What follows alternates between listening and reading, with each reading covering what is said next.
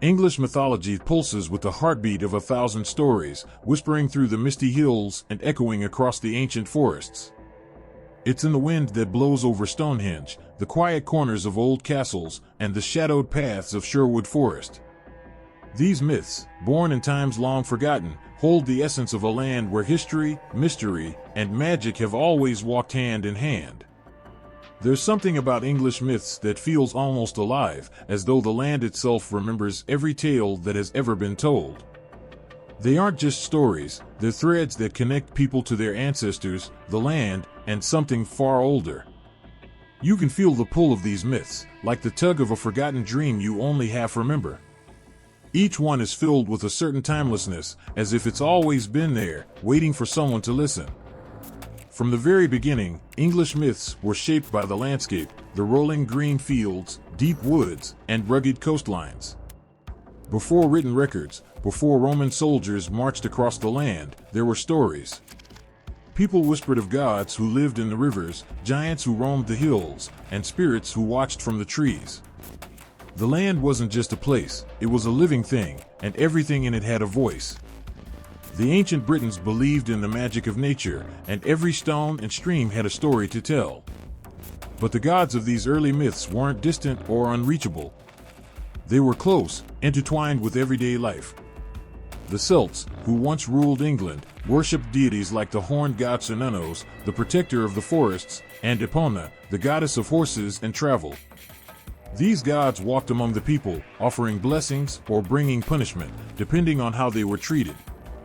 They were fierce, wild, and unpredictable, much like the natural world they ruled over.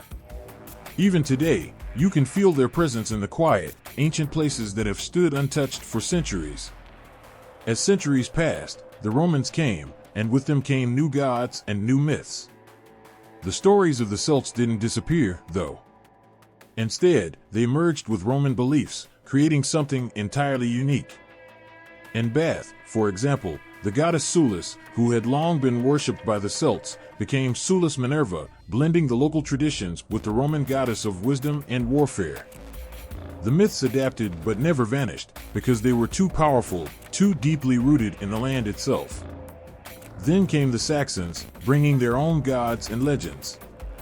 Woden, the god of wisdom and war, was at the center of their mythology, alongside Thuner, the god of thunder. These were warrior gods, fitting for a time of invasion and conquest. The myths grew darker, more focused on battles and fate, as England became a land of constant conflict. Yet, even in these harsh times, there was room for magic and mystery. Saxon legends spoke of dragons guarding great treasures, of powerful witches who could shape the future, and of heroes like Beowulf, whose strength and courage could overcome even the fiercest of monsters. Perhaps the most famous of all English legends comes from this time, the tale of King Arthur. Born in the chaotic years after the fall of the Roman Empire, Arthur became a symbol of hope and unity for a fractured land. The stories of his knights, his magical sword Excalibur, and the mysterious wizard Merlin have been told for over 1,000 years, evolving with every retelling. What makes the Arthurian legend so powerful is that it isn't just about one man, it's about ideals. The dream of a perfect kingdom, where justice prevails and the impossible becomes possible. Even though Camelot fell, and Arthur himself was betrayed, the legend endures because it speaks to something in the human heart, a longing for a world where good triumphs over evil, and where the past and future meet. But English myths are not all grand battles and noble quests. Some are quieter, subtler, but no less haunting. There are countless stories of the hidden folk, fairies, pixies, and other supernatural beings who live just beyond the reach of human sight. These creatures are not always kind, they play tricks, lead travelers astray, and sometimes demand strange offerings. Yet, they are also protectors of the old ways, guardians of the wild places where human hands have not yet reached. Even now, in certain corners of England, there are those who leave gifts for the fairies, or refuse to disturb ancient mounds and groves for fear of what might happen. There are darker myths too, tales of curses, ghosts, and things that go bump in the night. Every village seems to have its own ghost story, whether it's the tragic lady in white wandering the halls of a crumbling manor or the phantom hound that roams the moors. These stories are often cautionary, warnings about greed, betrayal, or the breaking of sacred promises. But they also serve as a reminder that the past is never really gone. It lingers in the shadows of old houses and the forgotten corners of the countryside. What makes these myths so enduring, so captivating, is their ability to change while staying the same. Each generation retells the stories, adding their own details and interpretations, but the heart of the myth remains untouched. Take Robin Hood, for example.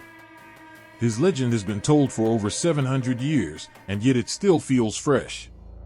He has been a nobleman, a peasant, a thief, and a hero, but at his core, Robin Hood is always a champion of the poor, a symbol of rebellion against injustice. His story continues to resonate because the struggle for fairness and freedom is timeless. And it's not just the old myths that hold power. Even in modern times, new legends are born. Stories like that of Spring-Heeled Jack, a strange figure who terrorized London in the 1800s with his ability to leap impossibly high and escape capture, show that the human imagination never stops creating. These modern myths tap into the same fears and hopes that fueled the stories of dragons and witches centuries ago. The beauty of English mythology lies in its diversity. It is a tapestry woven from countless threads, each one representing a different time, place, or belief. Yet together, they form something much larger than any one story.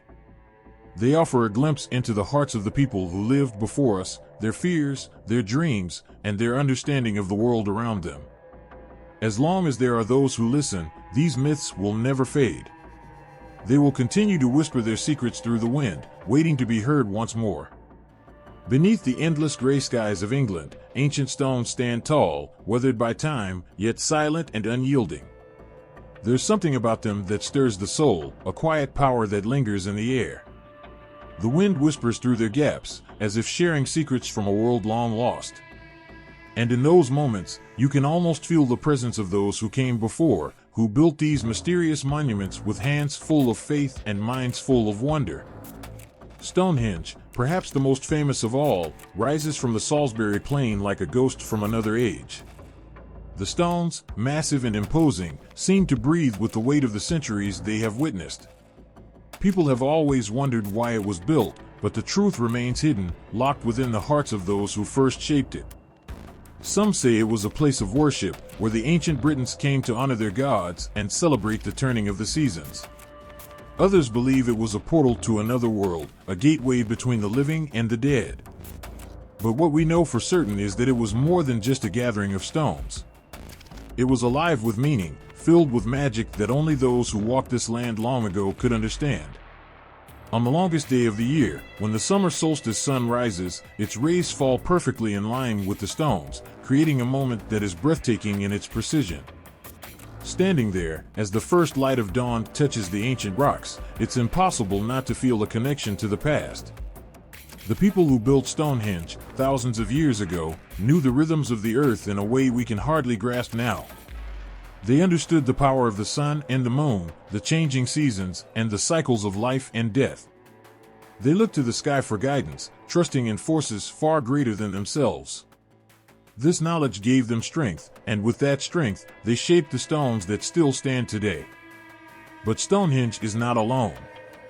Across England, there are countless other ancient sites, each one wrapped in its own mystery. Avebury, with its massive stone circle, holds a power that feels different yet no less profound. Unlike Stonehenge, which feels closed and isolated, Avebury feels open, sprawling across the landscape like the arms of a great mother embracing the earth. The stones there are not placed with the same rigid order, but they have a quiet majesty of their own. Walking among them, you can sense the presence of something sacred, something ancient that refuses to fade away. Legends say that Avebury stones were once giants, turned to stone by a powerful magician long ago. The thought of these great, towering beings frozen in time sends shivers down the spine. It's as though they are watching, waiting for the day when they might wake again. The village that now sits inside the stone circle is small, almost fragile in comparison to the towering stones that surround it. But it's not hard to imagine that, to the ancient Britons, Avebury was the center of the world, a place where the heavens touched the earth and the gods could be heard. Further north, in places like Castlereagh, the stones stand against a backdrop of rolling hills and dark, looming mountains. There, the landscape itself feels like a myth. The stones seem to blend into the wild beauty around them, as if they have grown from the earth itself. Castlereagh is older than both Stonehenge and Avebury, and walking among its stones, there is a sense of stepping back into a time before history, before written words could capture the awe that these places inspired. People say the stones hum with energy on certain nights, vibrating with a force that can only be felt, never seen. It is said that those who visit on nights when the sky is clear and the stars are bright can hear the voices of the ancestors carried on the wind, guiding them, speaking truths that have been long forgotten. These stone circles, these ancient sites, are more than just places. They are connections to the spirit of the land, built by people who saw the earth as a living, breathing being. The myths surrounding them are just as alive as the stones themselves. One such myth speaks of the Druids, those mysterious priests of the ancient Britons, who were said to have performed sacred rites among the stones. The Druids were believed to be keepers of ancient wisdom, able to speak to the gods and to nature itself. Their rituals, held under the open sky, were said to call forth the power of the earth and sky, drawing upon the forces that kept the world in balance. Some say that the stones were laid out in such a way that they could capture this energy, holding it within their silent forms, ready to be released when the time was right. In some stories, the stones themselves are said to have hearts, beating slowly in time with the earth. If you press your ear to them, you might hear the faint thrum of life pulsing through the rock. Others believe that the stones are guardians, watching over the land and its people, protecting them from unseen forces. In times of danger, it is said that they will rise up to defend those who honor them, crushing those who would harm the sacred earth. These tales, passed down through generations, keep the connection to these places alive, even as the modern world races forward. But not all myths are so comforting. Some tell of curses tied to the stones. In Cornwall, there's a story of the Merry Maidens, a group of young women who were turned to stone as punishment for dancing on a Sunday.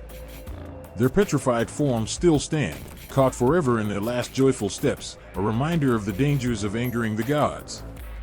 And near Avebury, there's the tale of the Devil's Chair, a lone stone that stands apart from the others. Legend says that the devil himself once sat on this stone, laughing as he watched the world burn. Even now, people are wary of approaching it, fearing that its dark history still lingers in the air around it.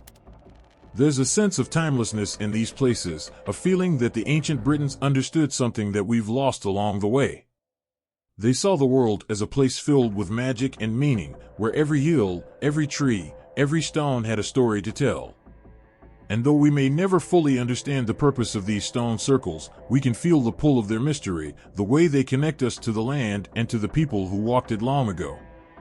These ancient sites remind us that the world is far older and more wondrous than we often realize. The stones, weathered and worn but still standing, whisper stories of the past, of people who looked at the same sun, felt the same wind, and found magic in the earth beneath their feet. In the soft glow of an ancient fire, stories of gods and goddesses danced in the flickering shadows. To the Celts, these weren't just tales, they were lifelines to the divine, to the unseen forces that shaped the world around them. The gods weren't distant figures sitting in the heavens. They were everywhere. In the rivers, in the forests, in the sun that rose each morning and the moon that watched over them at night. These gods and goddesses breathed with the earth, living in every whisper of the wind, in the warmth of the sun's rays, and the stillness of a sacred grove. Belinus, the Shining One, was the god who ruled over the light. To the people of ancient Britain, he was more than just the sun. He was life itself, the warmth that brought the crops to grow, the force that pushed back the cold grip of winter. When the sun rose, it wasn't just another day, it was Belinus blessing the land, filling the fields with his golden light. He was the protector, the one who watched over the herds and flocks, ensuring their safety through the long seasons. His presence could be felt in every ray of sunlight that warmed the skin, and every blaze of fire that kept the night at bay. But Belinus wasn't just gentle warmth. In the stories, he was also a warrior. His light was a weapon, burning away darkness and enemies alike. When his people faced danger, they called on Belinus, and it was said his flames would rain down upon their foes. There was power in his light, power that could nurture or destroy, depending on what the world needed. In those moments when the sun seemed to burn brighter, fiercer, the people would say it was Belinus riding across the sky, his chariot blazing, pushing back the forces that threatened the balance of the earth. And then there was Epona, the goddess of horses. Where Belinus represented the sun's strength, Epona was the pulse of the earth beneath, the rhythm of the hooves that galloped across the land. She wasn't just a goddess for those who cared for horses, she was the protector of travelers, the one who guided them safely on their journeys. Her power was in the freedom of movement, in the connection between humans and the animals they rode. Horses were more than just creatures to the Celts, they were sacred, and in every hoofbeat, there was the echo of Epona's presence. Her stories speak of her as a gentle goddess, nurturing, compassionate, but also strong. In some tales, she rides alongside warriors, guiding them to victory.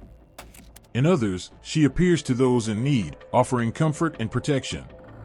She was the guardian of journeys, of change, of movement from one place to another. Whether it was a long road ahead or the passage from life to death, Epona was there, her spirit guiding the way. It was said that when you heard the sound of hooves in the distance, it wasn't just the horses you were hearing, it was Epona herself, leading the way. One of the most mysterious and powerful goddesses of ancient Britain was Sulis Minerva. In the city of Bath, where the natural hot springs bubble up from the earth, the Romans built a temple to Sulis Minerva, blending the Celtic goddess Sulis with their own goddess of wisdom, Minerva. But to the people of Britain, Sulis was far more than just a goddess of wisdom, she was a goddess of healing, of the waters, of the earth's deep, hidden powers. The hot springs were her gift, a place where the earth's energy could soothe and heal the body and the soul.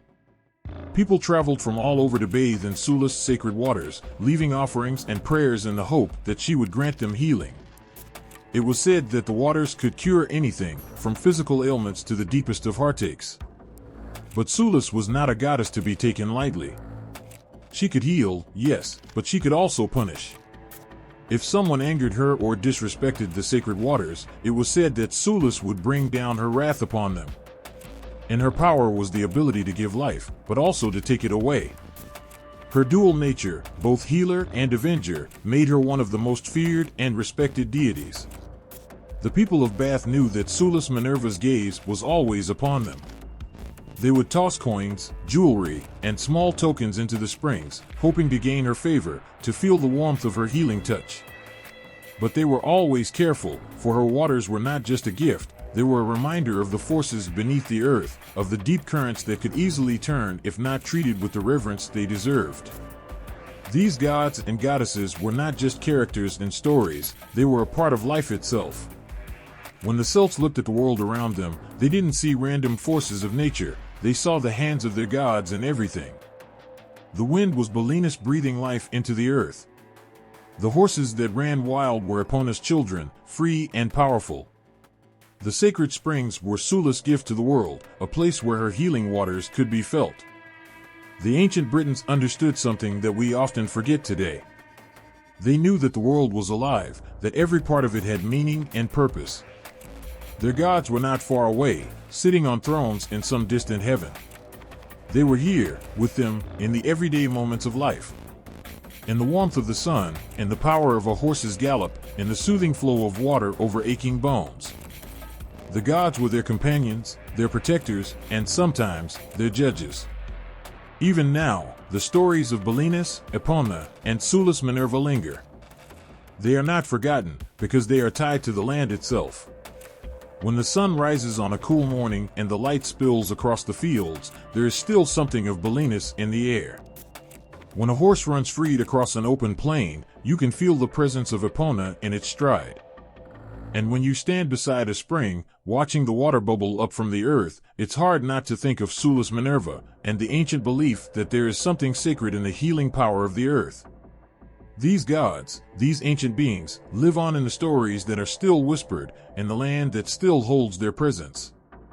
They are the heartbeat of a world that was once full of magic, a world where every element of nature was sacred, and where the gods walked among the people, as real as the earth beneath their feet.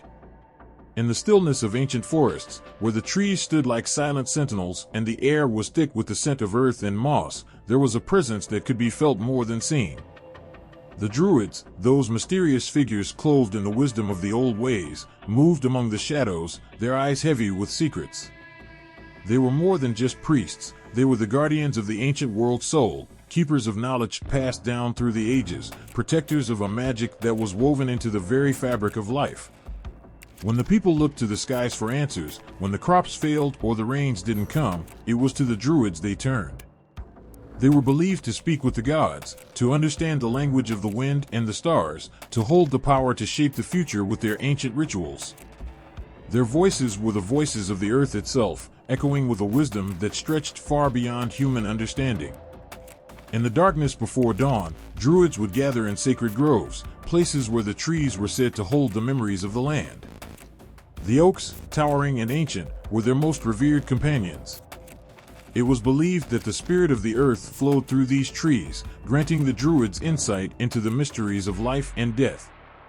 Beneath the canopy of leaves, in the hushed stillness, they would speak words known only to them, words that held the power to call upon the forces of nature, to heal, to protect, and to destroy.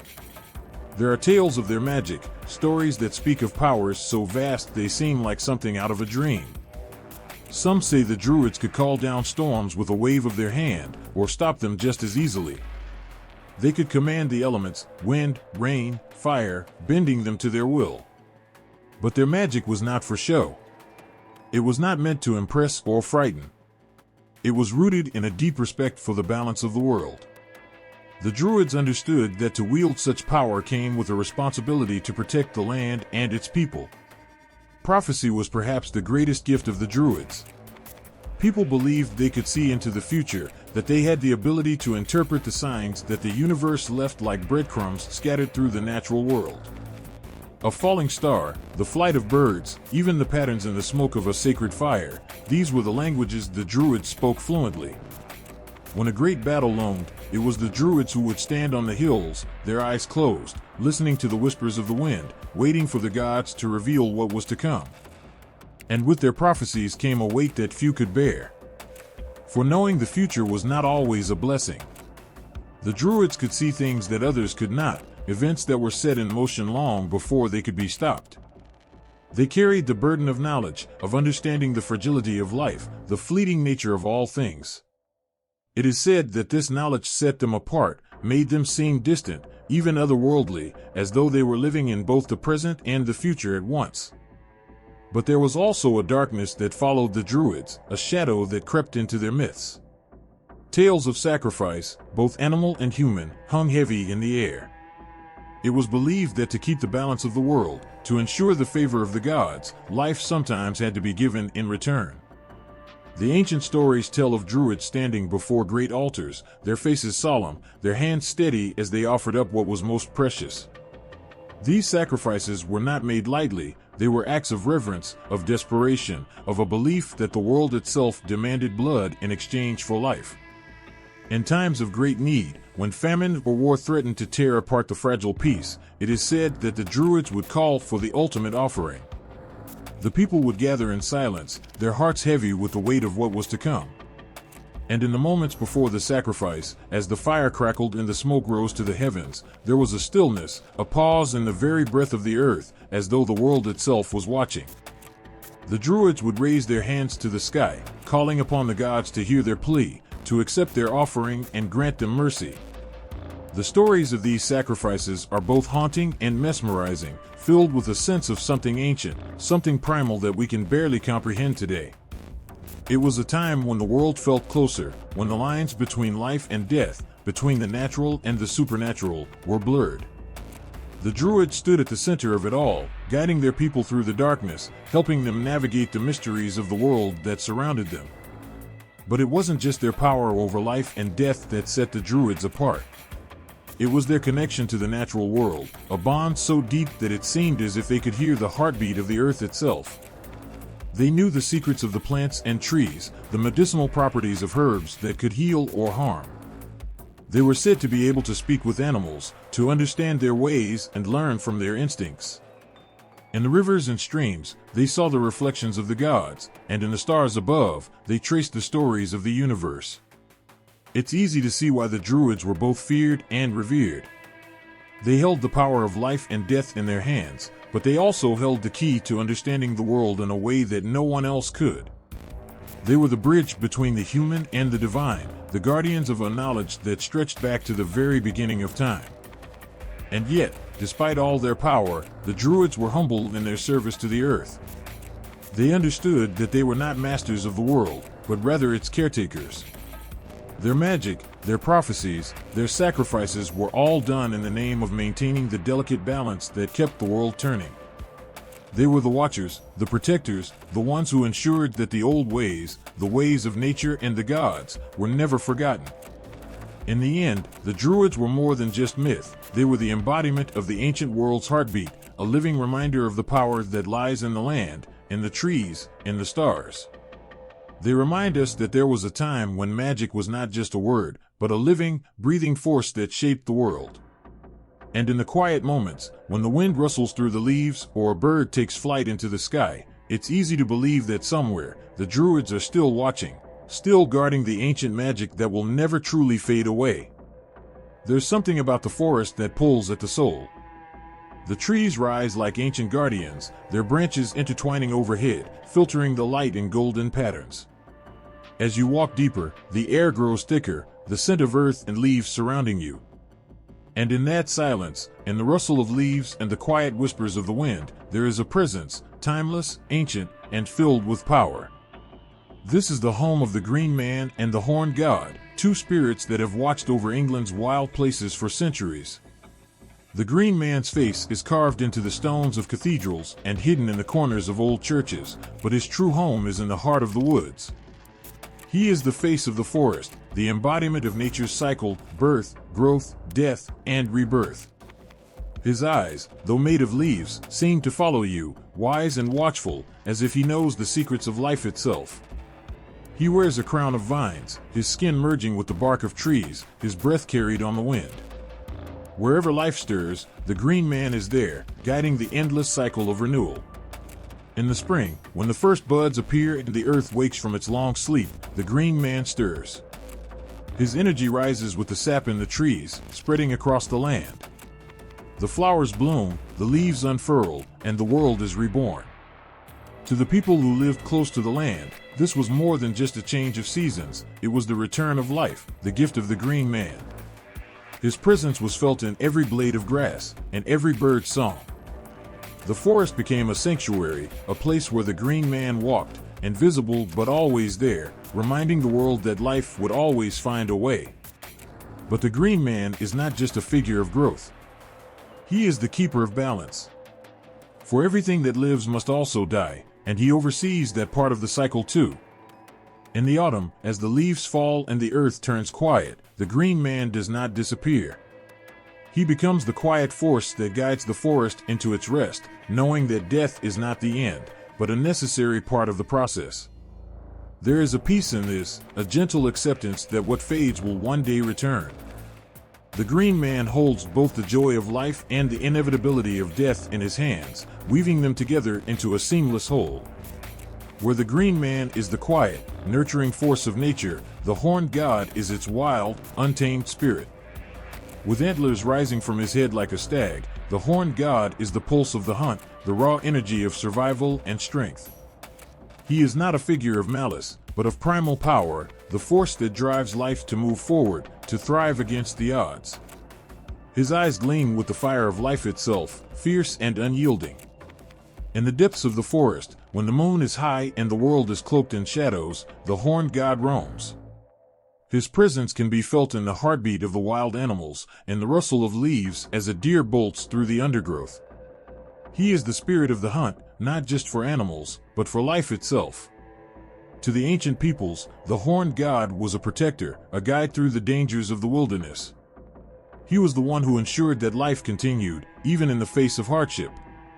When the hunters went out into the forest, they did so with the blessing of the Horned God, trusting that his spirit would guide them safely through the shadows. But the Horned God, like the Green Man, is not just a symbol of life. He too understands the necessity of death. It is through the cycle of the hunt, through the giving and taking of life, that balance is maintained. The horned god's energy is wild, but it is also deeply respectful of the natural order.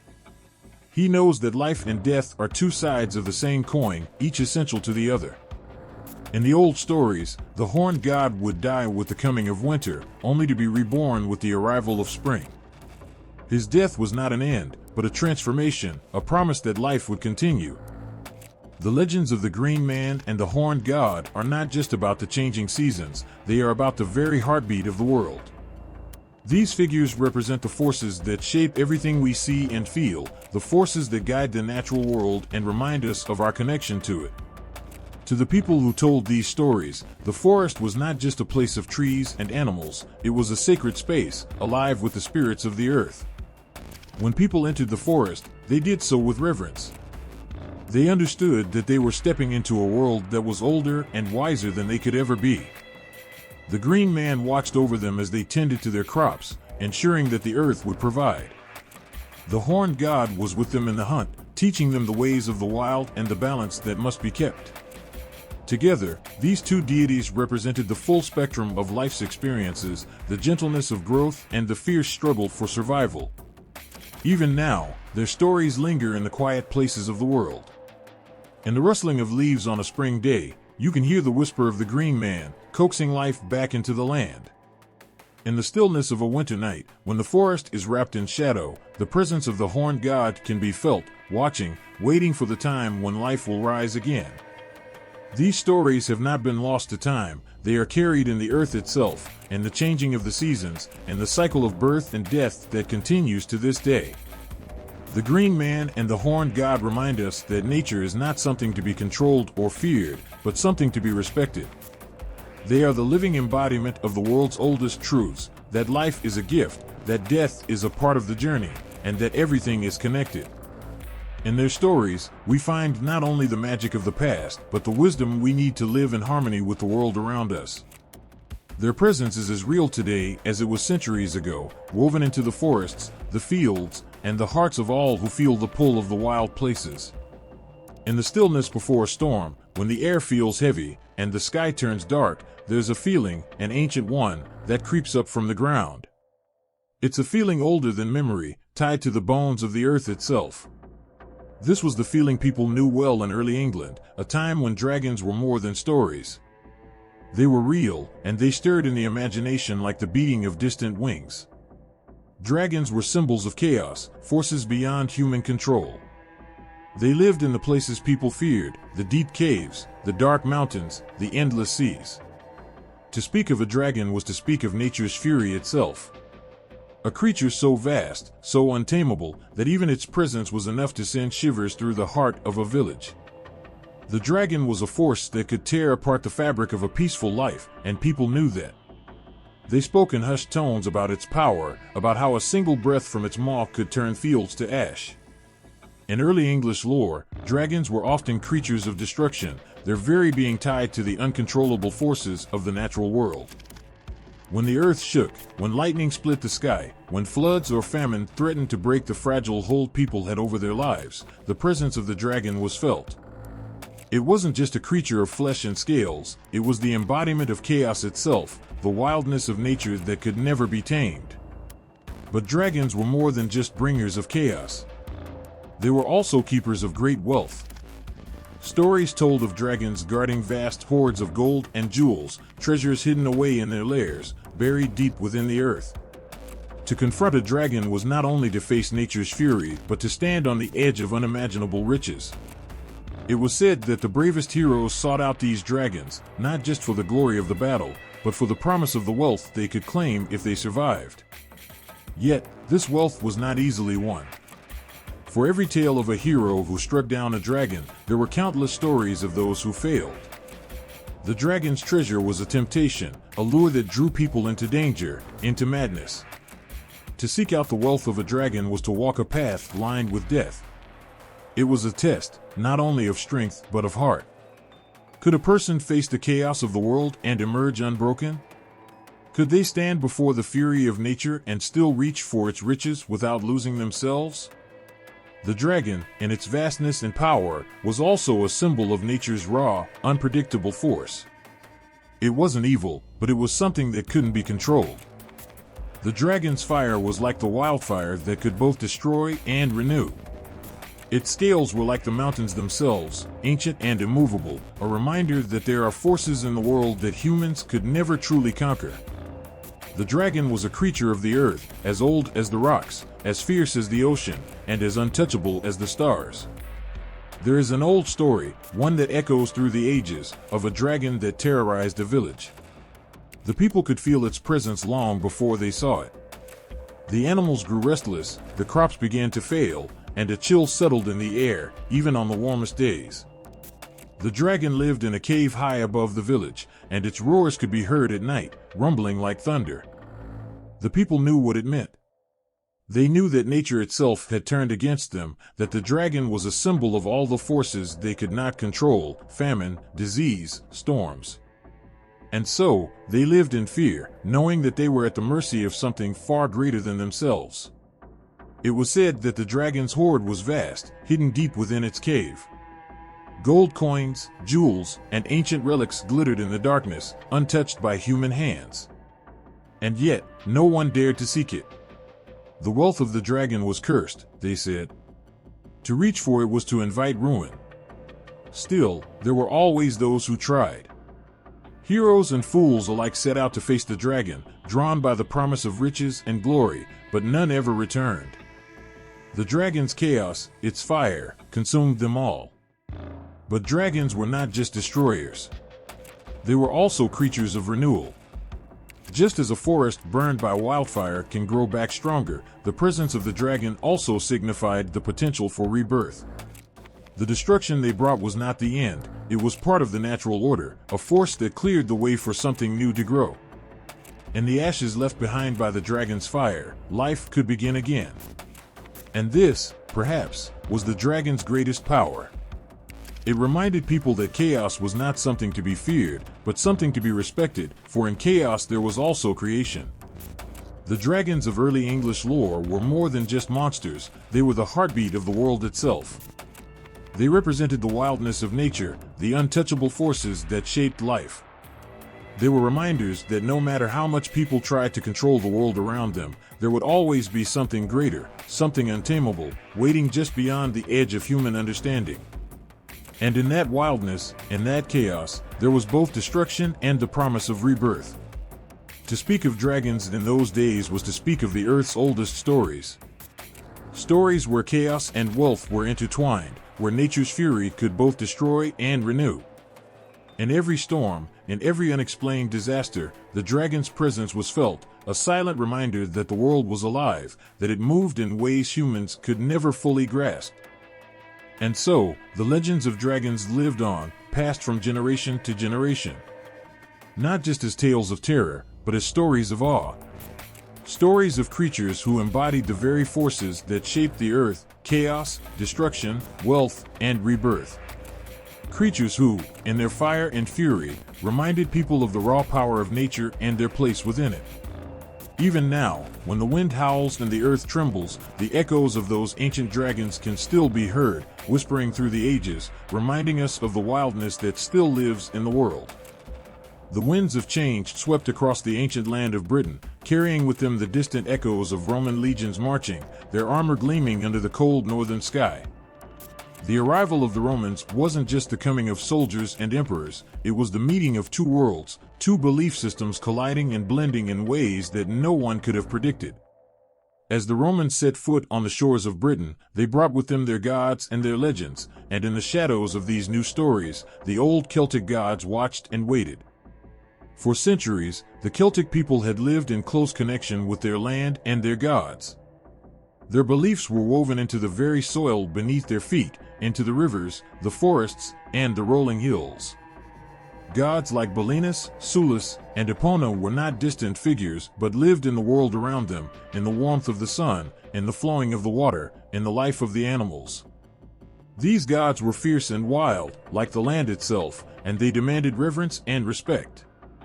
The people felt their presence everywhere, in the whispering of the wind and the rustling of leaves, knowing that they were never truly alone. But when the Romans came, they brought their own gods, Jupiter, Minerva, Mars, and others, deities of order and power. The Romans believed in control, in shaping the world to their will, and their gods reflected that. The gods of Rome were rulers of heaven and earth, their stories filled with triumph and dominion, their temples grand and imposing. The clash between the Roman gods and the Celtic ones could have torn the land apart. Yet, something remarkable happened. Instead of fighting, the gods seemed to meet each other, their stories intertwining, merging into something new. In the ancient city of Bath, the waters bubbled and steamed, sacred to the Celts for generations. The goddess Sulis watched over these waters, her presence felt in every ripple, every breath of steam that rose into the air. But when the Romans arrived, they built a temple there, dedicating it to their goddess Minerva, the goddess of wisdom and battle. To the Romans, Minerva was powerful, a protector of cities, a force of knowledge and reason. But here, in this new land, Minerva met Sulis, and the two became one, Sulis Minerva. A goddess of wisdom and healing, a blend of Roman strength and Celtic spirit, united in the sacred waters that flowed through the heart of the land. It wasn't just Sulis who felt the merging of worlds. The sun god Belenus, who rode across the sky in a blazing chariot, found a place among the Roman deities as well. He was compared to Apollo, the Roman god of the sun and music. Both gods were symbols of light and life, of the power that nourished the earth and brought warmth to its people. Belenus and Apollo, though from different worlds, seemed to recognize one another, their stories overlapping like the sun shining on two lands, both ancient and new. Even the goddess Epona, beloved by the Celts as the protector of horses and travelers, found a home in Roman beliefs. Horses were sacred to both the Celts and the Romans, symbols of strength and freedom, of the bond between human and nature. Epona, with her flowing hair and fierce, protective gaze, became a guardian to the Roman cavalry, her image carved into stone and carried by soldiers as they rode across the land. She was no longer just the goddess of the Celtic tribes, she became a symbol of something larger, a force that could cross the boundaries between peoples and beliefs.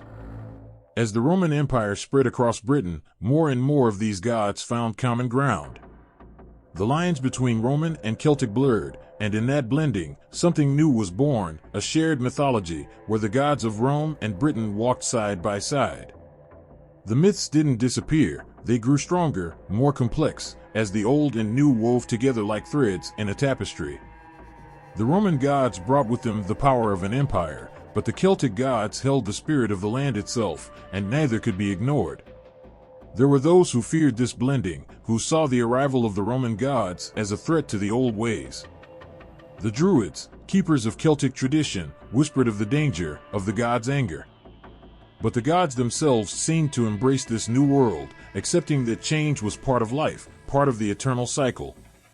The Romans built temples, roads, and cities, but the land itself remained the same, and in the deep forests, in the quiet valleys, the old gods still watched, their presence felt in the heartbeats of the people who remembered. The meeting of Roman and Celtic mythology was not just the collision of two different systems of belief, it was the merging of two different ways of understanding the world. The Romans, with their gods of order, discipline, and empire, met the Celts, whose gods were wild, untamed forces of nature. And in that meeting, there was a kind of harmony, a recognition that both were needed, that both could exist together. Even now, the echoes of that time can be felt. In the old stones of Roman baths, in the quiet ruins of temples, in the ancient trees that have stood for centuries, the stories of those gods still live. They whisper of a time when the land was full of magic, when the old gods and the new gods stood together, watching over the people who lived beneath their gaze. The Romans may have brought their empire, but the land remained, and with it, the spirit of the ancient gods. The coming of the Romans was not the end of the old myths. It was their transformation. The stories of the gods, both Roman and Celtic, continue to flow through the veins of the land, a reminder that even in the face of change, the old ways are never truly lost. They live on in the rivers, the hills, and the skies of England, where the gods still walk, their footsteps leaving echoes that will never fade. The mist clings to the rolling hills of ancient Britain, soft and heavy, as if the land itself holds its breath. Somewhere in the distance, the faint echo of marching feet can still be heard. Roman soldiers, long gone but never forgotten, their presence lingering like shadows across the fields. Their armor glinted in the rare sunlight, their swords and shields catching the light as they pressed forward, building roads, forts, and cities. They brought with them the weight of an empire, and with that, the gods and legends of Rome. Londinium was more than just a city, it was a symbol of change. Where there had once been quiet rivers and ancient groves, now stood the bustling heart of Roman Britain. Merchants shouted in the streets, soldiers stood on guard, and the people moved through the city with the urgency of those who knew they were part of something bigger. Beneath their feet, the earth still whispered of old Celtic gods, but above them, new temples rose, temples to Jupiter, Mars, and Mercury. These Roman gods watched over Londinium now, their statues standing tall, as if daring the ancient spirits of the land to challenge their rule. And yet, the old gods did not vanish. The Roman soldiers who marched through Londinium and along the edges of Britain carried their beliefs with them, but they could not help but feel the power of the land they had entered. Many of these men had come from far-off places, places where the sun burned hotter or the winters were gentler. They were strangers in this land of mist and forest, and as they stood at the edge of their empire, looking north toward the wilds of Scotland, they felt the pull of something older, something untamed.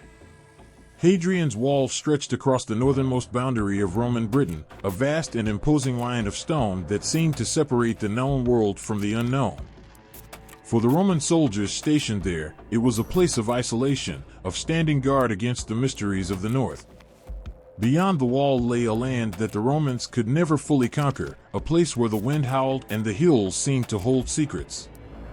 At night, as the fires flickered and the cold settled in, the soldiers would tell stories of the gods they worshipped, but also of the strange, mystical forces they felt in this faraway land. They spoke of Mars, the god of war, who surely watched over them as they stood ready to defend the empire. Mars, with his strength and power, was a god who understood the battle, the fight, the need to stand firm in the face of chaos. But there were other gods too, gods who seemed to have crossed the sea with them and taken on new forms in this distant place. Mercury, the swift messenger, was not just the god of communication and travel. Here, he became something more, a guide through the unknown, a protector of those who ventured into the wild lands beyond the wall. But it wasn't just the Roman gods who held sway. The land itself seemed to demand recognition. The soldiers told of strange occurrences, of feelings they could not shake. Some said they had seen figures in the mist, figures that did not belong to any Roman myth, but seemed older, wilder. There were whispers of the old Celtic gods, of spirits who roamed the forests and hills, watching these foreign invaders with ancient eyes. To some, it felt as if the land was alive, as if the very stones of Hadrian's wall were imbued with the spirit of the earth itself, a reminder that Rome's power, vast though it was, could only stretch so far. And so, as the Roman soldiers stood guard, they began to mix their stories with those of the land they now inhabited. They still worshipped Jupiter, king of the gods, but in the forests of Britain, Jupiter seemed different.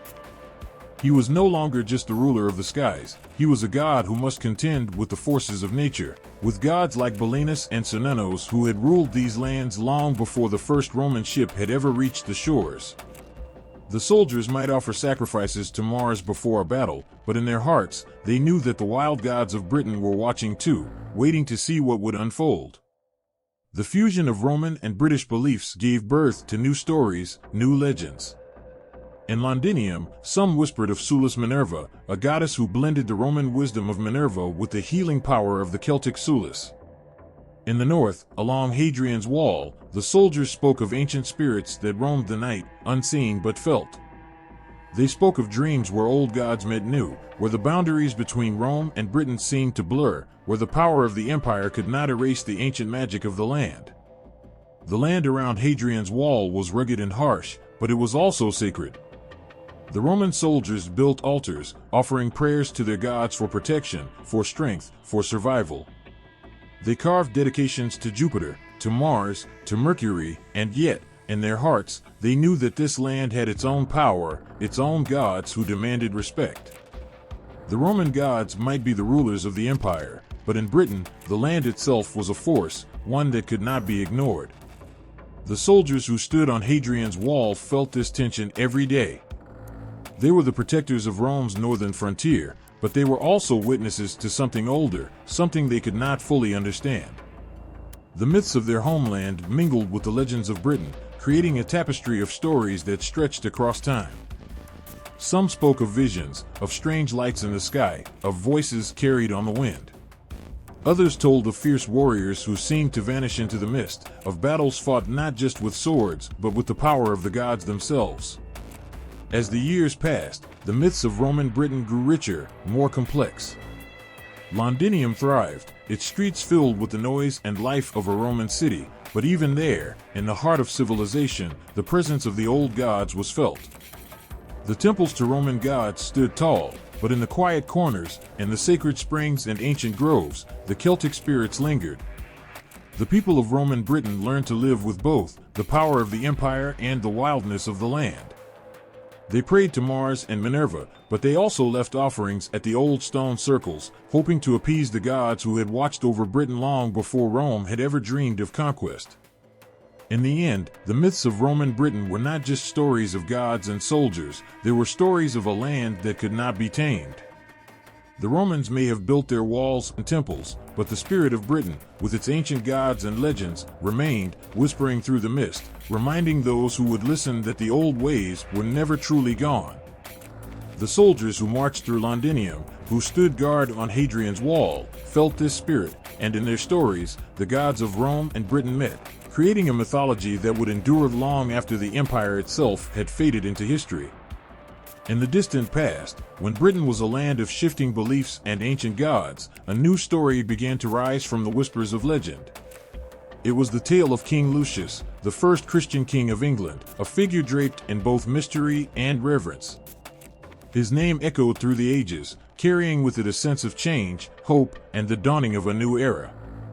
In a world where the old gods still lingered in the sacred groves and the Roman temples stood tall, the story of King Lucius was like a spark of light in the shadows, a king who chose a path of faith that would forever alter the heart of his kingdom.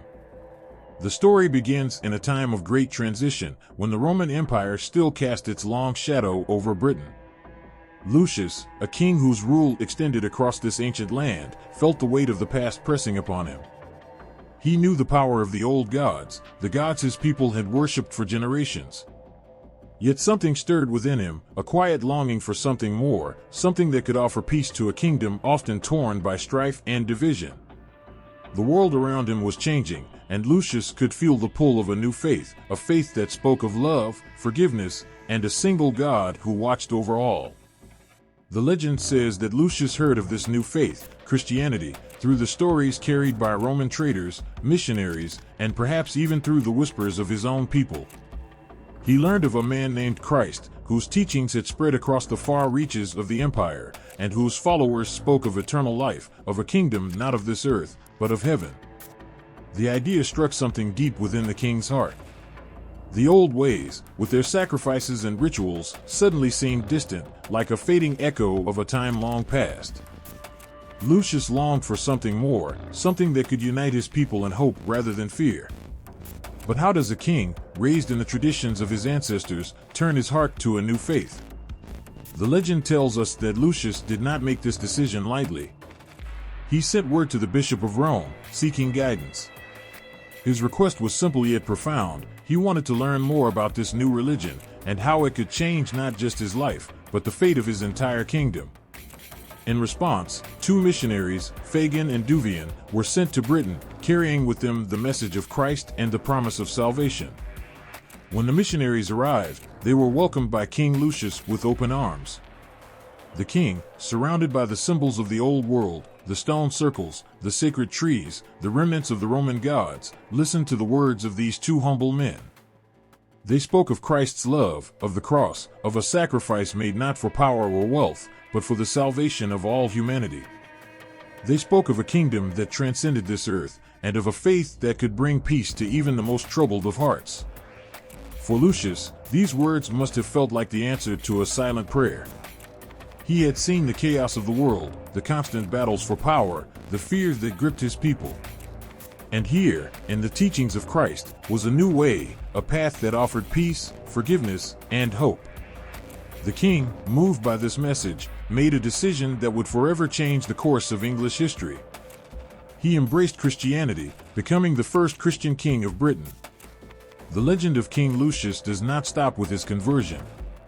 It is said that under his rule, the kingdom began to transform.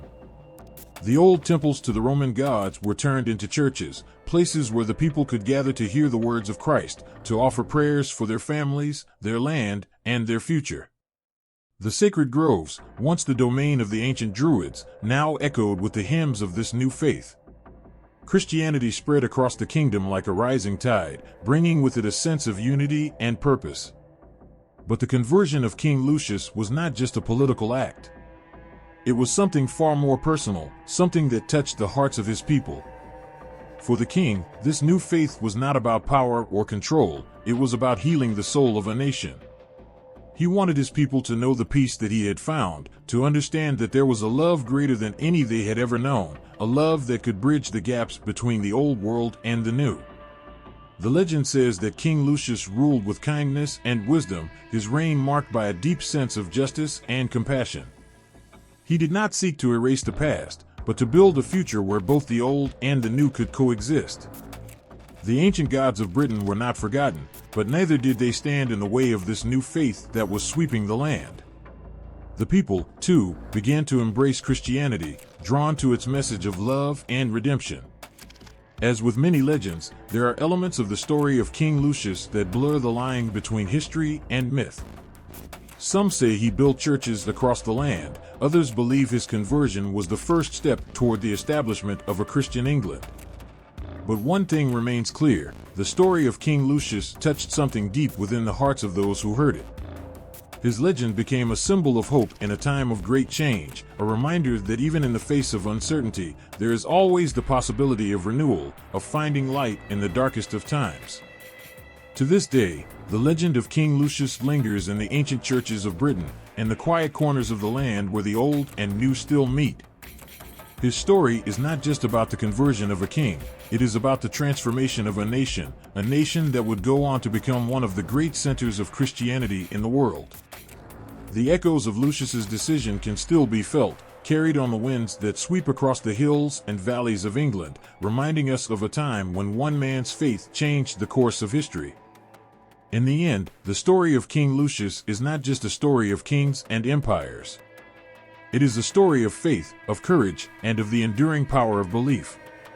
It is the story of a king who, in a world full of uncertainty, chose to follow a path that led to hope, to peace, and to a love that transcended even the greatest of kingdoms. And in that choice, he forever changed the heart of England.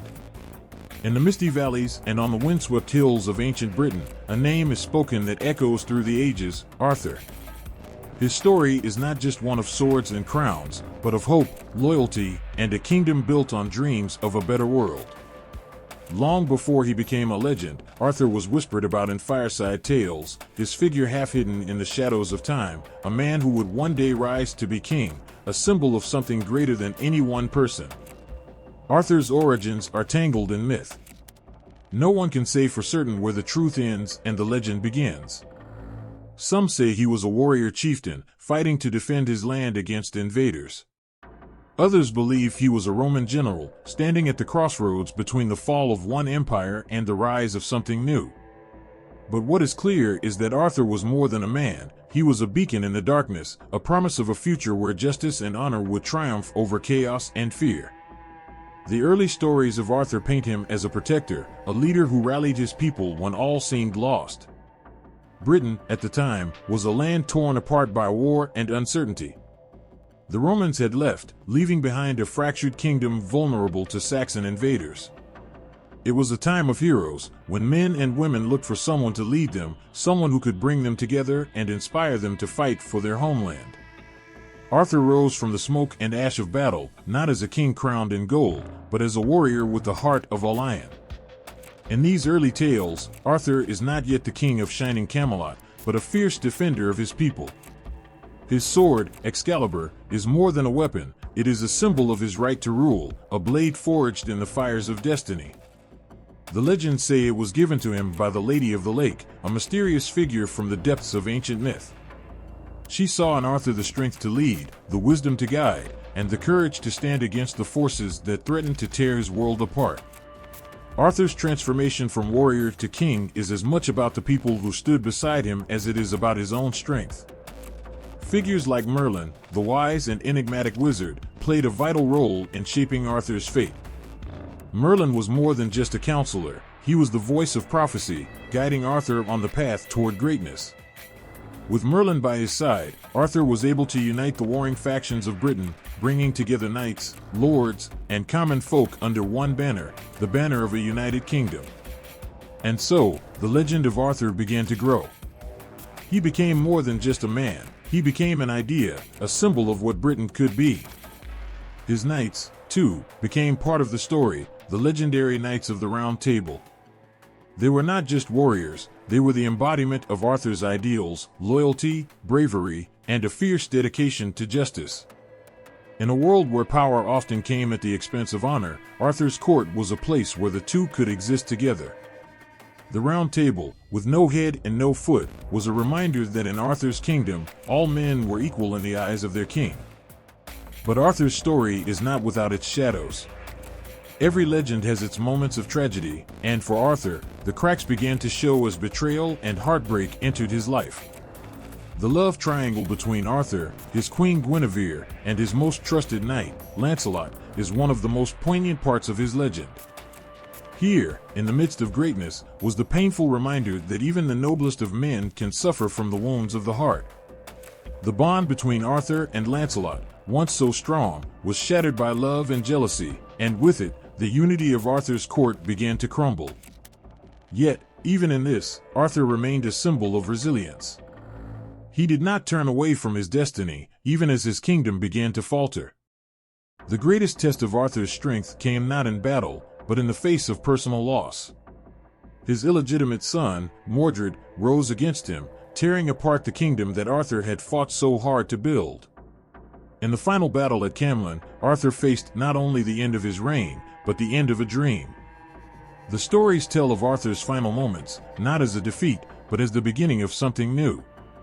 Mortally wounded, Arthur was carried to the Isle of Avalon, where it is said he still sleeps, waiting for the day when Britain will need him once more. The once and future king, they call him, a king who will rise again when the world calls for him, when the land cries out for a hero to lead it through its darkest hour. It is this promise that has kept Arthur alive in the hearts of so many.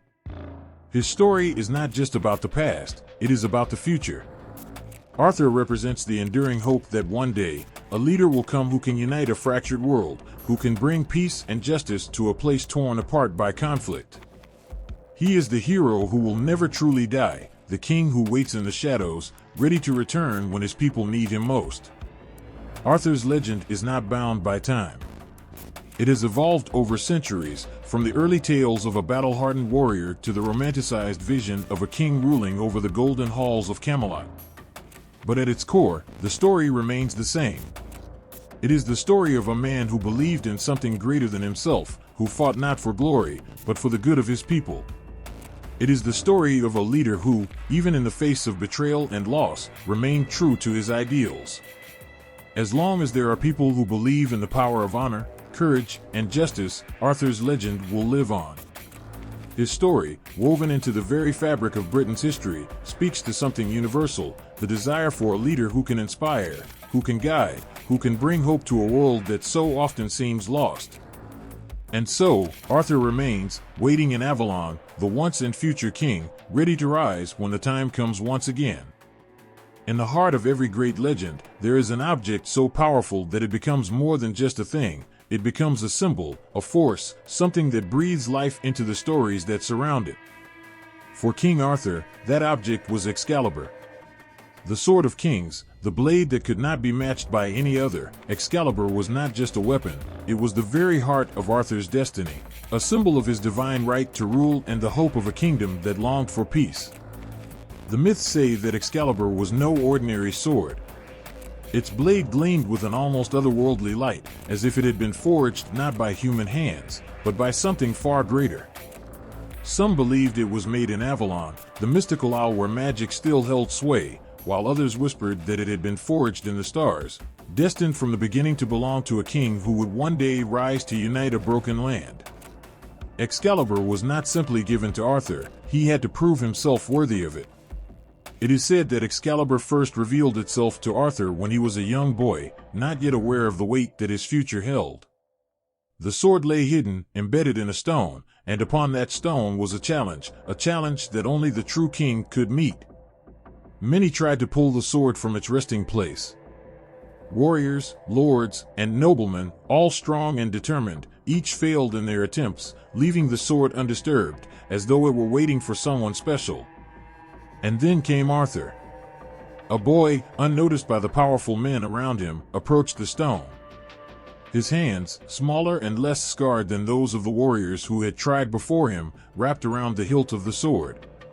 There was a moment of stillness, a breath held by the world itself, and then, without struggle or effort, the sword slid free.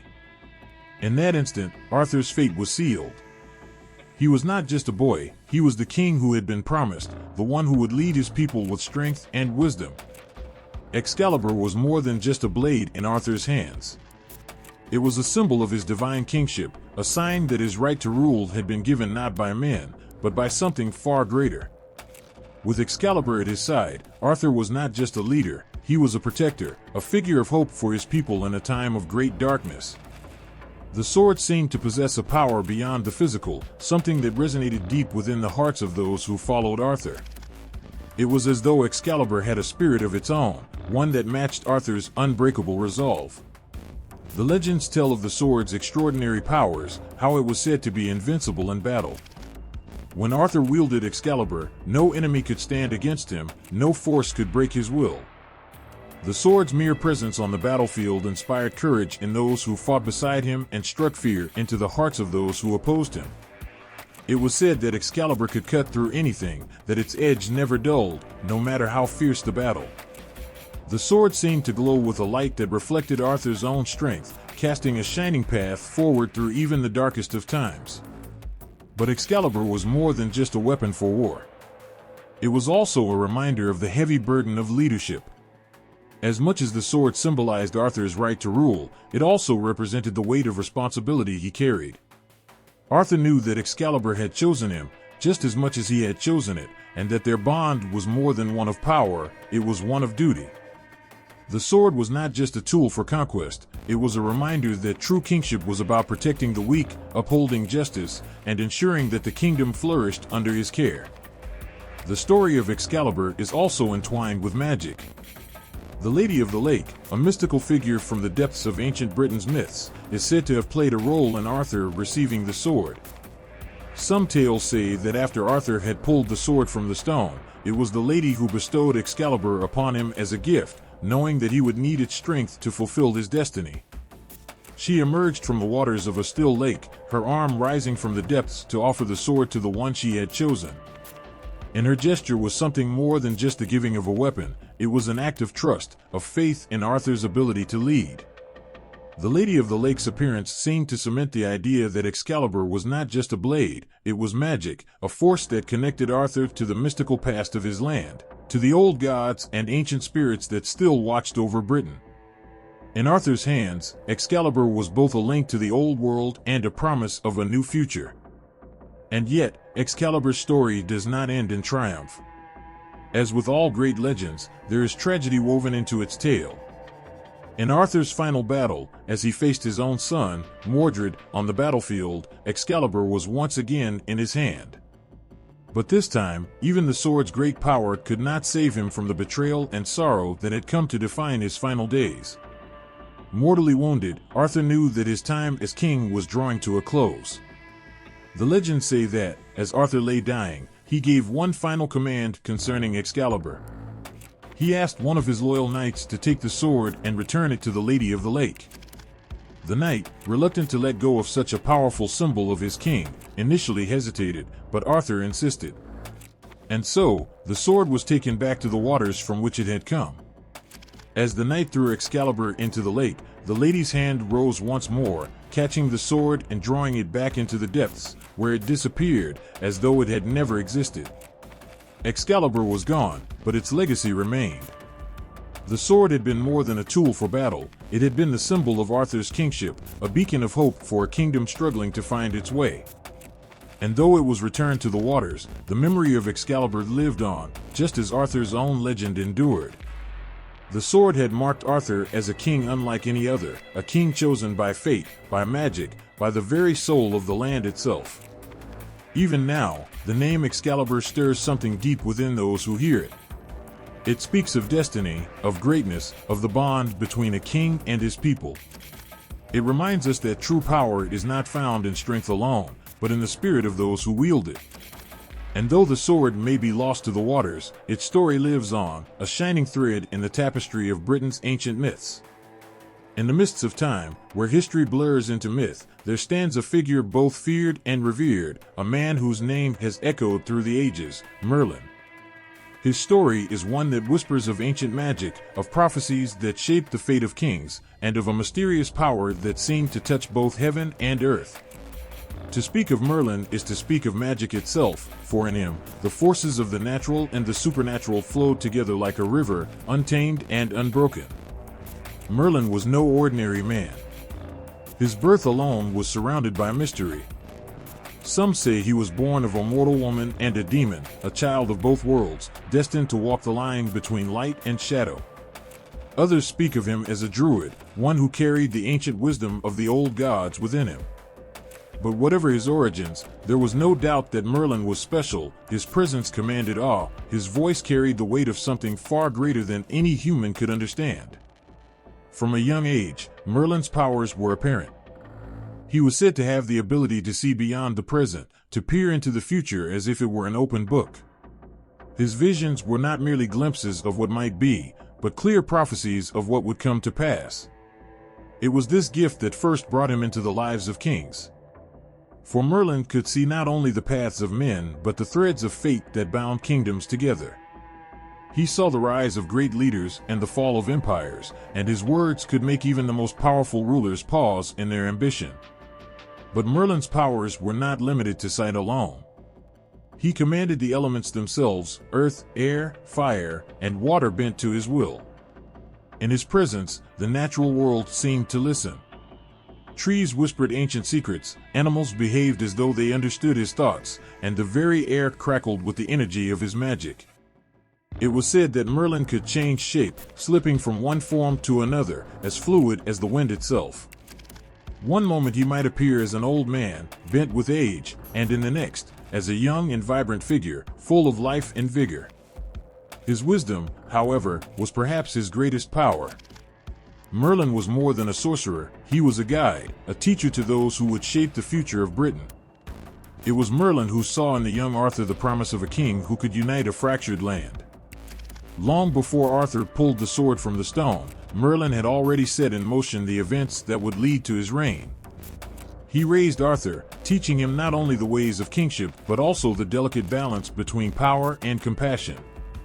For Merlin knew that a great ruler must be more than just a warrior, he must be a protector, a servant to the people he leads. Throughout Arthur's reign, Merlin remained by his side, a constant source of guidance and strength. When Arthur wavered, it was Merlin's voice that steadied him.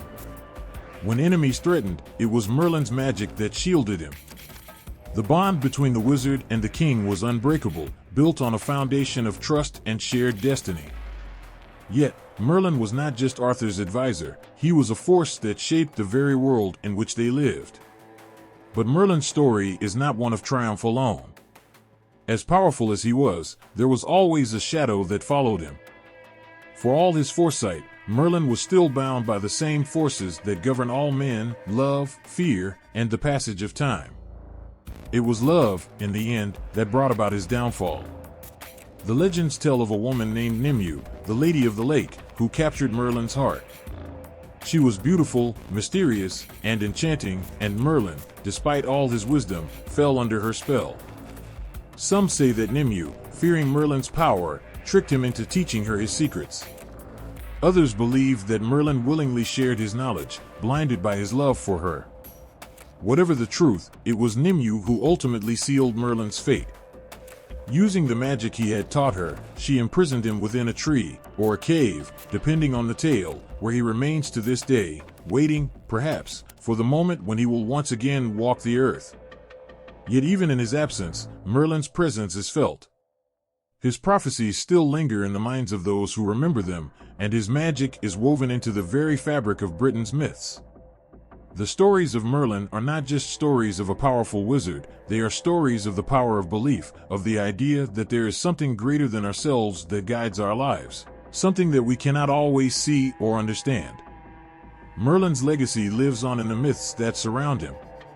His name has become synonymous with magic, with wisdom, and with the idea that there is more to the world than meets the eye. He is the archetype of the wise old man, the mentor who stands behind the hero, guiding him to greatness.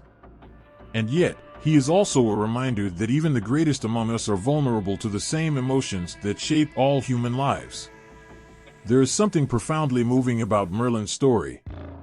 He was a man who wielded incredible power, who could see the future and bend the world to his will. And yet, for all his magic, he was still human. He loved, he feared, and in the end, he was undone by the very emotions that make us who we are. It is this duality, his immense power and his ultimate vulnerability, that makes Merlin such a compelling figure. He was a man who stood between worlds, one foot in the realm of magic and the other in the world of men, and in doing so, he became a bridge between the two. The myths of Merlin are as timeless as the land itself. They speak to the part of us that longs for something more, something magical, something that can't be explained by logic or reason. And in Merlin, we find a figure who embodies that longing, a man who, through his magic and wisdom, reminds us that there is still mystery in the world, still wonder, still the possibility of the extraordinary hidden within the ordinary. Though he may be gone, Merlin's story is far from over. It lives on in the hearts of those who believe in the power of magic, and the idea that the world is full of mysteries waiting to be uncovered. And perhaps, somewhere in the mists of time, Merlin himself is waiting too. In the heart of Camelot, where knights swore oaths of honor and the Round Table symbolized unity, there was a love so powerful, yet so devastating, that it tore apart everything it touched. Guinevere and Lancelot, two names that are inseparable from the glory and the tragedy of King Arthur's reign. Their love was as inevitable as it was forbidden, a flame that burned too brightly, destined to consume not just them, but the very ideals Camelot stood for. Guinevere, the queen whose beauty was as radiant as the sun, was admired by all. She was the beloved wife of King Arthur, the man who had united Britain under one crown, who had given the land peace. Arthur's love for her was sincere and deep, but it was the kind of love that came with the weight of responsibility. As a king, Arthur had many duties, and though he loved Guinevere, he could never love her in the way a man who had no kingdom to protect might. His heart was bound not only to her, but to his people, to the ideals of justice and honor that he lived by. And then, there was Lancelot, the greatest of Arthur's knights, his most loyal friend, and the one man who stood above all others in Camelot. Lancelot was the embodiment of chivalry, courage, and grace. But beneath his shining armor, Lancelot was a man who carried a secret burden, a love so fierce it pained him every moment. His love for Guinevere was forbidden, and yet it was the kind of love that could not be denied. The first spark between them was innocent, unspoken. Perhaps it was a glance, a lingering touch of hands, or simply the recognition that between them was something extraordinary, something dangerous. They fought it, both of them. Guinevere knew her place was beside Arthur, the man she had married and who had given her a life of honor and respect. Lancelot knew that his duty was to his king, that to love Guinevere was to betray the man who had trusted him with everything. But love, real love, doesn't always obey the rules of honor and duty. It creeps in quietly, like a shadow, until suddenly it consumes everything. Guinevere and Lancelot found themselves caught in something they couldn't escape, something neither of them wanted but both needed. It was as though their hearts had been bound together by fate itself, pulling them closer even as they tried to stay apart. Their love was pure, yet it was also a betrayal. Guinevere, the queen, and Lancelot, the king's champion, could only meet in secret, hiding their feelings from the world, from Arthur. And with every stolen moment, the walls of Camelot began to crack. For all its grandeur and all its ideals, Camelot could not survive a love that stood in opposition to its very foundation. The love between Guinevere and Lancelot was a breach of the sacred trust that held the kingdom together. Arthur, noble and just, remained unaware for a time. He trusted them both so completely that he never saw the truth. His heart was too pure, his belief in the goodness of those around him too strong. But nothing stays hidden forever. The whispers began, rumors that crept through the halls of the castle like a cold wind. And then came the betrayal, not of Guinevere and Lancelot, but of Camelot itself. When the truth finally reached Arthur, it was as though a blade had pierced his very soul. The betrayal was not just of Arthur's love for Guinevere or his trust in Lancelot. It was a betrayal of everything he had fought for, his vision of a perfect kingdom, built on honor, loyalty, and unity. Guinevere and Lancelot, through their love, had shattered the ideal that Camelot represented. And as the cracks grew deeper, so too did the fall of the kingdom become inevitable.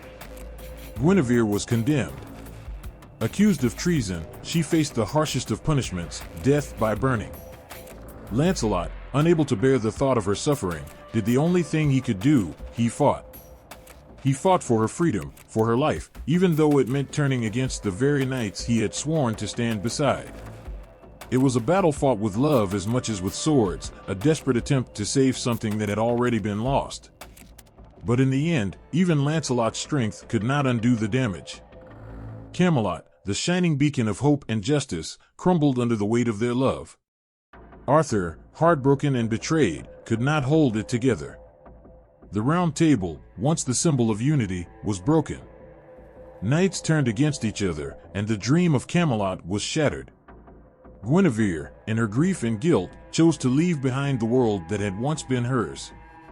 She sought refuge in a convent, where she spent the rest of her days in quiet prayer, asking for forgiveness that perhaps even she knew would never come. Lancelot, too, was consumed by his own sorrow. He became a wandering knight, lost without the love that had given his life meaning, yet unable to return to the world he had known. The story of Guinevere and Lancelot is not just a tale of love. It is a tale of the fragility of ideals, of how even the purest love can bring destruction when it stands in opposition to duty and honor. Their love, beautiful and tragic, was the very thing that led to the fall of Camelot. And yet, in its tragedy, there is something deeply human about their story. It speaks to the power of love, to its ability to lift us up and to destroy us in equal measure. For Guinevere and Lancelot, their love was both a blessing and a curse. It was the one thing they could not live without, and yet it was the one thing that would ultimately lead to their ruin. In loving each other, they brought down the very world they cherished.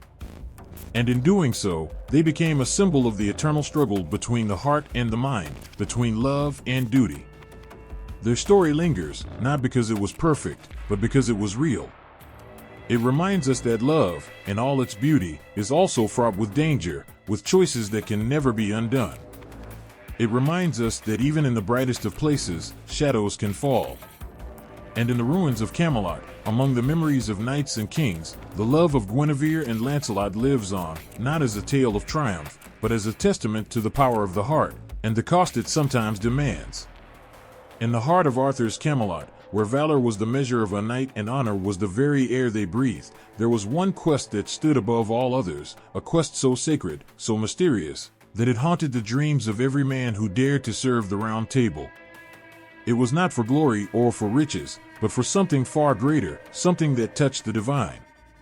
This was the quest for the Holy Grail. The Grail was not just a relic, not just an object of legend, it was a symbol of purity, of redemption, and of the soul's highest calling. Said to be the very cup that had touched the lips of Christ during the Last Supper, and later used to catch his blood at the crucifixion, the Grail held within it the promise of eternal grace. But to seek it was to be tested in ways that no sword could protect against, for the Grail was not found by the strength of the arm, but by the purity of the heart. The knights, brave as they were, stood in awe of this quest. They had faced dragons and evil sorcery, yet this search was different. It required more than skill or bravery, it demanded a level of spiritual purity few could even hope to possess. Many of the Knights of the Round Table set out on this journey, their hearts filled with hope, their minds fixed on the thought of becoming the one who would return with the Grail in hand, bringing eternal glory to Camelot. But the Grail was not a treasure to be won by the strong. For Sir Lancelot, the greatest knight of them all, the quest was filled with heartbreak. Though his courage was unmatched, and his sword had brought peace to many lands, his soul carried a burden, his love for Queen Guinevere. This love, though deep and true, was forbidden, and it left a mark on his heart that the Grail could not overlook. When Lancelot came close to the Grail, it was not his skill that failed him, but his heart. The purity required to claim the Grail was beyond him, and so, though he was near, the Grail remained distant, just beyond his grasp. For others, the quest was even more perilous. Many knights never returned. Some lost their lives, wandering through dark forests, trapped in illusions of what they believed to be the Grail, but which were nothing more than mirages conjured by their own desires. The path to the Grail was fraught with danger, but the greatest dangers lay within the knights themselves, their pride, their doubt, their hidden sins, all standing as barriers between them and the divine cup. And yet, amidst the tragedy and the loss, there was one knight whose heart remained untainted, whose soul was as pure as the quest demanded. Sir Galahad, the son of Lancelot, was unlike any other knight who sought the Grail. From the moment of his birth, it was said that Galahad was destined for something greater, that his very existence was a sign of divine favor. He was not merely strong or brave, he was virtuous, pure in a way that no other knight of Camelot could claim to be. When Galahad set out on the quest, it was as though the Grail itself had been waiting for him. He did not search with the same desperation or yearning that consumed the others, for Galahad's heart was already in harmony with the Grail's call. His journey was not without challenges, but where others faltered, Galahad remained steadfast. Temptation did not sway him, and doubt did not cloud his vision. It is said that when Galahad finally came upon the Holy Grail, the moment was not one of triumph, but of grace. The Grail revealed itself to him not as a prize to be claimed, but as a gift to be received. In that moment, Galahad was lifted beyond the world of men, his soul taken up into heaven, for his quest had been not just for the Grail, but for communion with the divine. And so, Galahad became the only knight to truly achieve the Grail, though he did not return to Camelot to speak of it. His reward was not of this earth, but of a higher realm, where the spirit found eternal peace. For the knights who remained, the quest for the Grail became a symbol of what it meant to strive for something greater than oneself. It was a reminder that, though they were men of war, there were battles beyond swords and shields that needed to be fought. These were battles of the soul, battles that required not strength, but humility, not courage, but faith. The Grail quest left its mark on Camelot, for it exposed both the greatness and the frailty of those who sought it. Some knights returned broken, having come face to face with their own flaws, their own failures. Others came back stronger, wiser, having realized that the true Grail was not something that could be found in the world, but something that could only be discovered within. The search for the Holy Grail was, in the end, a search for oneself, for the truth that lay hidden deep within the soul. And though the Grail itself was beyond the reach of most, its legend endured. It became a beacon of hope, a symbol of what it meant to seek the highest good, even when the path was unclear and the destination seemed impossible to find. The Knights of the Round Table, flawed and human as they were, had shown that the pursuit of the divine, the pursuit of grace, was the highest calling a man could follow. In the end, the quest for the Holy Grail was not about finding a cup, it was about finding the light within oneself, a light that could guide a person through the darkest of times, through the hardest of trials. And though Camelot itself may have fallen, the legend of the Grail lived on, a reminder of the eternal quest for purity, for redemption, and for the sacred connection between man and the divine. Beneath the surface of a tranquil, mist-covered lake, a figure waits. The waters are calm, but the air hums with a sense of ancient power, as if the very elements themselves hold their breath in her presence. She is not of the world of men, yet her influence weaves through the fate of one of its greatest kings. She is the Lady of the Lake, the ethereal guardian of Arthurian magic, and it is she who holds the key to the most powerful sword ever known, Excalibur. When Arthur, young and untested, found himself destined to become king, it was the Lady of the Lake who silently watched from her watery realm. She knew that Arthur's path would not be easy, that the weight of kingship would test every fiber of his being. The sword he had pulled from the stone had served its purpose, proving his right to rule, but there was a deeper magic at play. The lady had something more, something forged in the fires of ancient spells, a weapon destined not just for a king, but for a legend. Excalibur was not merely a sword, it was a symbol of Arthur's divine right to rule, a blade infused with power that set him apart from any other ruler. And it was the Lady of the Lake who bestowed it upon him. When the moment came, Arthur stood by the edge of a mysterious lake, the surface smooth like a mirror, reflecting the sky above. Without a sound, the lady emerged, her hand rising from the water, holding aloft the sword that would become as legendary as the king himself. Excalibur's blade shimmered with an otherworldly glow, and as Arthur took it in his hands, the weight of his destiny settled upon him. In that instant, the bond between the king and the lady was forged. But the Lady of the Lake was more than just the giver of a weapon. She was a guardian of ancient magic, a force that existed outside the mortal realm, watching over the delicate balance between power and the unseen forces of the world. She was a protector, not just of Arthur, but of the mystical elements that shaped his rule. Her presence was a reminder that Arthur's reign was tied to forces beyond human understanding, forces that could not be controlled, only respected. Her role did not end with the gift of Excalibur. As Arthur's kingdom flourished and his legend grew, so too did the challenges that threatened him. Dark magic and treachery began to stir, and once again, it was the Lady of the Lake who quietly intervened, her influence felt but never seen. When Merlin, Arthur's trusted advisor and the greatest wizard of the age, fell victim to enchantment, trapped by the cunning and dangerous sorceress Morgana, it was the lady who came to his aid. She, too, wielded magic, but hers was of a different kind, older, more elemental, connected to the very heart of the natural world. Through her power, she ensured that the balance between good and evil, light and dark, would not tip too far in one direction. Yet, even the Lady of the Lake could not prevent the inevitable. Arthur's reign, like all things, was destined to come to an end, and when the final battle came, it was once again to the lady that Arthur turned. Mortally wounded after his clash with Mordred, Arthur knew that Excalibur, the sword that had been his strength, must be returned to the lady who had given it to him. It was not meant to remain in the world of men after his death, it belonged to the ancient magic from which it came. As Arthur's faithful knight, Sir Bedivere, stood at the edge of the same lake where Arthur had once received the sword, he hesitated. Twice he failed to cast Excalibur into the waters, unwilling to let go of such a powerful symbol of his king's greatness. But on the third attempt, he finally did as Arthur had asked. The sword soared through the air, its blade catching the light one final time before plunging into the depths.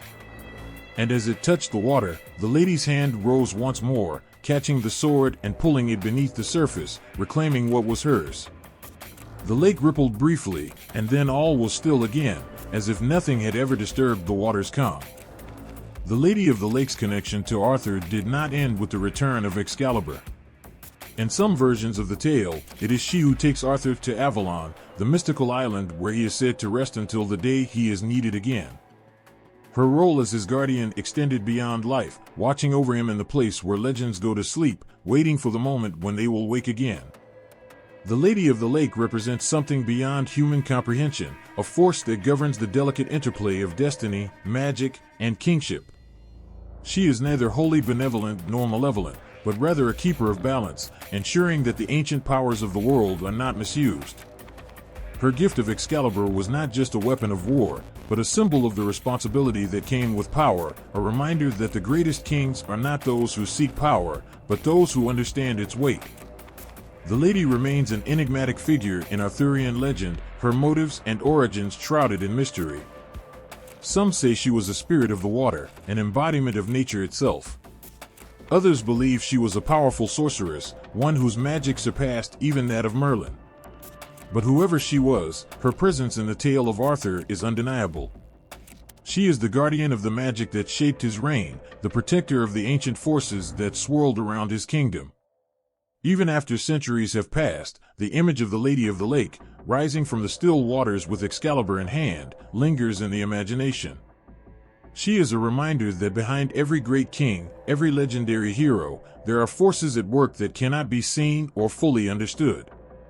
She stands as a symbol of the mystical and the unknown, a figure who, like the lake itself, holds depths that cannot be easily fathomed. And though her story may be one of silence and mystery, her role in the legend of Arthur is as powerful as any knight's, perhaps even more so, for without her, there would be no Excalibur, and without Excalibur, there would be no King Arthur.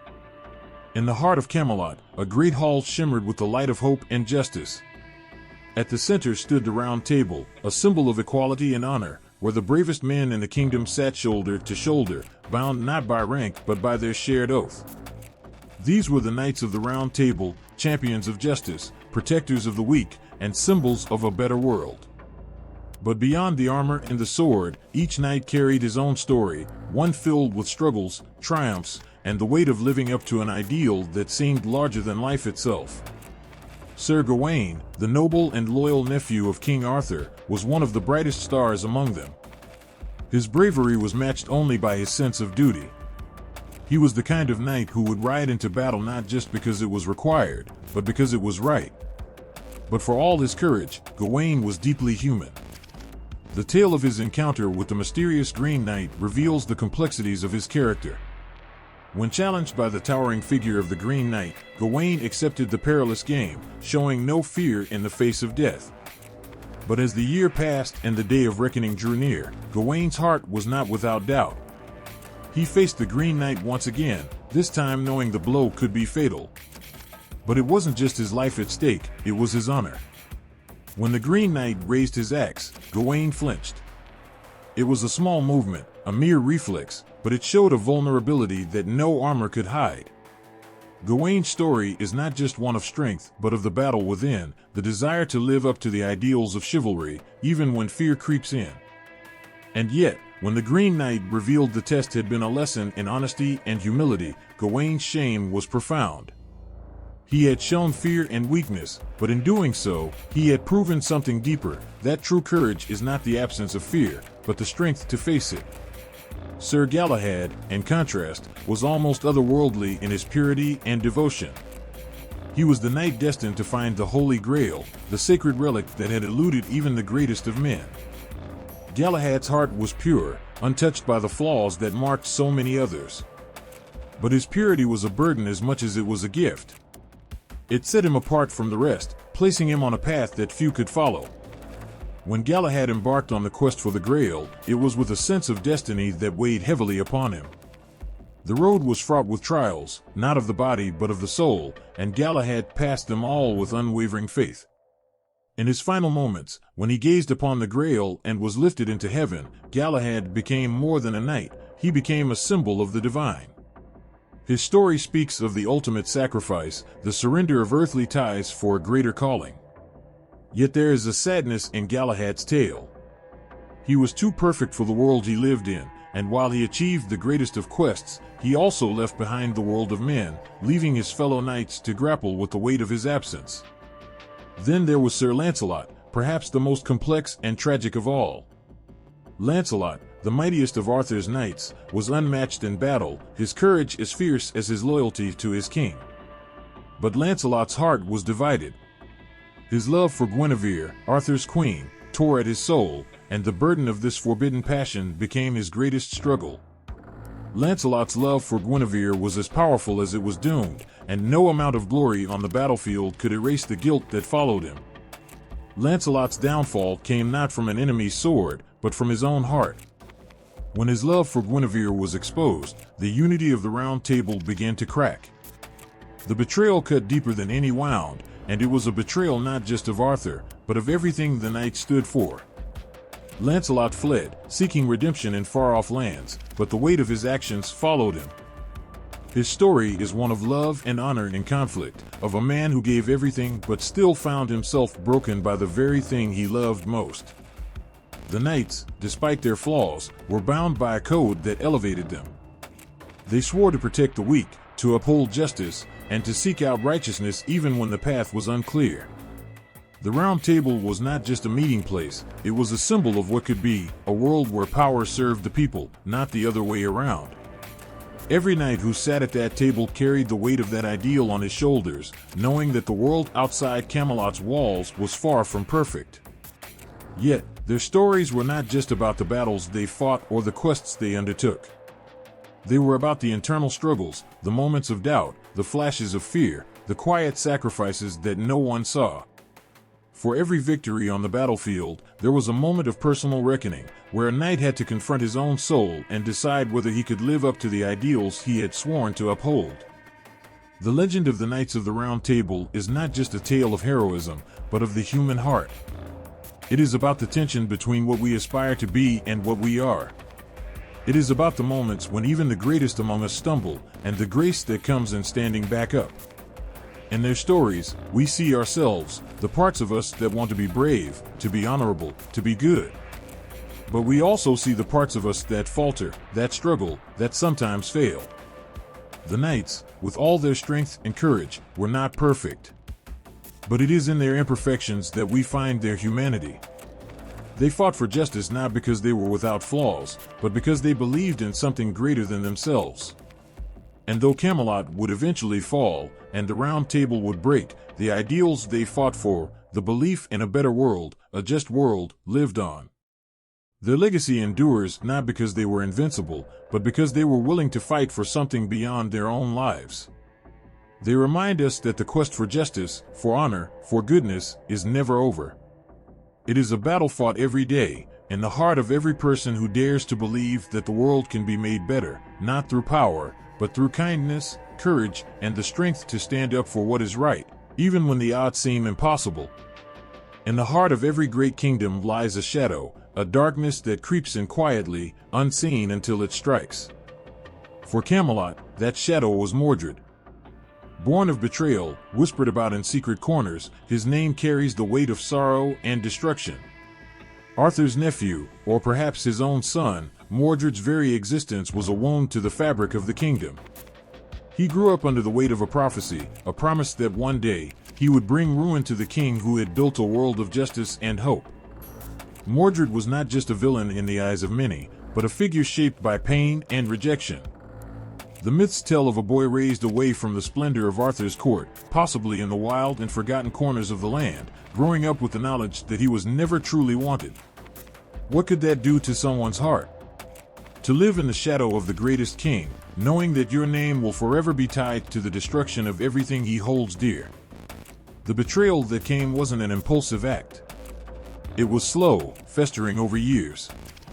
Mordred returned to Camelot, a man grown, handsome, charismatic, but carrying a bitterness within him that no one could see.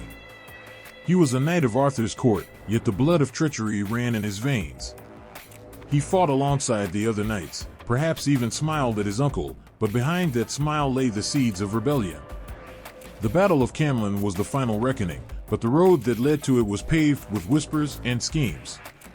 Mordred was the one who took Arthur's kingdom from within, turning the loyalty of the knights into dust, corrupting the trust that had once bound the Round Table. Some say he claimed Arthur's throne when the king was away, his ambition no longer hidden but worn like a crown upon his head. Others say he used Arthur's love for Guinevere as a weapon, exploiting the fractures in the court to tear it apart. When Arthur returned, the battle lines were drawn. Camlan was no ordinary battlefield, it was the place where hope and despair collided, where the dream of Camelot would bleed out onto the soil. Mordred stood at the head of his army, eyes locked on Arthur. This wasn't just a battle for a throne, it was personal. It was father against son, uncle against nephew, two bloodlines entangled in fate and tragedy. The clash of swords and the roar of battle surrounded them, but in that moment, it was as if time slowed. Arthur, the king who had built a world of honor and justice, faced the one person who could tear it all down. Mordred, the embodiment of betrayal, was not just a traitor to his king, he was a traitor to the ideals of Camelot itself. Every blow, every swing of the sword, carried the weight of years of love turned to hate, of a bond shattered by destiny. Mordred's blade struck deep. Legends say that in that final moment, when steel met flesh, Arthur saw in his eyes not just hate, but a glimmer of sorrow, as if, for a heartbeat, Mordred regretted what he had done. But the die had been cast. Mordred fell, his body broken, but his betrayal complete. Camelot, the kingdom that had been a beacon of hope, was crumbling, and Arthur lay mortally wounded.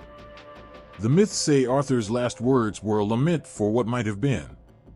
Mordred, in all his betrayal, had not just destroyed a kingdom, but a future. The golden age of Camelot was over, and it was his hand that had brought it to an end. But in the telling of Mordred's story, there is a sadness that lingers. He was not born evil, he was shaped by the weight of destiny, by the shadows that surrounded him from birth.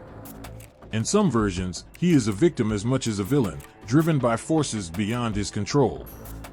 And yet, Mordred's name is forever tied to that single act of betrayal. The myths remember him as the one who brought Camelot to its knees, the betrayer who killed the king. But beneath that title lies a more human story, one of longing, rejection, and the unbearable burden of prophecy. For in the end, it was not just Arthur's kingdom that was broken, it was the bond between them, a bond that could never be repaired. The tragedy of Mordred is the tragedy of Camelot itself, a kingdom built on ideals, brought down by the flaws of the people within it. His betrayal was the final, inescapable act in a tale that had been written long before he was born.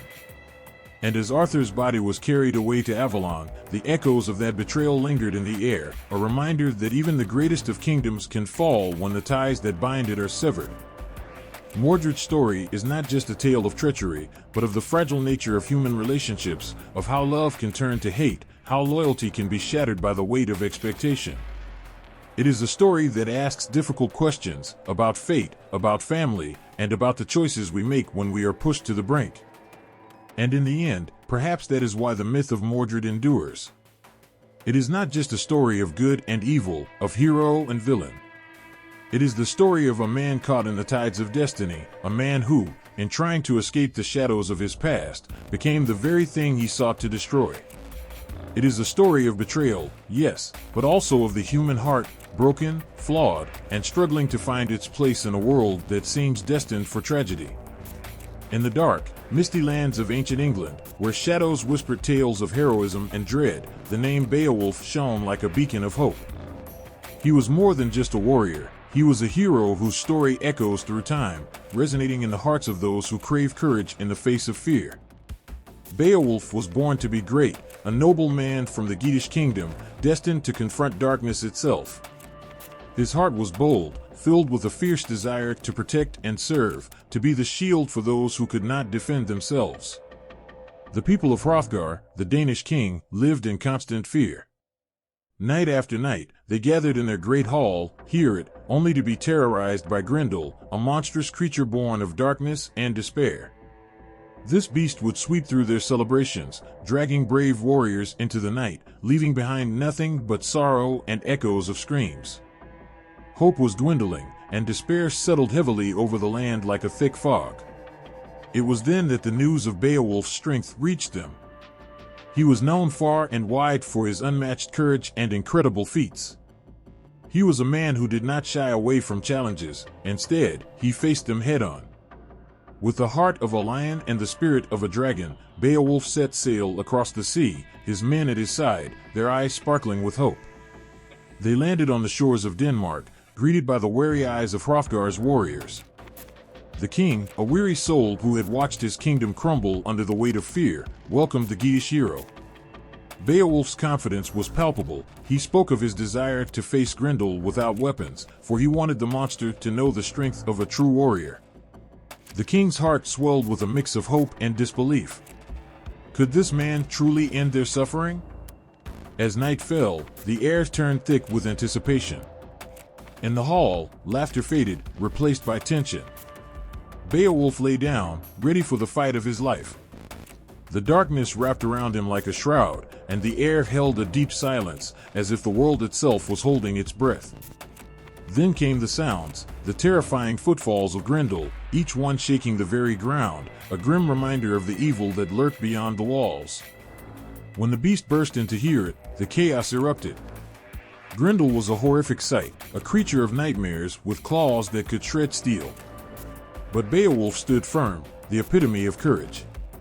He faced the monster without fear, his muscles taut, his heart steady. The clash of their bodies echoed like thunder, a battle of strength and will. Beowulf's hands gripped Grendel's arm, and in that moment, something magical happened. The hero's resolve shattered the monster's grip on the land. With a mighty roar, Beowulf unleashed his strength, and Grendel's cries filled the night, mingling with the sounds of celebration that soon erupted in Hearn. But the victory was not without cost. Grendel fled, his arm torn from his body, and the people rejoiced, yet deep down, they sensed that darkness was not yet finished with them. Grendel's mother, a creature of even more terrifying power, sought revenge. She was a guardian of the shadows, a being forged from grief and rage. As she descended upon the hall, the light dimmed. She claimed her son's death as a personal vendetta, and the battle was set for Beowulf to face the very embodiment of vengeance. Beowulf, fueled by a desire to protect the people he had come to love, ventured into the depths of a murky lake. The water was cold and uninviting, a stark contrast to the warmth of Hearn's hall. As he sank deeper, he could feel the weight of despair pulling him down, but his spirit would not falter. The lake was home to countless horrors, but Beowulf was determined. When he finally met Grendel's mother, it was a fight like no other. The depths of the water swirled around them as they battled, claw against sword, fury against fury. In that moment, surrounded by the echoes of battle, Beowulf saw a glimmer of hope. A sword, forged for giants, lay among the treasures of the lake. With it, he struck down the creature that had haunted Hrothgar's people. Triumphantly, he returned to Hearn, bringing with him the heads of both Grendel and his mother, symbols of hope and courage that echoed through the ages. But Beowulf's story did not end there. Years later, as he ruled over his own kingdom, a new terror emerged, the dragon. This dragon was unlike any foe he had faced. It was a creature of ancient power, guarding treasures accumulated over centuries. When it awoke, it unleashed its fury upon the land, burning villages and instilling fear once more. Beowulf, now a king with years of experience, did not hesitate. He knew what he had to do.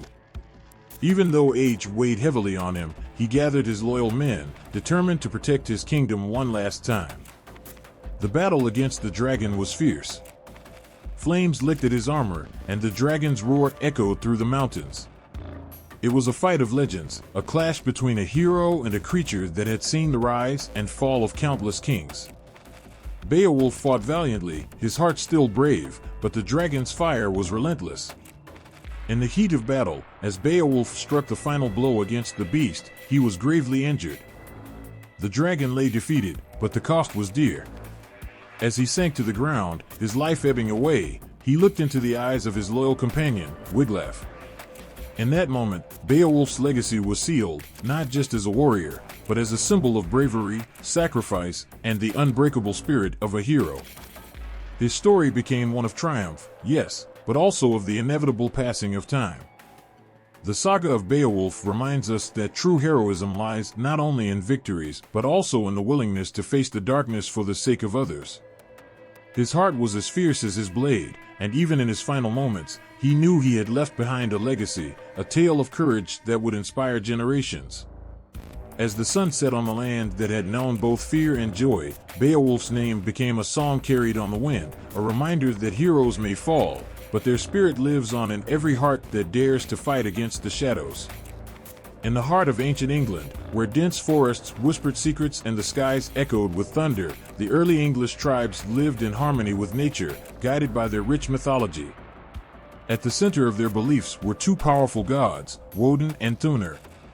Each deity was a force of nature, embodying the very essence of life, death, and the raw power of the world around them.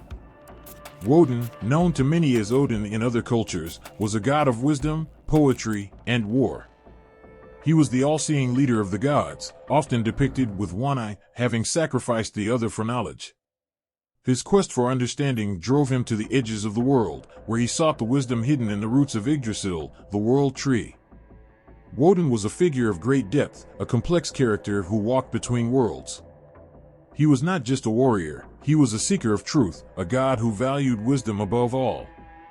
His followers revered him, believing that he guided them in battle and in life. When the tribes gathered to honor Woden, they sang songs of glory and bravery. Fires flickered in the night, casting shadows that danced like the spirits of fallen warriors. As the flames crackled, they would recount tales of Woden leading their ancestors to victory in battles long past, filling their hearts with courage. His presence was felt in the howl of the wind and the rustle of the leaves. To them, Woden was not just a distant god, he was a protector, a wise leader who listened to their prayers and guided them through hardships. Alongside Woden stood Thuner, the god of thunder and strength, who embodied the raw power of nature. Known in some tales as Thor, Thuner wielded a mighty hammer named Mjolnir, a symbol of protection and justice. He was the champion of the common people, a guardian who protected them from the chaos of the world. Whenever storms rolled in, the tribes would look to the skies, fearing the fury of Thuner. But they also knew that his thunder could bring rain to nourish their crops and sustain their lives. Thuner was a figure of warmth and strength, often depicted as a broad-shouldered man with a fierce but kind demeanor. He understood the struggles of the common folk, having walked among them in times of need. The stories of his bravery were passed down through generations, creating a bond of trust between the people and their god. They believed that Thuner's presence in their lives was a blessing, and they called upon him during times of danger, hoping for his strength to shield them from harm. Together, Woden and Thuner represented the duality of life, the quest for knowledge and the strength to protect what is dear. Their stories intertwined like the roots of an ancient tree, each one feeding the other. Woden's wisdom complemented Thuner's strength, creating a balance that the tribes revered. As the seasons changed, so did the rituals honoring these gods. During the winter solstice, the tribes would gather to celebrate Yule, a time of renewal and reflection. They would offer sacrifices to Woden and Thuner, believing that these offerings would ensure their favor in the coming year. The rituals included the lighting of fires, singing of songs, and storytelling around the hearth, where warmth mingled with the chill of winter. In spring, the tribes would hold celebrations to honor Thuner's strength as the earth awakened. They would gather to feast, their laughter mingling with the sounds of nature. As thunder rolled in the distance, it was a reminder of Thuner's power. People would raise their cups and toast, praising him for the life-giving rains. The bonds of community grew stronger during these celebrations, weaving together the lives of those who honored the gods. Woden, however, demanded a different kind of respect. His followers sought wisdom through rituals of reflection and quiet prayer. They would venture into the woods, seeking solitude and silence, hoping to hear the whispers of the ancients. It was believed that Woden spoke to those who listened, sharing insights that could change the course of a life. His wisdom guided warriors in battle and farmers in their fields. Those who sought knowledge were considered blessed, their hearts open to the world around them. As time passed, the stories of Woden and Thuner began to evolve. With the arrival of new cultures and beliefs, the old gods faced challenges. Yet, their essence remained alive in the hearts of the people. The legends continued to flourish, adapting to new contexts while preserving the core values of courage, wisdom, and strength. In the face of adversity, Woden and Thuner became symbols of hope. The tales of their deeds offered solace during hard times. They reminded the people that even in darkness, there was light to be found. Woden's quest for knowledge and Thuner's unwavering strength became sources of inspiration for those who faced their own battles, whether in war or in the everyday struggles of life. In the hearts of the Anglo-Saxon tribes, Woden and Thuner were not just figures of mythology, they were embodiments of human emotion. Their stories resonated deeply with the joys and sorrows of life. As the sun set and shadows crept into the corners of their homes, families gathered to share these stories, passing down the legacy of their gods. These tales were woven into the very fabric of their existence, a testament to the human spirit's resilience. The bond between the gods and the people remained unbreakable, a connection that transcended time. Woden and Thuner became more than deities, they were companions in the journey of life, guiding their followers through the storms and stillness alike. As dusk fell over the land, the whispers of Woden and Thuner echoed in the hearts of those who still honored them. The rituals, though changed over the centuries, remained a powerful reminder of the importance of strength and wisdom. In moments of fear and uncertainty, the people found comfort in knowing that their gods were with them, watching over their journey, and lending their strength to the fight against the darkness. In a time when the world was still wild and untamed, there was a legendary figure known as Wayland the Smith. He was not just any blacksmith, he was the god of blacksmiths, a master craftsman whose skill was unmatched. The air crackled with energy as he worked, the clang of metal on metal echoing like a heartbeat in the forge. Wayland's story is one of strength, resilience, and the power of creation, woven into the very fabric of Anglo-Saxon legend. Wayland was born the son of a god and a mortal, and from an early age, he showed incredible talent. His forge was not merely a place of work, it was a magical sanctuary where iron and fire danced together, giving birth to extraordinary creations. People from far and wide sought him out, yearning for his craftsmanship. His hands were a blend of strength and grace, and when he struck the anvil, sparks would fly like stars being born. Each piece he forged carried a piece of his spirit, a connection to the earth and the sky. But Wayland's life was not without hardship. One of the most heart-wrenching moments in his tale involved betrayal and loss. He fell in love with a beautiful woman named Bodver, the daughter of a powerful king. Their love was pure, shining brightly like the flame in his forge. However, the king, blinded by jealousy and pride, could not bear the thought of his daughter loving a mere smith. In a cruel twist of fate, he imprisoned Wayland, forcing him to work in chains, his spirit crushed but not broken. As the days turned into nights, Wayland used the only tools left to him, his mind and his unyielding will. He secretly plotted his escape, using his skills to craft exquisite items while appearing to toil under the king's watchful eye.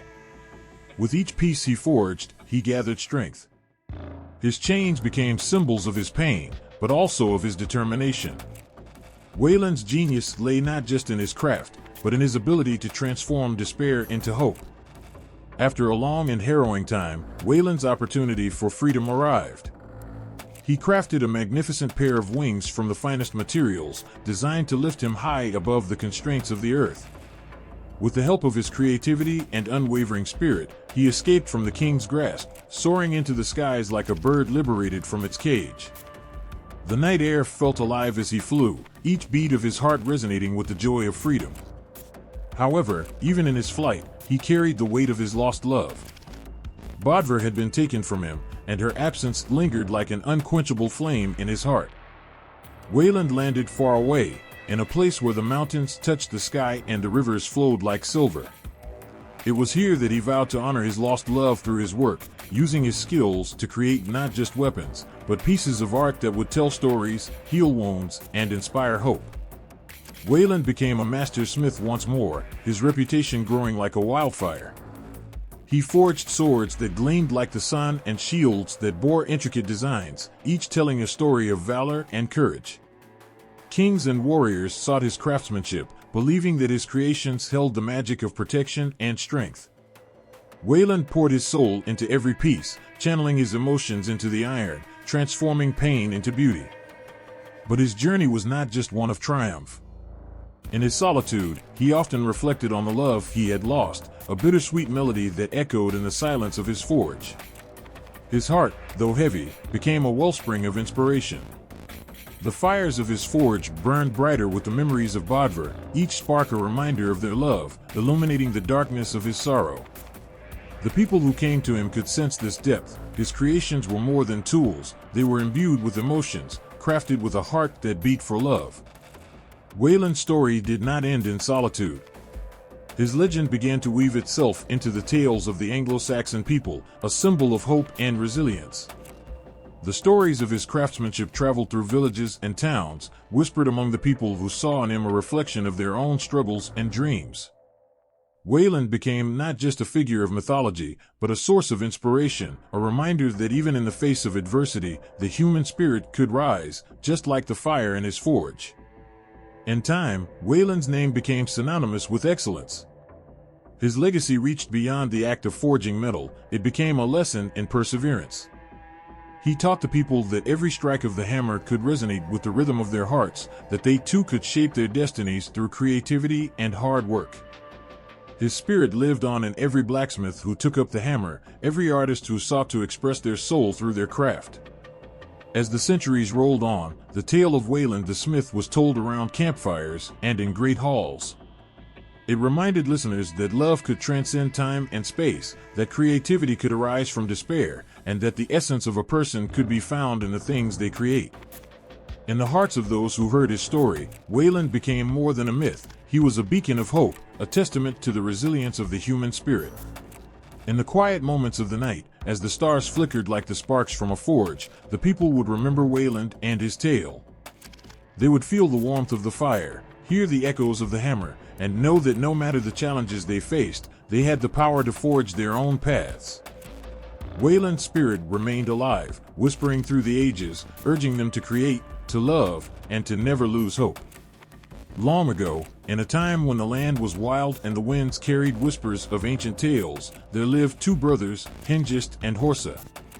They were not just any men, they were warriors, fierce and noble, destined to change the fate of a kingdom.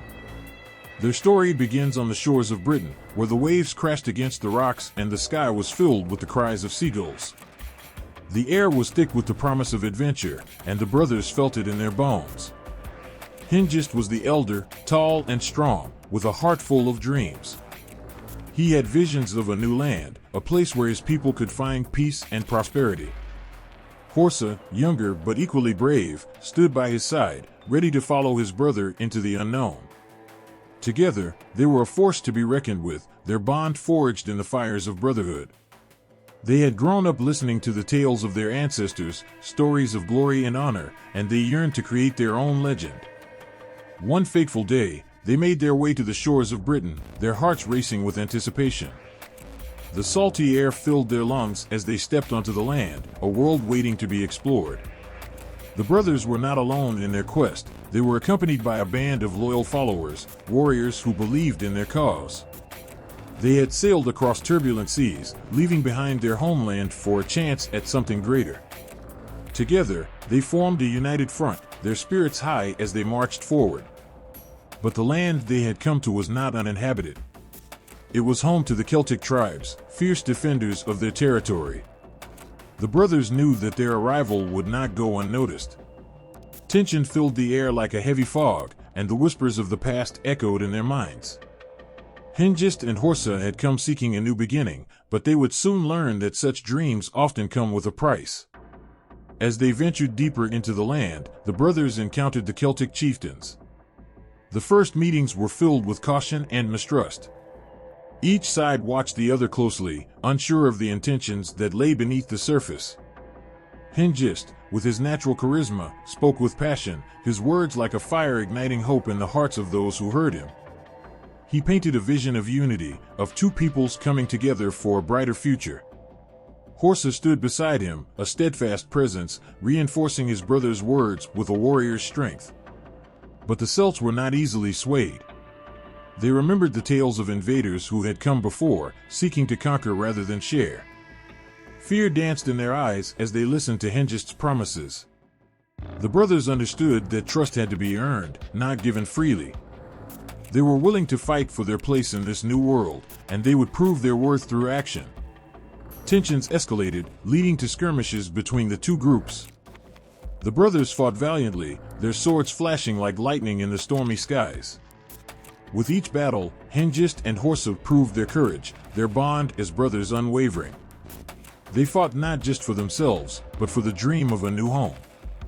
Each victory was a step toward acceptance, but the road ahead was fraught with challenges.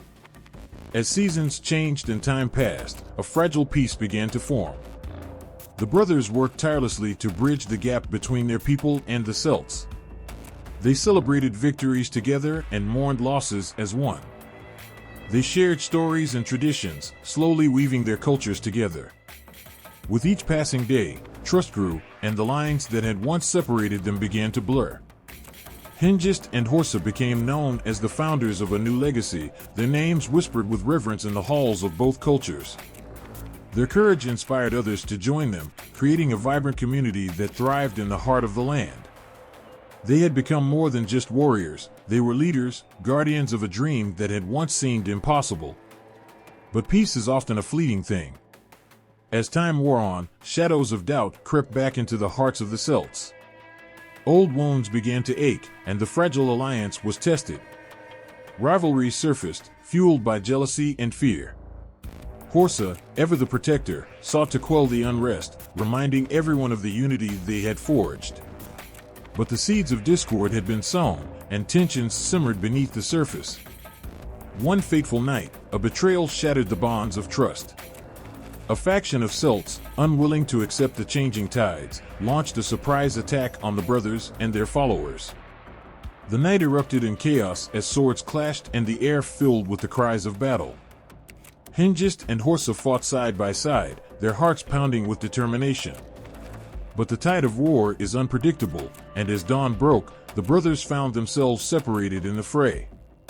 Hengist, fueled by desperation, searched for Horsa amidst the chaos. Each heartbeat echoed like a drum in his ears, the fear of losing his brother gripping his heart. When he finally caught sight of Horsa, he saw him locked in a fierce battle against a Celtic warrior.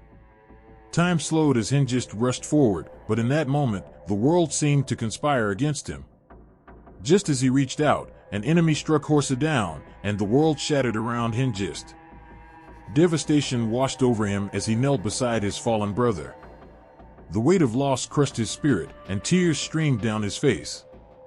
Horsa had been his anchor, his closest ally, and now he lay lifeless in the grass, the light of hope extinguished. The battle raged on around him, but all Hengist could feel was the crushing void left by his brother's absence. The warrior who had once dreamed of a united future now found himself lost in a sea of despair. But even in his darkest hour, Hengist remembered the dreams they had shared, the laughter and the bond that had defined their lives. He understood that Horsa's sacrifice could not be in vain. With a heavy heart and a renewed sense of purpose, he rose to his feet. The weight of grief turned into a fire that ignited his soul. He would honor Horsa's memory by fighting for the dream they had built together. The battle continued, but Hengist fought with a ferocity fueled by love and loss. He rallied his followers, their spirits lifted by his resolve. Together, they pushed back against the enemy, refusing to let hatred tear apart what had been forged through courage and sacrifice. As the sun set on that fateful day, Hengist emerged as a symbol of strength and resilience, a beacon of hope for those who had lost their way. Though Horsa was gone, his spirit lived on in the hearts of those who had come to believe in their dream. The brothers had not just invaded a land, they had planted the seeds of a new culture, a new legacy that would endure long after their time. Hengist, carrying the weight of his brother's memory, continued to lead his people, forging alliances and building a community that honored both their past and their shared future. The legend of Hengist and Horsa grew, a tale of brotherhood, sacrifice, and the unyielding spirit of those who dared to dream. Their story was passed down through generations, whispered by the firesides of families who found strength in their example. As the wind swept across the land, carrying with them the echoes of the past, Hengist stood as a reminder that even in the face of unimaginable loss, the human spirit can rise, fueled by love and the hope for a brighter tomorrow. When the longships first appeared on the horizon, their sleek forms cutting through the misty morning, the people of England held their breath in both fear and wonder. The Vikings, fierce warriors from the north, brought with them more than just steel and shields. They carried a rich tapestry of myths, legends, and gods that would forever change the landscape of English folklore. The air was thick with tension as the distant sound of drums echoed across the water, heralding not just an invasion, but a cultural shift that would resonate through the ages. As the Vikings disembarked, their presence was impossible to ignore. Clad in furs and metal, their faces painted with the ferocity of warriors, they struck fear into the hearts of the villagers. Yet, amid the chaos, there was an undeniable allure in their tales. The stories they shared around the fires, tales of gods and heroes, began to weave into the very fabric of English culture. The villagers listened, wide-eyed, as the Norsemen spoke of Odin, the All-Father, whose wisdom was as deep as the ocean, and Thor, the mighty god of thunder, whose hammer could bring down the very heavens. Odin, with his one eye and long beard, was not just a deity, he was a symbol of sacrifice and knowledge. He had hung on the Yggdrasil tree for 9 days and nights, sacrificing his own well-being for the wisdom of the runes. The villagers, longing for guidance in their own lives, found comfort in this story. They began to see Odin not merely as a god of war, but as a protector of those who sought knowledge. In times of uncertainty, they whispered his name, hoping for a glimpse of insight in their own struggles. And then there was Thor, a figure of strength and bravery. His legend was filled with battles against giants, each clash echoing through the valleys like thunder. As the Vikings recounted their tales, children gathered around, eyes sparkling with excitement. Thor's hammer, Mjolnir, was said to have the power to level mountains and protect the innocent. The villagers began to embrace this image of a god who fought for the common people, and they took comfort in the idea that they too could summon such strength when facing their own battles. As the Viking invasions continued, the merging of cultures unfolded like a grand tapestry. The villagers, initially terrified, began to realize that these fierce warriors had much to offer. The Norse gods intertwined with local beliefs, creating a rich blend of mythology that spoke to the hearts of both cultures. Tales of bravery and heroism were exchanged, and soon the fear that once filled the air transformed into a curiosity that lingered like the scent of wood smoke on a chilly night. Yet, not all stories were filled with light. The Vikings brought tales of fate, a concept that struck a chord with the English people. They spoke of the Norns, three sisters who wove the threads of destiny for every being. This idea of fate, where lives could be dictated by unseen forces, resonated deeply. The villagers began to reflect on their own lives, wondering how much was within their control and how much was already written in the stars. The weight of this realization brought a mix of hope and despair, intertwining their fates with those of the gods. As the years went by, the Viking influence seeped into the very ground of England. The names of the gods became a part of everyday life. Children were named after Odin and Thor, and the festivals celebrating these deities began to blend with local customs. In the heart of winter, bonfires would burn brightly, a tribute to the gods who were believed to protect them from the cold and darkness. Songs filled the air, blending the Old English tales with the rich Norse mythology, creating melodies that echoed through the hills and valleys. Amidst this cultural fusion, legends of great heroes emerged. The Vikings spoke of Ragnar Lothbrok, a legendary king who faced insurmountable odds with courage and cunning. His story, filled with adventure and treachery, inspired countless tales of bravery among the English. As they shared these stories, the villagers began to view their own struggles as part of a larger narrative, one filled with heroes and villains, victories and defeats. They felt empowered, realizing that their lives too were worthy of legend. But even as the myths grew, so did the tension between the Vikings and the Anglo-Saxons. While some embraced the new stories, others resisted, clinging to their own traditions. Battles erupted, not just between swords, but between beliefs. The Vikings fought for their right to settle and share their stories, while the locals defended their homes and heritage. In the heat of conflict, both sides felt the weight of their respective legends, each believing they were destined for greatness.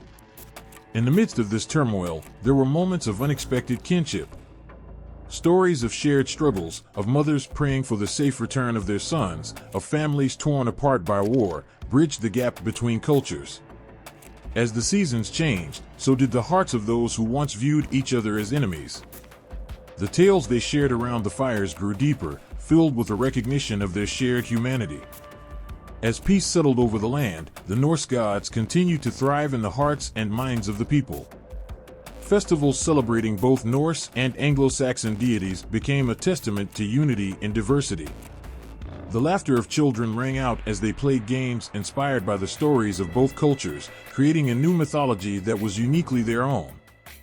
The blending of traditions transformed fear into friendship, and soon the Viking invaders were no longer seen as outsiders, but as part of the community. The Viking invasions were not merely a series of battles, they were a transformative period that reshaped the very soul of England.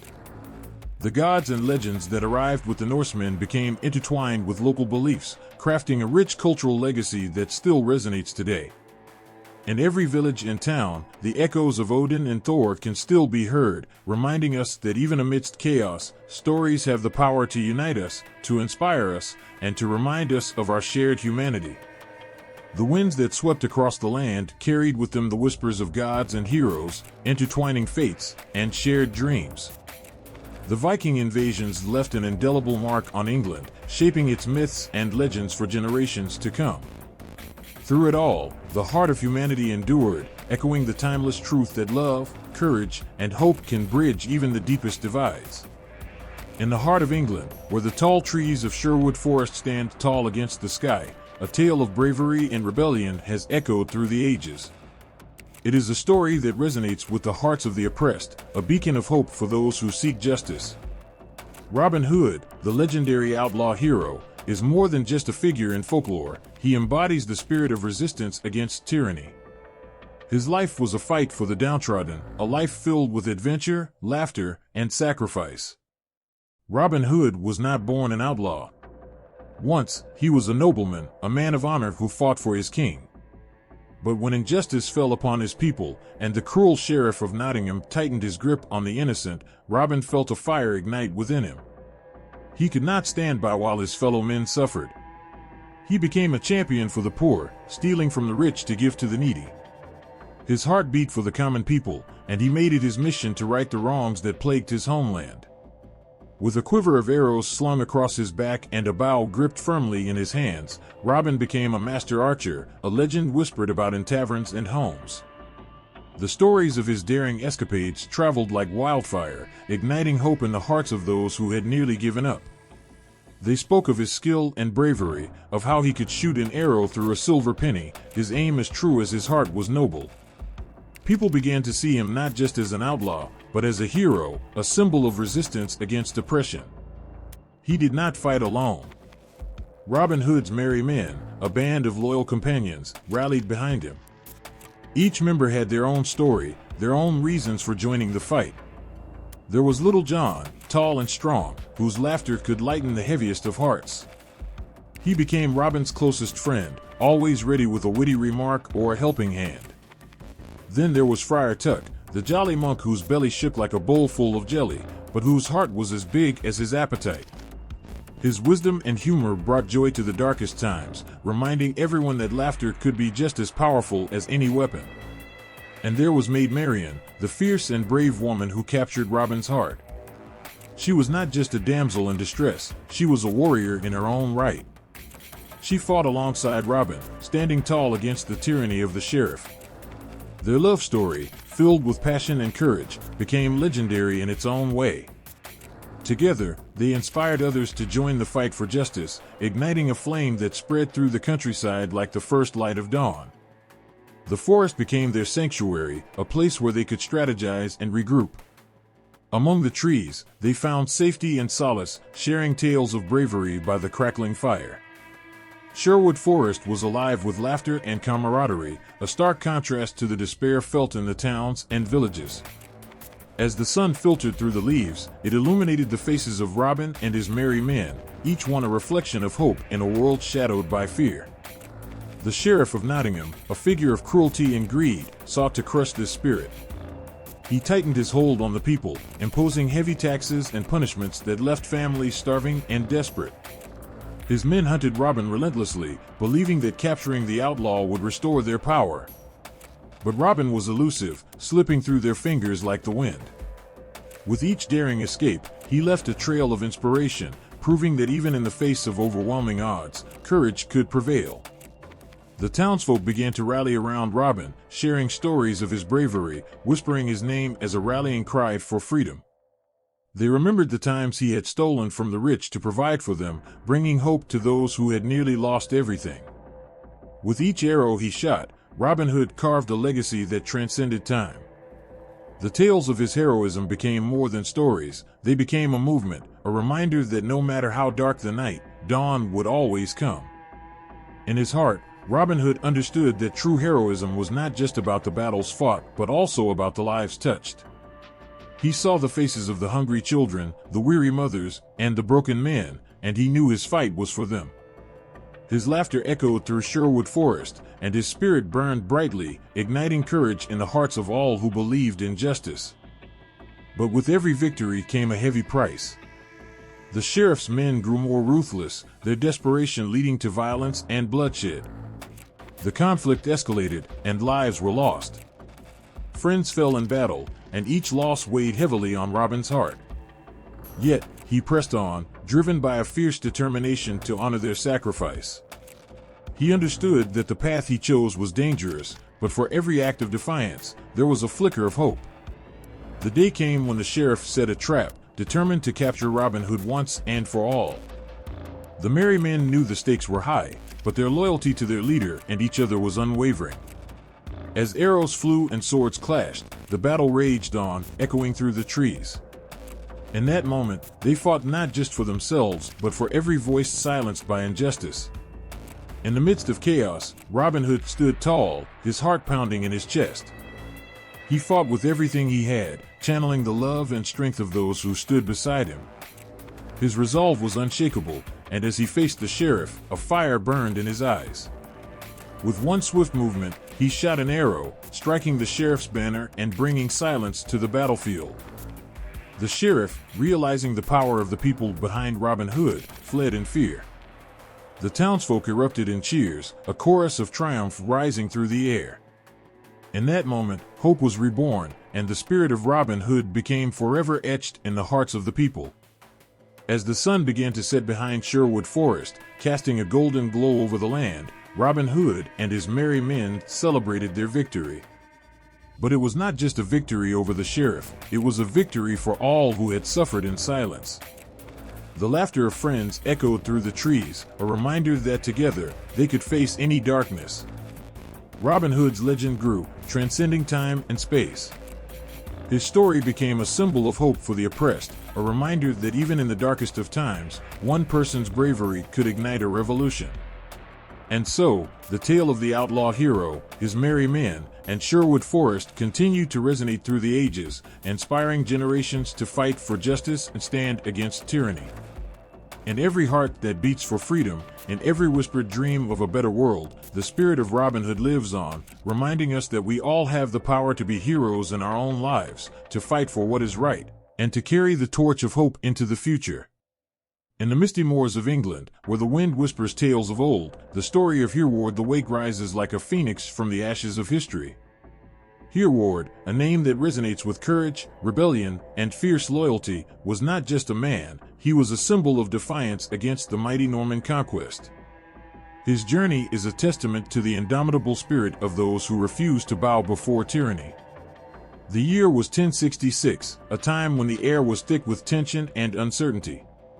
The Normans, led by William the Conqueror, swept into England with their iron wills and unyielding swords. They were ruthless, crushing any semblance of resistance, leaving devastation in their wake.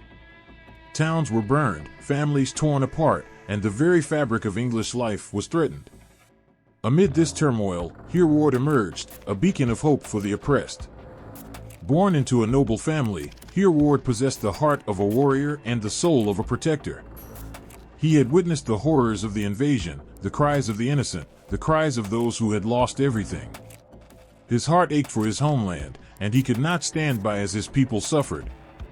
When the Normans captured his lands and banished his family, Hereward's rage ignited. He knew he could not fight this battle alone, and he rallied those who shared his pain and passion. Hereward's band of warriors was not just a group of fighters, they were a family bound by shared grief and hope. Farmers, villagers, and outcasts came together, united by their desire to reclaim their home. They were fueled not only by anger, but by love for their families and a deep connection to their land. Each man and woman in Hereward's company understood the risks. They knew the Normans were fierce and powerful. Yet, they also knew that standing together made them stronger than any army. The forest became their refuge, a hidden sanctuary where they could plan and strategize. Hereward taught them the art of guerrilla warfare, striking quickly and disappearing into the shadows. They raided supply lines, disrupted Norman patrols, and became a thorn in the side of their oppressors. Every successful raid brought hope to the people. Word of Hereward's bravery spread like wildfire, inspiring others to join his cause. In the eyes of the Normans, Hereward was a traitor, a rebel who defied their rule. But to the English people, he was a hero, a man willing to risk everything for their freedom. Stories of his exploits filled the taverns, lifting spirits and uniting hearts. Children whispered his name in awe, while the elders recalled tales of bravery and honor. Each victory added fuel to the fire of rebellion, and the movement grew stronger. The turning point came when Hereward learned of a noble treasure hidden within the confines of the Norman castle at Ely. This treasure was not gold or jewels, but a sacred relic, a symbol of their heritage and hope. The mere thought of reclaiming it stirred something deep within the hearts of his followers. They gathered, hearts racing with anticipation, determined to take back what was rightfully theirs. As they approached the castle, the air was thick with tension. Hereward could feel the weight of his people's hopes resting on his shoulders. With a fierce battle cry, they charged forward, striking fear into the hearts of their oppressors. The clash of swords and shields rang out like thunder as Hereward led the charge. Every swing of his sword was a testament to his unyielding spirit, and every blow landed for those who had suffered under Norman rule. The battle was fierce, and the stakes could not have been higher. Hereward fought with the strength of a lion, his heart pounding with a mix of fear and determination. He could see his friends fighting valiantly beside him, their faces a blend of fury and resolve. They fought not just for their own lives, but for the future of their children, for the land they loved. But the Normans were relentless. Hereward watched in horror as one of his closest friends fell to the ground, wounded. Anguish pierced his heart, but he refused to give in. Gathering his courage, he charged toward the enemy, rallying his men with fierce shouts of encouragement. They fought on, pushing forward with every ounce of strength they had. In the chaos, Hereward's courage became contagious. His men found strength in his unwavering resolve, and together they pushed through the ranks of the Normans. They fought as one, a united front against a common enemy. The tide of battle began to shift, and the enemy started to falter. With a final, powerful cry, Hereward led the charge into the heart of the castle. As they burst through the gates, a wave of triumph surged through the ranks of Hereward's followers. They had done the impossible. They had reclaimed their home, their heritage, and their hope. In that moment, as they raised their swords in victory, it was as if the very spirit of England had awakened.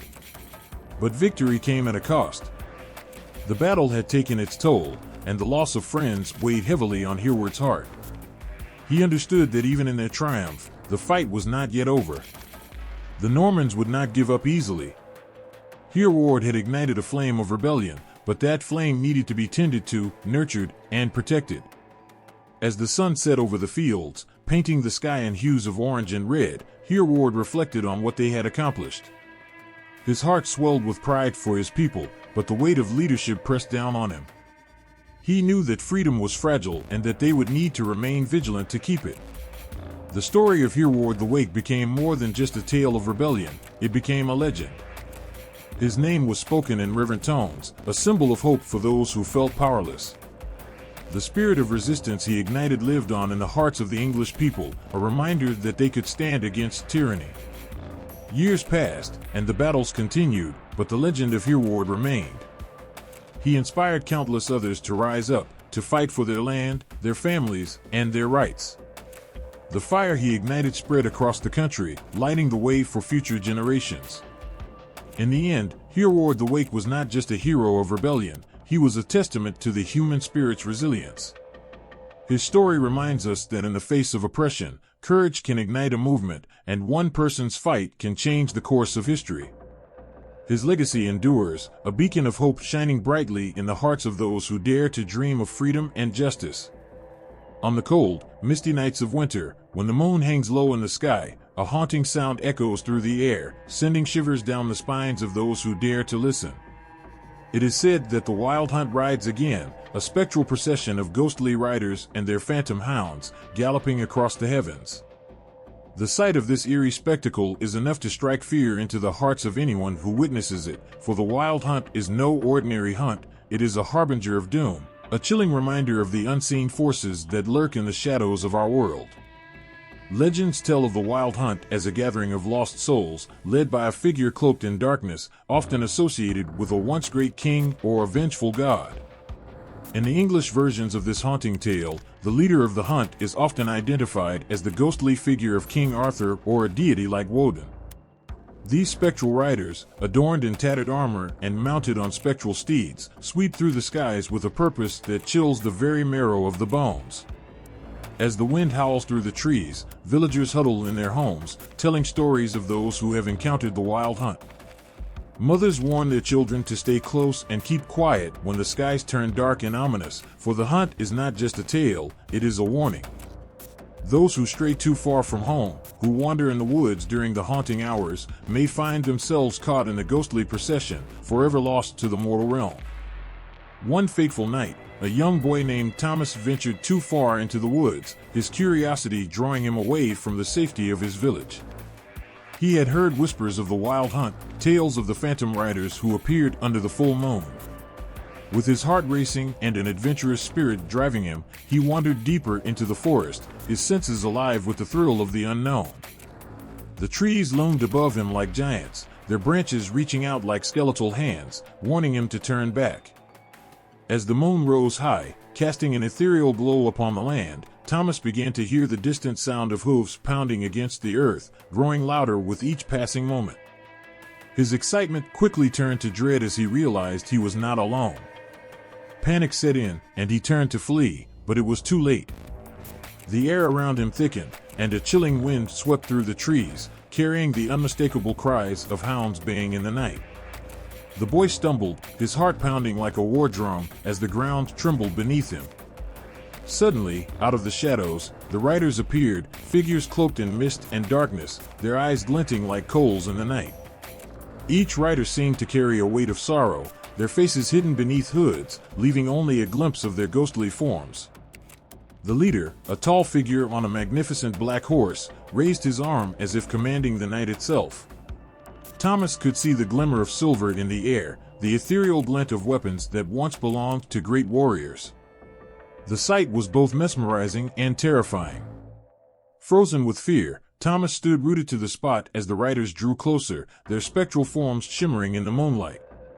The sound of galloping hooves echoed in his ears, drowning out his thoughts. It was as if time stood still, and he was caught in a dream that felt all too real. The hounds, enormous and ghostly white, ran beside the riders, their eyes burning like fire, their growls echoing like thunder. They were hunting, but what were they hunting for? As the wild hunt thundered past him, Thomas felt a strange sensation wash over him. It was not just fear, but a deep sadness that seeped into his very being. He could feel the sorrow of the riders, the weight of their unfinished business, and the lives they had once lived. Each rider was a soul bound to this world, trapped in a cycle of longing and loss. He understood then that they were not merely specters of terror, they were echoes of lives lost, searching for something they could never reclaim. The haunting cries of the riders filled the night as they sped past him, a ghostly chorus that seemed to resonate with the very fabric of his soul. Thomas realized he was witnessing not just a hunt but a poignant reminder of mortality, a testament to the fragility of life. In that moment, his fear gave way to compassion, and he understood that the wild hunt was a sorrowful journey, not only for the lost souls riding but for all those they left behind. With a newfound sense of purpose, Thomas turned and ran, racing through the forest, his heart pounding with the rhythm of the hunt. He could hear the fading sounds of hooves and howls behind him, the echoing whispers of the wild hunt lingering in the air. As he burst out of the tree line and back into the safety of his village, he collapsed onto the ground, gasping for breath.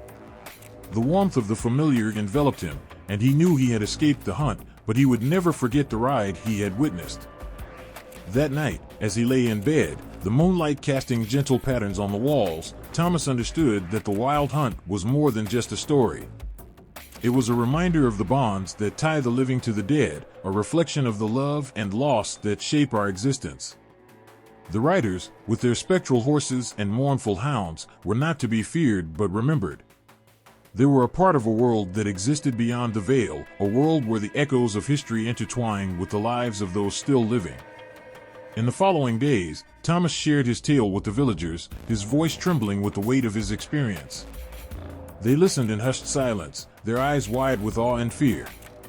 Mothers hugged their children tighter, while fathers exchanged solemn glances, understanding the deeper truth behind the ghostly hunt. Thomas had not just escaped the wild hunt, he had brought back a piece of its haunting legacy, a reminder that the past is never truly gone. It lingers in the shadows, waiting for the right moment to remind us of our own humanity. From that day on, the villagers kept a closer watch during the long winter nights. They shared stories of the wild hunt, passing down the legends to their children, ensuring that the spirit of the phantom riders would never fade. They learned to honor the memories of those who had gone before them, understanding that the wild hunt was a journey not of fear but of remembrance. It became a tradition to light candles on winter nights, a way to guide the lost souls home, to honor the riders who once thundered across the sky. As the seasons changed and the years passed, the legend of the wild hunt remained alive, weaving itself into the very fabric of the village. The chilling sound of hooves and howls would echo in their memories, a reminder that while life is fragile, love and memory endure. The wild hunt, once a terrifying ghostly legend, became a symbol of hope and connection, a bridge between the worlds of the living and the dead, a testament to the strength of the human spirit. On dark, misty nights, when the moon hides behind heavy clouds, a shadow stirs in the corners of the mind. It lurks on forgotten roads, emerging from the fog like a nightmare brought to life. The black dog, massive, silent, and cloaked in darkness, is said to wander the English countryside, leaving a trail of fear and unease in its wake. Many who have encountered this ghostly creature have felt a chill that reaches deep into their bones, for it is not just a dog, it is an omen, a warning of impending death. Legends speak of the black dog as a spectral being, with fur as black as midnight and eyes that glint like two burning coals. Its presence brings an eerie stillness, a moment where the air grows heavy, and the very ground seems to tremble beneath its paws. People who have seen it report a feeling of dread, an instinct that warns them to turn back, to flee before it is too late. But not everyone heeds the warning. In a small village nestled in the heart of England, there lived an elderly woman named Margaret. She was known for her kindness, always ready to lend a helping hand to her neighbors. Her small cottage, surrounded by blooming gardens, was a sanctuary of warmth and love. But Margaret held a secret that few knew. She had seen the black dog. It was on a night much like any other when she had ventured out to fetch some herbs from her garden. The moonlight illuminated her path, but a sudden chill crept in, wrapping around her like a shroud. As she gathered her herbs, she felt an unsettling sensation wash over her. It was as if the very night had taken a breath, holding its secrets close. Turning her gaze to the road that led from her cottage, Margaret froze. There, emerging from the shadows, was the black dog. Its massive frame glided silently, its eyes locking onto hers. Fear gripped her heart, and she instinctively took a step back. In that instant, she knew that something was wrong. Margaret had heard the tales, spoken in hushed whispers among the villagers. The black dog was said to appear before a tragedy, a harbinger of sorrow that would shake the foundations of even the strongest homes. With a shiver, she realized that its presence was not just a warning but a sign of something dreadful to come. Despite her fear, Margaret felt an overwhelming sense of compassion. She had always believed in the power of love and light, and in that moment, she wished for a chance to chase away the darkness. The following days passed, heavy with an ominous silence. The villagers went about their lives, but Margaret couldn't shake the feeling of dread that had settled over her. She sought solace in her garden, tending to her flowers as a way to distract herself. Yet, as the sun dipped below the horizon, the shadows crept in, and the memory of the black dog haunted her thoughts. Then came the news that would shatter the fragile peace of the village. A beloved farmer, known for his laughter and generous spirit, had suffered a terrible accident in the fields. The news spread like wildfire, leaving sorrow in its wake. The villagers gathered to comfort one another, sharing stories of their fallen friend. As Margaret listened to their grief, she realized that the appearance of the black dog had not only foretold this tragedy but had been a part of something larger. Days turned into weeks, and Margaret found herself drawn deeper into the darkness that seemed to envelop her home. One night, as the wind howled through the trees, she decided to confront her fears. She would not let the black dog steal her spirit. Armed with the warmth of her memories and the love she felt for her community, she stepped outside, determined to face the phantom that haunted her. As she stood on her porch, the chill of the night wrapped around her like an embrace. She called out to the shadows, her voice steady despite the tremor in her heart. "I know you're there," she declared, her words echoing into the darkness. "You don't scare me. You bring warnings, but I refuse to live in fear." In response, the air shifted, and the black dog materialized before her. This time, however, Margaret felt a flicker of connection rather than pure terror. She could see the pain in its eyes, the sorrow it carried like a heavy cloak. It was a creature trapped between worlds, bound to deliver messages of grief and loss. In that moment, she understood that the black dog was not her enemy but a guardian of sorts, charged with reminding the living of the fragility of life. With newfound strength, Margaret stepped forward, her heart full of compassion. "I see you," she whispered, "and I understand your pain. But know this, love endures even in the darkest of times. We will carry the memories of those we've lost in our hearts. You may warn us of death, but you will not take our hope." The black dog regarded her, its eyes reflecting the flickering candlelight from her cottage. In that stillness, Margaret felt a bond form between them, a moment of understanding that transcended fear. The dog tilted its head slightly, as if acknowledging her strength. Then, without a sound, it vanished into the night, leaving behind a sense of peace. The villagers soon found comfort in Margaret's tale, and they gathered to remember the farmer, sharing laughter and tears in equal measure. They honored his memory by planting a garden in his name, a beautiful patch of blooms that would stand as a testament to life and love. Each flower seemed to whisper stories of hope, reminding everyone that while death is inevitable, love can light the way through even the darkest of times. As the seasons changed, the legend of the black dog continued to live on. Some still feared it, while others embraced its presence as a reminder of the love that binds us all. Margaret's heart grew lighter, knowing that the black dog was not merely an omen of death, but a symbol of connection, a bridge between the living and the lost. One night, many years later, as she sat in her garden surrounded by her beloved flowers, she felt a familiar chill in the air. The moon hung high, casting its silvery light across the path. Margaret smiled softly, for she knew that the black dog would come again, but this time, she welcomed its presence. It was a reminder of the lives that had touched hers and the love that would always endure. In the village, stories of the black dog continued to be told, echoing through generations. Children listened wide-eyed as their parents recounted tales of the phantom guardian, understanding that in every shadow, there is a glimmer of love waiting to be found. And though the black dog may bring omens of death, it also carries the wisdom of life, a reminder that love transcends even the darkest nights. In the quiet corners of English folklore, tales of giants loom large, casting shadows over the landscapes and stirring the imaginations of those who hear them. Among these towering figures is Gogmagog, a name that echoes through the ages, a symbol of strength and mystery. The legends tell of giants who roamed the hills and valleys, their presence both terrifying and awe-inspiring. They were creatures of great power, often viewed with a mix of fear and fascination. The stories of these giants carry with them a sense of wonder, but also a haunting reminder of the past. Gogmagog was said to be the mightiest of giants, a colossal figure who stood tall against the backdrop of ancient England. Legends speak of his great strength and fierce temperament. He was a guardian of the land, but also a being of chaos, capable of destruction if provoked. Villagers would tell tales of his massive feet thundering across the ground, shaking the earth beneath them. To encounter Gogmagog was both a blessing and a curse.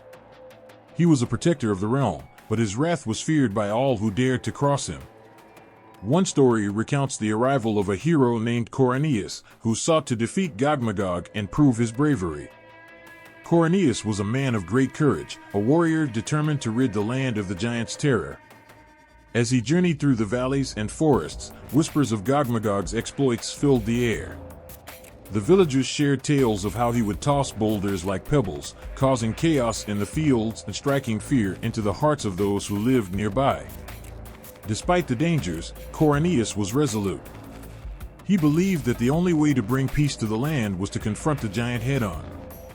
The day of their fateful encounter dawned with a heavy mist blanketing the hills. The air was thick with anticipation as Coriolanus approached the giant's lair. The ground trembled beneath his feet, a reminder of the beast he was about to face. Heart-pounding, Coriolanus called out to Gogmagog, challenging him to a duel. The giant emerged from the shadows, a towering figure with fierce eyes that glinted like daggers.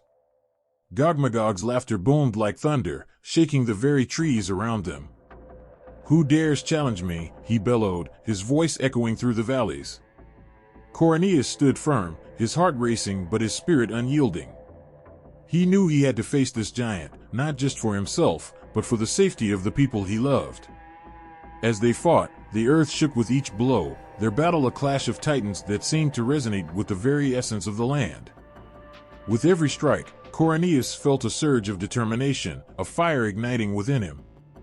The battle raged on, and just as it seemed like all hope was lost, Coriolanus found a moment of clarity. In that instant, he remembered the tales of the giants and their connection to the land. They were creatures of power, but also of nature. With a final burst of strength, he grabbed Gogmagog and threw him into the sea, where the giant disappeared beneath the waves. The victory was bittersweet. Coriolanus had proven his bravery, but he also felt a deep sorrow for the giant. Gogmagog was more than a monster. He was a part of the land story, a figure that embodied its wild beauty and fierce spirit. In the aftermath of their battle, the people celebrated Coriolanus as a hero, yet whispers of Gogmagog still lingered in the air. Children played in the fields, telling stories of the great giant and his strength. They would often glance towards the sea, imagining Gogmagog resting in the depths, a guardian watching over them from afar. In their hearts, they understood that even though he was defeated, the spirit of the giant lived on, entwined with the earth and sea. The legends of giants like Gogmagog continue to weave through English folklore, each tale more powerful than the last. Some giants were depicted as fierce protectors of the land, while others were seen as vengeful spirits, restless and angry. The stories captured the essence of humanity's relationship with nature, reflecting our fears, hopes, and dreams. Another tale tells of a giant named Albion, who embodied the spirit of England itself. He was said to be the first giant, the one who shaped the hills and valleys with his mighty hands. Albion roamed the land, creating rivers and mountains, his laughter filling the air like a gentle breeze. He was a gentle giant, one who loved the earth and all its creatures. But when invaders threatened his land, Albion's fury would rise like a tempest. He would rise to defend his home, his size and strength a force to be reckoned with.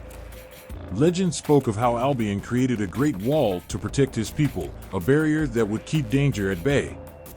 But as time passed, the wall crumbled, and the giant's spirit grew weary. He became a symbol of the land's resilience, a reminder that even the strongest beings can feel pain and sadness. In the hearts of the people, Albion became a legend of hope, representing the enduring spirit of England. The giants of English folklore serve as a reminder of our connection to the land. They embody the struggles of humanity, the battles we face against both external forces and the inner demons that haunt us. Gogmagog and Albion are not just characters in a story, they are reflections of our fears and aspirations, our desire to conquer the giants in our own lives. As dusk settles over the hills, and the sun dips below the horizon, the tales of Gogmagog and his fellow giants come alive in the flickering firelight. Families gather around, sharing stories passed down through generations.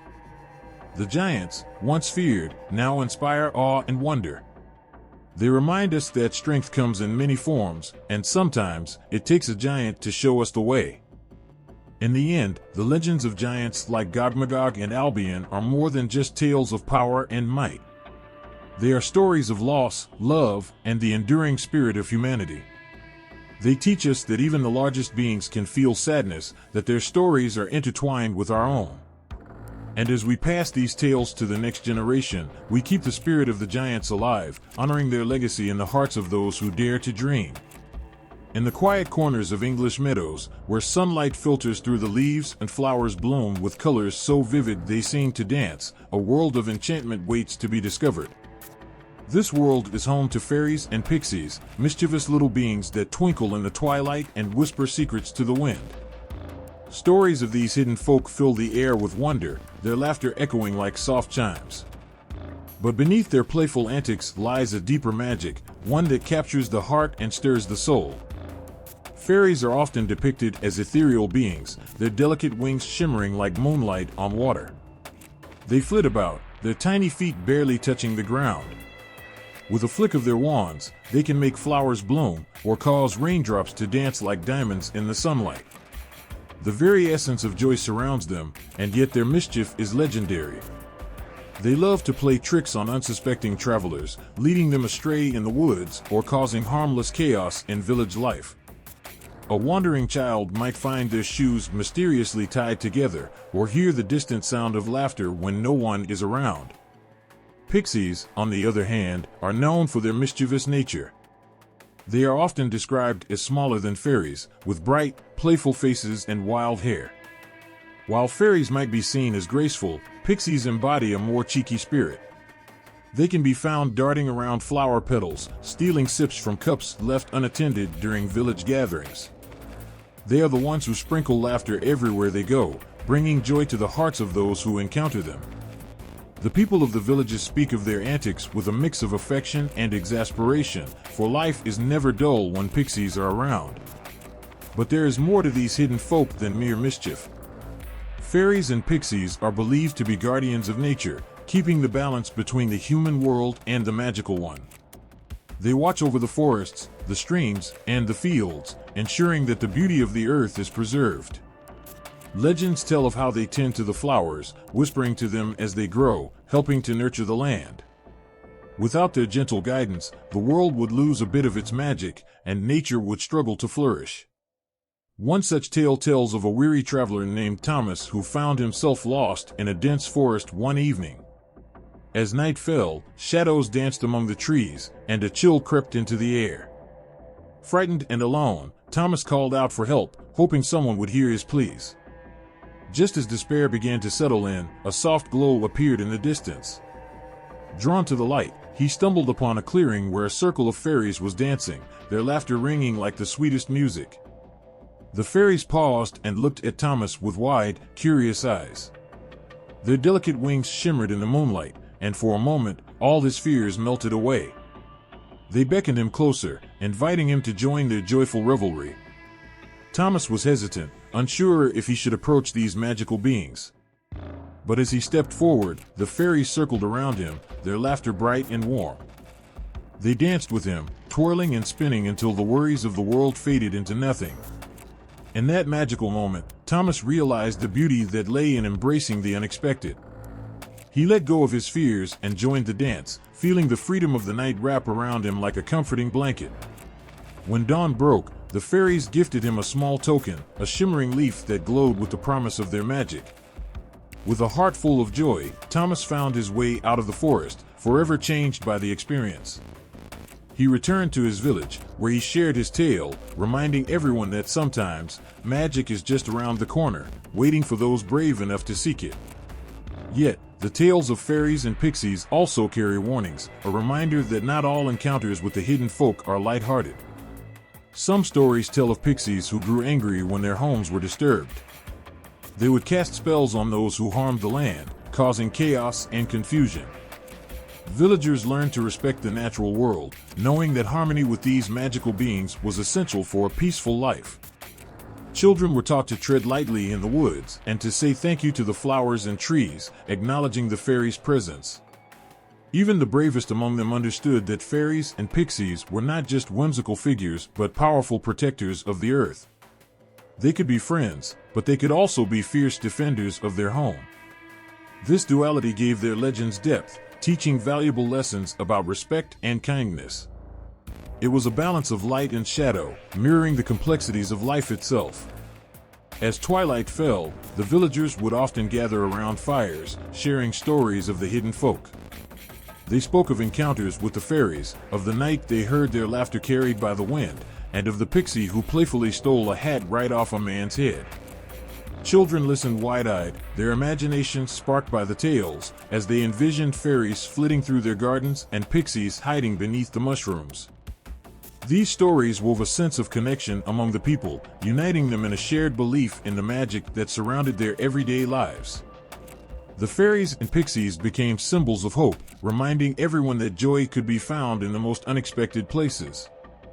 They offered a glimpse into a world where kindness flourished, where laughter echoed through the trees, and where the bond between nature and humanity thrived.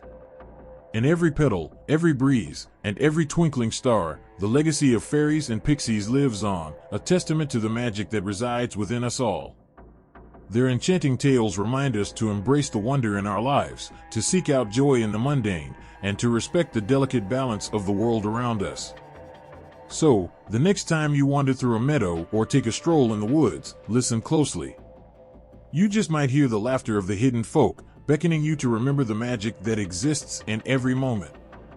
In the stillness of the night, when the world is cloaked in darkness, a soft, eerie glow flickers in the distance. It dances just out of reach, drawing in the curious and the unwary. These ghostly lights, known as will-o'-the-wisps, have haunted the dreams and nightmares of many who wander the lonely paths of the countryside.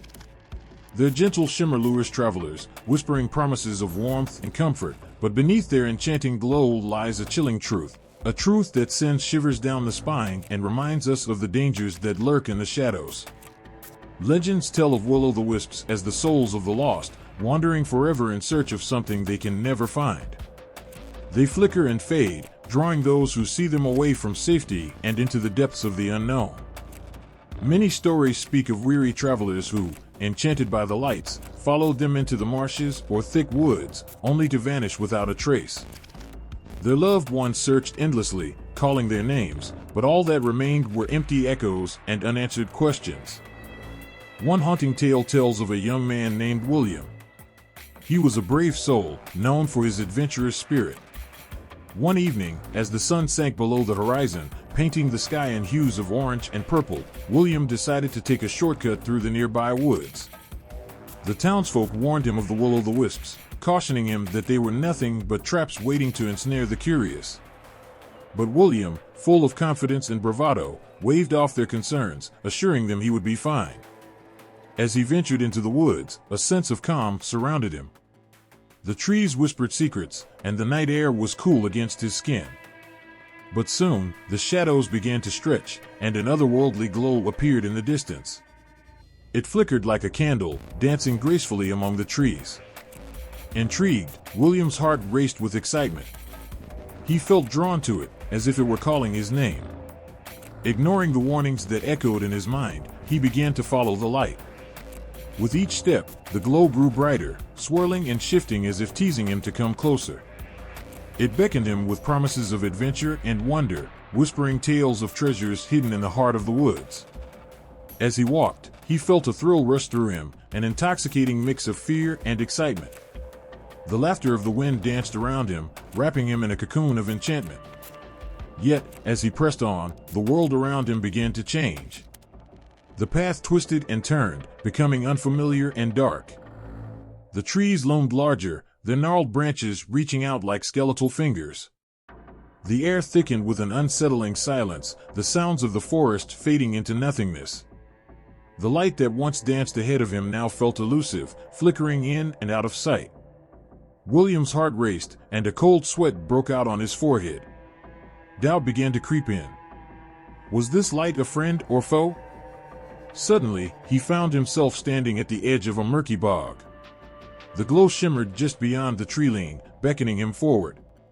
A chilling realization washed over him: he was lost. The whispers of the woods turned to sinister murmurs, echoing his fears. Turn back, they seemed to say, but the light continued to lure him with its promise of safety and solace. In a moment of panic, William hesitated. He turned back to retrace his steps, but the woods had shifted. The path that once lay clear was now shrouded in shadows. The will-o'-the-wisps, sensing his uncertainty, flickered playfully, enticing him to take another step closer. It was a cruel game, one that tugged at the strings of his heart and mind, testing his resolve. In that desperate moment, William thought of his family, of his friends waiting for him in the warmth of their homes. He could almost hear their laughter, smell the sweet scent of bread baking in the oven. With every ounce of strength, he called out for the light to show him the way home. But the ghostly glow only flickered in response, dancing mockingly as it pulled him further into the depths of the night. As he fought against the pull of the will-o'-the-wisps, he felt the ground beneath him shift, and a sense of dread washed over him.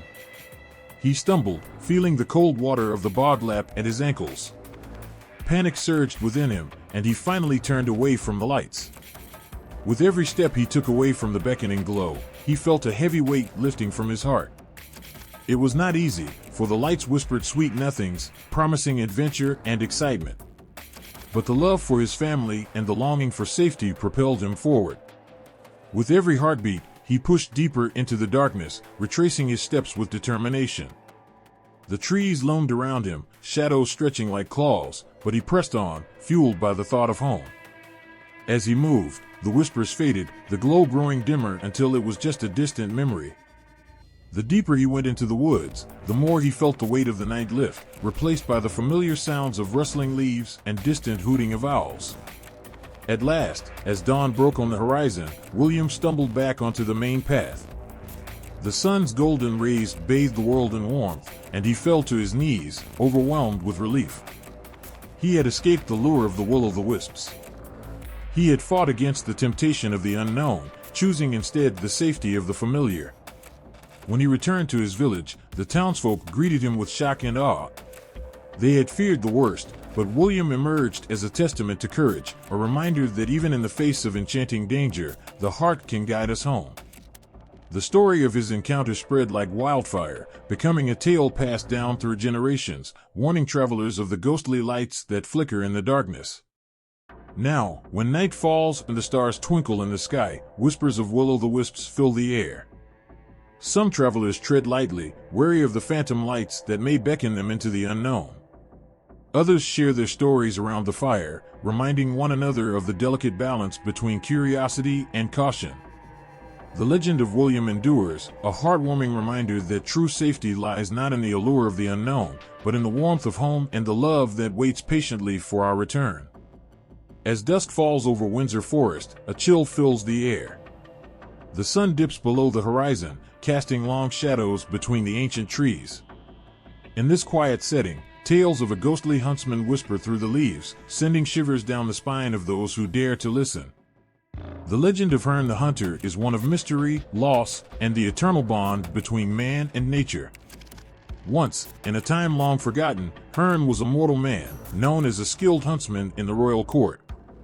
He was proud and strong, with a heart as wild as the forest he roamed. He led the king's hunts, taking pleasure in the thrill of the chase and the camaraderie of fellow hunters. He cherished the beauty of the land, the rustling of the leaves, and the sounds of animals in their natural habitat. The forest was not just his hunting ground, it was his home. However, Hearn's life took a tragic turn. During one fateful hunt, a great stag appeared before him, unlike any creature he had ever seen. It was majestic, with antlers that stretched high into the sky. The stag's eyes shone with an otherworldly light, and Hearn, in a moment of pride, aimed his arrow. But just as he released the string, the stag vanished into thin air, leaving Hearn stunned. Unbeknownst to him, this was no ordinary creature. It was a guardian spirit of the forest, a being that protected the delicate balance of nature. Hearn's arrow had disturbed that balance, and he soon found himself cursed. As he wandered the woods, the weight of his actions hung heavy on his heart. In his despair, he turned to the forest for solace, but instead, he found himself haunted by the very shadows he once adored. The nights grew longer, and Hearn began to lose himself in the woods, consumed by guilt. He became a mere shadow of the man he once was. His fellow hunters noticed his absence and spoke of the change that had overcome him. Once proud, he now roamed the forest like a ghost, lost in his thoughts. The forest that had once brought him joy now echoed with his loneliness. One night, as the moon cast a silver glow upon the trees, Hearn encountered a figure draped in dark furs. It was a woman, ethereal and graceful, her eyes filled with compassion. she introduced herself as a spirit of the forest, a guardian who had come to offer him a choice. "You can redeem yourself, Hearn," she said softly. "You may roam these woods forever, hunting in spirit, but you will become the protector of those you once harmed." Her heart pounded as he contemplated her words. The thought of spending eternity in the forest, forever connected to its life and spirit, was both a blessing and a curse. He knew he could never return to his former life. In that moment, Hearn made his choice, accepting the spirit's offer. Thus, he transformed into a ghostly huntsman, his spirit forever bound to the forest he loved. As Hearn became one with the woods, the legend of his presence spread. Whispers of the ghostly huntsman filled the air, carried by the wind to those brave enough to venture into Windsor Forest at night. It was said that when the moon was full, one could hear the sound of galloping hooves echoing through the trees, followed by the haunting call of a horn. It became a warning for travelers to tread carefully, for Hearn hunted not for sport, but to protect the forest and its creatures. But Hearn's presence was not just one of fear, it was also a reminder of the beauty of nature and the importance of respecting it. Those who encountered him would often feel a strange sense of calm wash over them. They might glimpse him in the distance, his spectral figure blending seamlessly with the trees, always watching, always guarding. Many claimed that he was a protector of lost souls, guiding them back to safety when they wandered too far. Yet, there were still those who dared to challenge his spirit. They sought to hunt the ghostly figure, believing it to be nothing more than a tale. Time and again, they ventured into the depths of the forest, armed with weapons and bravado. But Hearn was not merely a spirit to be hunted, he was the embodiment of the forest itself. Those who sought to harm nature would find themselves lost in the twisting paths, their arrogance leading them astray. One such hunter was a young man named Richard. Eager to prove his bravery, he entered Windsor Forest with his friends, scoffing at the legends of Hearn. They laughed and joked, dismissing the stories of the ghostly huntsman as mere folklore. But as night fell, the atmosphere shifted. An unsettling silence enveloped the woods, and Richard felt a chill run down his spine. As they ventured deeper, they heard the distant sound of hooves thundering through the trees. Richard's heart raced with both fear and excitement. "It's just a story," he whispered to himself, trying to steady his nerves. But the sound grew louder, echoing all around them. The ground trembled beneath their feet, and the laughter faded into anxious murmurs. Suddenly, a spectral figure emerged from the shadows, cloaked in dark furs and surrounded by a ghostly light. Hearn stood before them, his eyes filled with a haunting intensity. In that moment, Richard realized the truth of the stories he had dismissed. Here was the guardian of the forest, a protector of all that was sacred. Hearn raised his hand, and the ground beneath Richard and his friends began to shift. Fear enveloped them as they stumbled back, lost in the maze of trees. Richard felt a deep sense of remorse for his arrogance, for he understood now the importance of the forest and the life it sustained. The laughter of his friends faded into silence as they were swallowed by the darkness, never to be seen again. Richard alone emerged from the forest, forever changed. He returned to his village, haunted by the image of Hearn and the realization of his mistakes. He spoke of the ghostly huntsman, warning others of the dangers of disrespecting nature. The tales of Hearn the hunter lived on, a reminder to all who heard them that there are forces greater than ourselves, waiting in the shadows to protect the balance of life. Even today, as the sun sets over Windsor Forest, the air thickens with the weight of history. The stories of Hearn echo through the trees, whispering of love, loss, and redemption. Travelers tread lightly, for they know that they walk on sacred ground, where a ghostly huntsman roams, forever guarding the land he once loved. Those who respect the forest and its creatures may feel his presence, a gentle reminder of the bond between humanity and nature. As the moon rises high and the shadows lengthen, Hearn continues his eternal watch, forever intertwined with the spirit of the forest he protects. The Tower of London stands tall against the skyline, a fortress that has seen centuries of history. Its walls, cold and imposing, are steeped in tales of triumph and tragedy. But what truly captures the imagination are the whispers of ghosts that linger in its shadow, stories that send chills down the spine of anyone who dares to listen. This ancient castle has witnessed heart-wrenching moments of betrayal, sorrow, and loss. Within its walls, countless souls have met their tragic ends. The tower has served as a royal palace, a prison, and even a place of execution. With each stone that composes its structure, a story waits to be told, a story of lives lost and spirits that refuse to leave. One of the most famous legends surrounding the tower is that of Anne Boleyn, the second wife of King Henry VIII. Her love story began with passion and promise, but ended in heartbreak. Once adored by the king, Anne was accused of treason, witchcraft, and adultery. She was imprisoned in the tower, her dreams shattered, and her fate sealed.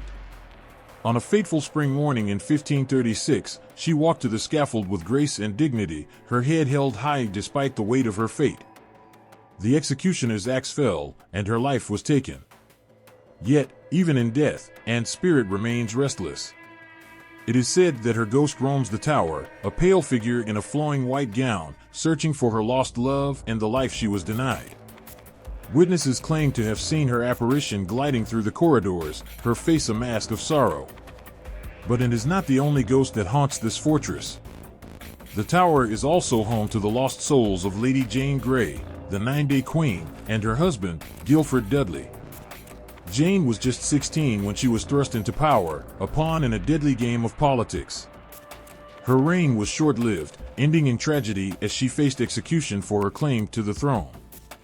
In the dead of night, those who wander the tower's grounds may hear the whispers of Jane and Guilford, their voices mingling in the cold air. Some say they can still feel the weight of their love, cut short by the harshness of fate. Visitors have reported seeing two shadowy figures, holding hands, forever trapped in a moment of fleeting joy amidst their despair. The tower's dark history doesn't end there. The ghost of Thomas Becket, the archbishop murdered in Canterbury Cathedral, is said to wander the tower as well. Becket's story is one of conflict and martyrdom. He stood against King Henry II, and for his bravery, he paid the ultimate price. His spirit, fueled by anger and determination, is said to appear in the tower, seeking justice for the wrongs done to him. As the sun sets, the tower's atmosphere shifts. The light fades, casting long shadows that seem to breathe. The chilling tales of the executed echo through the air, carrying a weight that is hard to ignore. Even the bravest hearts feel a shiver down their spine as they tread softly through the grounds, haunted by the ghosts of the past. Visitors often find themselves drawn to the Bloody Tower, a place that holds stories of betrayal and murder. The ghost of Sir Walter Raleigh, a notable prisoner, is said to roam these halls, forever reliving his moments of despair. His figure is often spotted near the windows, gazing out at the Thames, lost in thought and yearning for freedom. But the tower is not just a graveyard for the fallen, it also holds the spirits of those who fought valiantly for their lives. The restless souls of the executed often come together in a spectral assembly, lamenting their fates and recalling the love and laughter that once filled their lives. The heartache in their voices resonates within the stone walls, a reminder of the fragility of existence. The legendary ravens of the tower add to the mystique. According to lore, if the ravens ever leave, the tower will fall. But there's more to these birds than just their ominous presence. Many believe they are the guardians of the tower, watching over the spirits and ensuring they do not wander too far. Some claim to have seen them perched solemnly on the battlements, their dark feathers a stark contrast against the pale sky, as if they were waiting for the return of the lost souls. On quiet nights, the air fills with echoes of laughter, sorrow, and whispers. Those who have spent time in the tower recount the feeling of being watched, a sensation that sends chills coursing through their veins. Shadows flicker in the corners of their eyes, and the unmistakable scent of lavender, a fragrance associated with Anne Boleyn, lingers long after she has passed. Local legends speak of the tower's haunted history, drawing in ghost hunters and curious souls alike. Many have come searching for evidence of the supernatural, hoping to catch a glimpse of the ethereal figures that inhabit its walls. Some leave with stories of their own, while others return empty-handed, feeling the weight of the tower's history pressing upon them. As the stories unfold, the Tower of London remains a symbol of both strength and vulnerability. The spirits that linger are a testament to the lives that shaped its legacy, their stories woven into the fabric of its history. The tower stands not just as a fortress but as a guardian of memories, a place where the echoes of the past continue to resonate. The haunting beauty of the tower lies in its ability to connect the living with the dead, to remind us of the fleeting nature of life. Each ghost, each story, serves as a reminder of the love, betrayal, and heartbreak that have unfolded within its walls. And as night falls and the moon bathes the tower in silver light, the spirits awaken, their stories intertwining with the living, forever haunting the heart of London. Moncaster Castle stands proudly in the English countryside, surrounded by rolling hills and lush gardens. Its beauty is striking, but behind its elegant facade lies a tapestry of legends filled with curses, ghosts, and eerie occurrences that send chills down the spine. This historic castle has witnessed centuries of human emotion, from joy to despair, leaving behind a legacy that continues to haunt its halls. The stories that cling to Moncaster Castle are as old as the stone walls themselves. Many believe that the castle is cursed, a dark cloud hovering over it like a storm ready to unleash its fury. The origin of this curse is often traced back to the 16th century when the castle was owned by the Pennington family. The family's history is riddled with misfortune, and some say it all began with a witch's curse, a warning that their greed and ambition would lead to their downfall. One chilling tale recounts the story of a woman named Mary Pennington, a beautiful and spirited girl who fell in love with a man outside her family's social standing. Her love was fierce, but the Pennington family would not accept this union. Heartbroken and desperate, Mary sought the help of a local witch. The witch, angered by the family's treatment of Mary, placed a curse on the castle, declaring that the Penningtons would suffer great misfortune. After the curse was cast, tragedy struck the family. Members faced untimely deaths, misfortune in their endeavors, and whispers of betrayal and madness. The castle became a prison of sorrow, echoing with the cries of those who had lost everything. It was said that if one wandered the halls at night, they could hear Mary's sobs echoing through the corridors, her spirit forever trapped by the weight of the curse. Visitors often describe a deep sense of sadness when they enter the castle, as if the air itself carries the burden of lost dreams. As the years passed, Moncaster Castle became a hotbed of ghostly sightings. The castle is said to be home to several spirits, each with their own story to tell. One of the most famous is the White Lady, a ghostly figure draped in a flowing white gown. Many claim to have seen her wandering the gardens, her face a portrait of sorrow. It is said that she is Mary Pennington, forever searching for her lost love, her spirit unable to find peace. Guests often report feeling a strange chill in the air when they see her, a sensation that wraps around them like a cold embrace. Some have felt the urge to follow her, only to find themselves lost in the twisting paths of the garden, as if the very ground is trying to protect her from the living. The love story that binds Mary to the castle is a tale of passion and heartache, a reminder of what it means to love deeply and lose everything. Moncaster Castle's haunting doesn't stop there.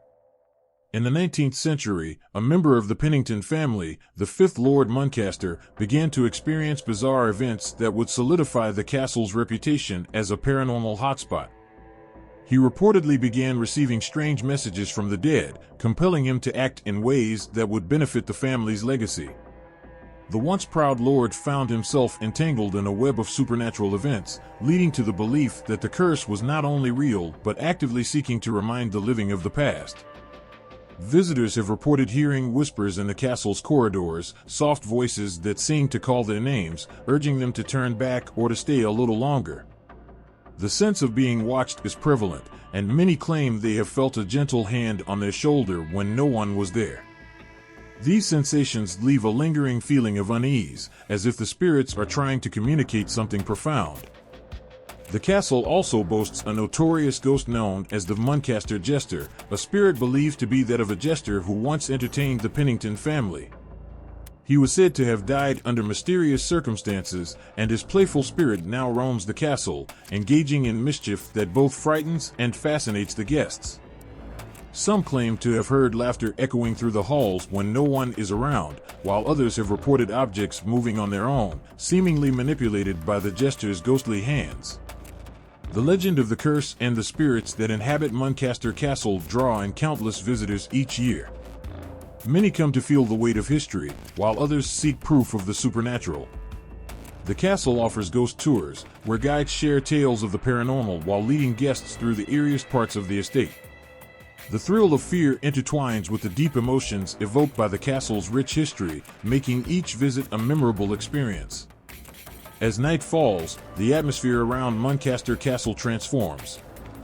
The shadows grow long, and the moonlight casts an ethereal glow on the castle walls. The gardens, once vibrant with life, seem to hush, waiting for the stories of the past to come alive once more. Those brave enough to linger often feel an inexplicable connection to the spirits that wander the grounds, as if they are part of a larger story that transcends time. Even the surrounding landscape holds secrets of its own. The hills and woods surrounding the castle are believed to be enchanted, home to supernatural beings that watch over the spirits within. Some say that if you listen closely, you can hear the whispers of the wind, carrying the stories of love, loss, and longing from ages past. Moncaster Castle is a place where the lines between the living and the dead blur, where history clings to every stone and the air is thick with emotion. The curse that haunts the Pennington family is not just a tale of misfortune, but a reminder of the fragility of life and the enduring power of love. In the heart of the castle, spirits dance in the shadows, their stories echoing through the centuries, reminding all who enter that while the past may be haunting, it is also a part of who we are. In the end, Moncaster Castle is not merely a relic of history, it is a living testament to the human experience, filled with laughter, tears, and the ghostly memories of those who came before. Visitors leave with their hearts touched, their spirits stirred, and a sense that, perhaps, some stories are meant to last forever. The moon hung high in the sky, casting a silver glow over the landscape. Shadows danced among the trees, whispering secrets only the night could hear. In this magical setting, the tale of Lady Isabel and the Elf Knight began, a story that would stir the heart and linger in the mind long after the last word was spoken. Lady Isabel was known far and wide for her beauty and grace. Her laughter filled the air like music, enchanting all who heard it. Yet beneath her joyful exterior lay a deep longing. She yearned for adventure, for something beyond the ordinary life of a noblewoman. Her heart ached for the thrill of the unknown, a desire that made her restless. While her suitors lined up to win her favor, she felt no connection to them. They could not ignite the spark of excitement she craved. One fateful evening, while wandering through the lush forest near her home, Isabel heard a haunting melody drifting through the trees. It was a sound unlike anything she had ever heard, a blend of sorrow and beauty that called to her very soul. Entranced, she followed the music deeper into the woods, her heart racing with a mixture of fear and exhilaration. As she walked, the air grew thick with enchantment. The trees seemed to part, revealing a small clearing bathed in moonlight. In the center stood a figure, tall and ethereal, radiating an otherworldly charm. He was the Elf Knight, his eyes shimmering like stars, his hair flowing like the river. Clad in silver and green, he appeared both regal and wild, embodying the spirit of the forest itself. Isabel's breath caught in her throat. She had never seen anyone so breathtakingly beautiful.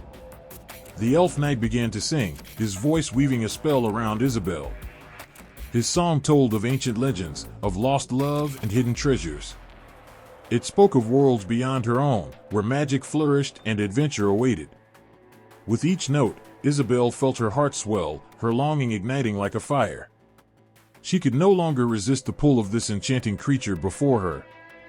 "Come, fair lady," the Elf Knight beckoned, his voice a soft caress. "Leave behind the confines of this world and join me in the realm of magic. Together, we can explore the wonders that lie beyond the ordinary." Isabel's heart raced at the thought of leaving her mundane life behind. Here was a chance for true adventure, a chance to be with someone who understood her deepest desires. She hesitated, glancing back at the world she knew. The safety of her home and family tugged at her heart, but the promise of the unknown sang like a siren's call. She took a step forward, her decision made.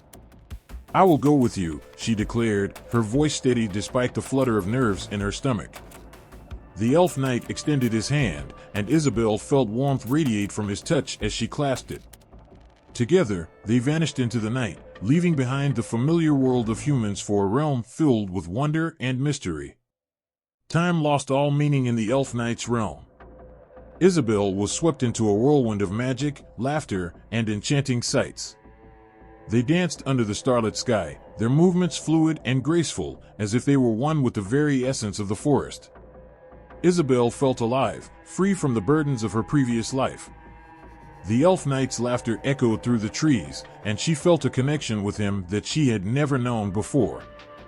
Yet, as the days turned into weeks, a shadow crept into Isabel's heart. She began to miss her home, the familiar faces, the warmth of her family, the comforts of her life.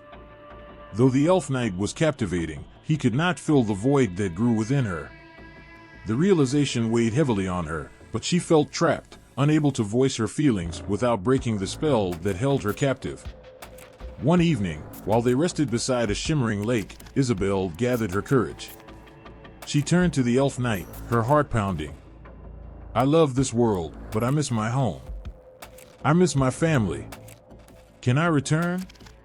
The elf knight's expression softened, but a sadness lingered in his eyes. "You cannot stay here and return to your world.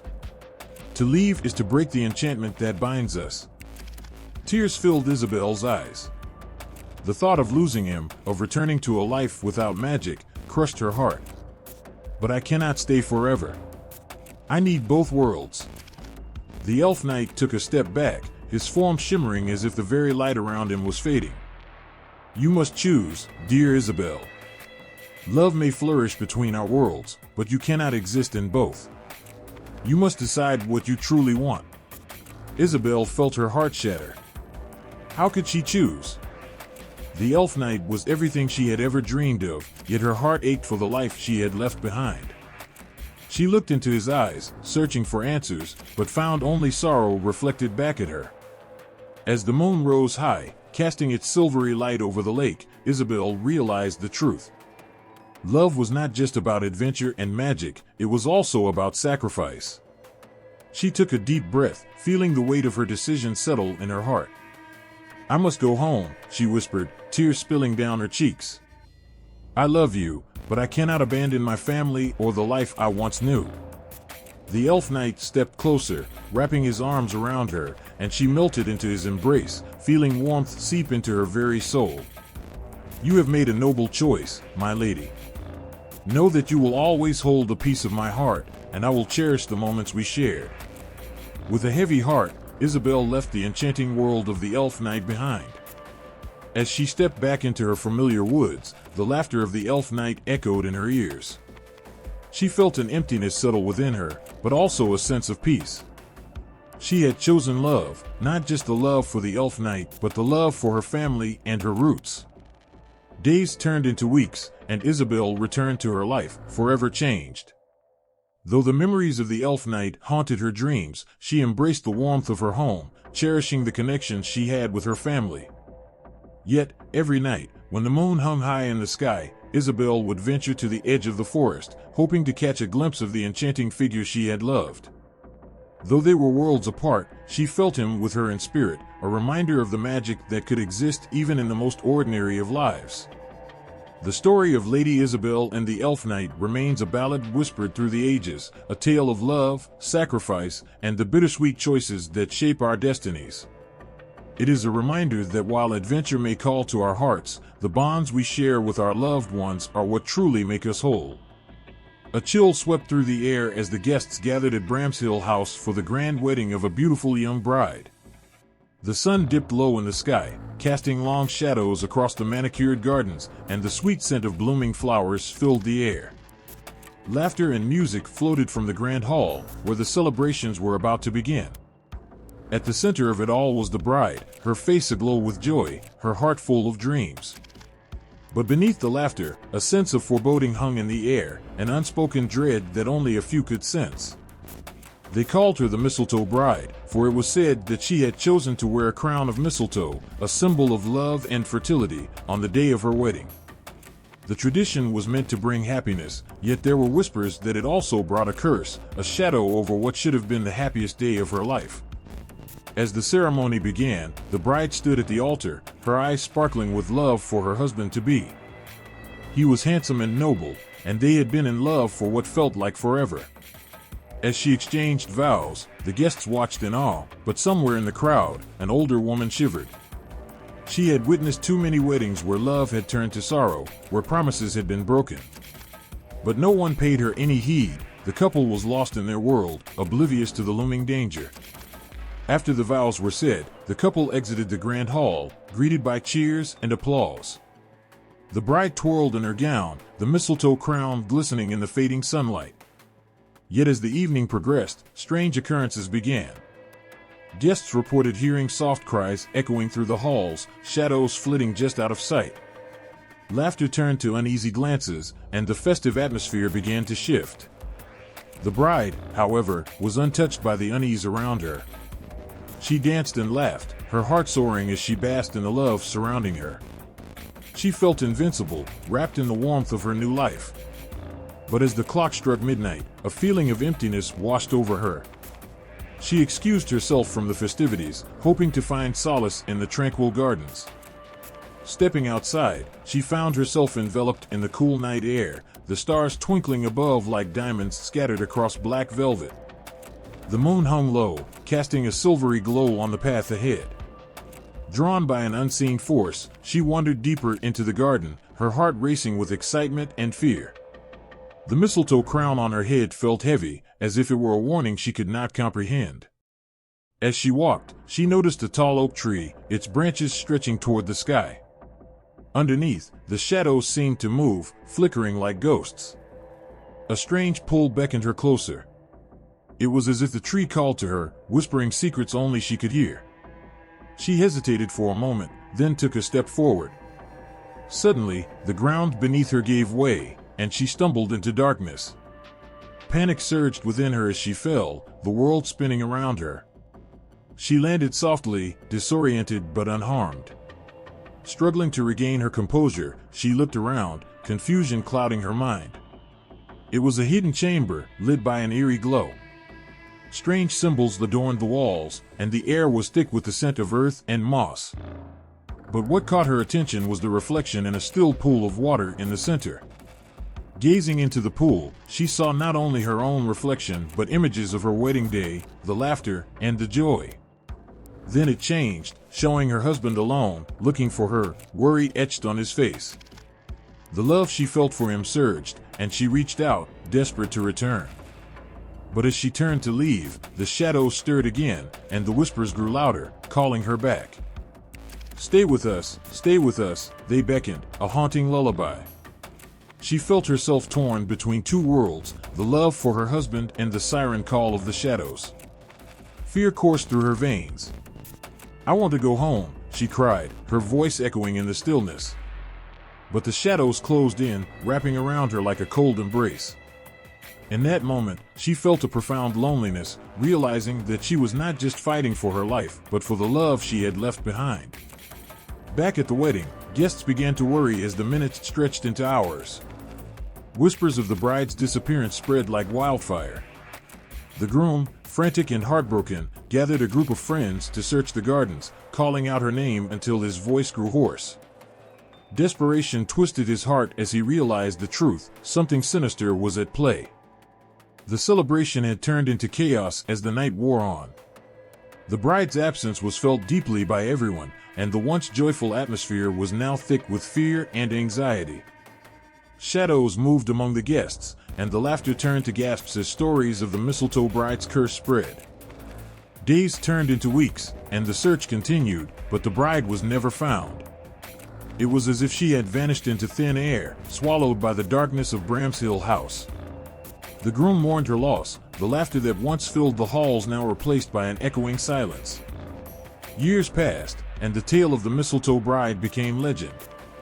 Some say on moonlit nights, her spirit can be seen wandering the gardens of Bramshill House, still searching for the love she lost. Others claim to hear her soft cries carried by the wind, a haunting reminder of the tragedy that unfolded on what should have been the happiest day of her life. The mistletoe, once a symbol of love, became a warning, a reminder of the bride who vanished into darkness, a ghost of unfulfilled dreams and shattered promises. Lovers still hang mistletoe in her memory, hoping to capture the magic of love, but fearful of the price it may exact. Bramshill House stands to this day, a place where love and sorrow intertwine. Visitors report a chill in the air, a feeling of being watched, and whispers in the night. The legend of the mistletoe bride lives on, a story of love lost and the haunting reminder that sometimes the most beautiful things can hide the deepest shadows. In the misty hills of Lancashire, where the air is thick with secrets and whispers, a dark chapter of history unfolded that would send chills down the spine of anyone who dared to listen. The Pendle Witches, a group of 12 people accused of witchcraft in 1612, would become symbols of fear, injustice, and the struggle against ignorance. Their tale is one of sorrow and terror, set against a backdrop of superstition and turmoil. On a chilly spring morning, the people of Pendle Hill awoke to a world filled with suspicion. Stories spread like wildfire through the narrow streets, stories of strange happenings and eerie occurrences. Children spoke of shadows flitting through the trees, of old women muttering spells under their breath. In this time of fear, any hint of the supernatural was enough to send the townsfolk into a panic. When misfortune struck, crops failing, livestock dying, or illness sweeping through the village, fingers quickly pointed toward those deemed different, those who lived on the edges of society.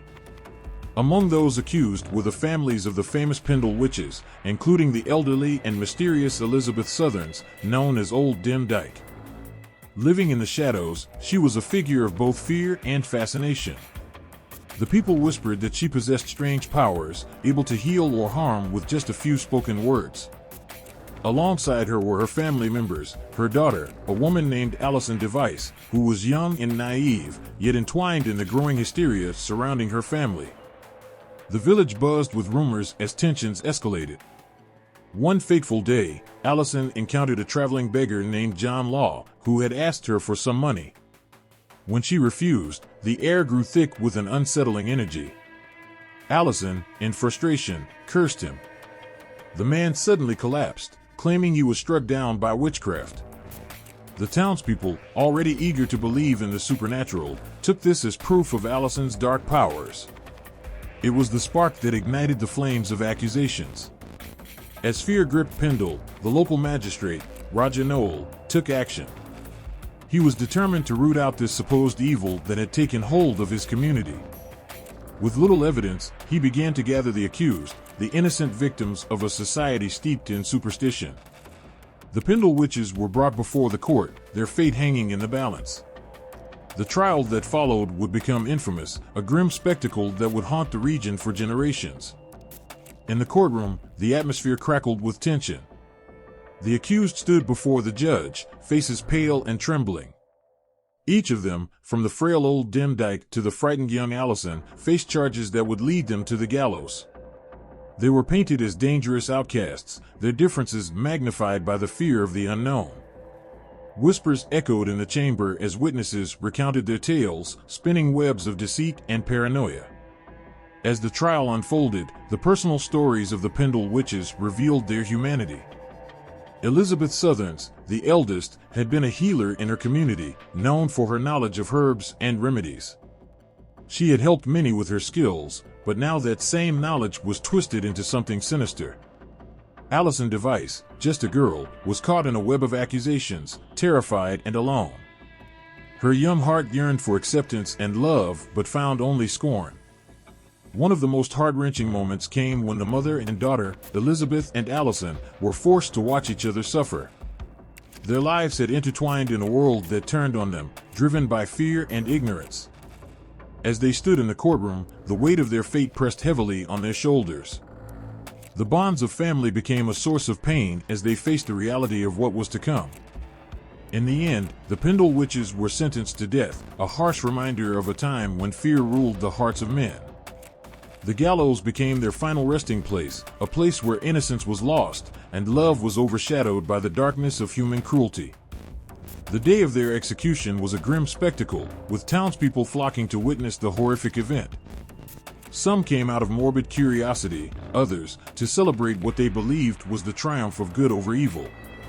But as the nooses tightened around their necks, a strange thing happened.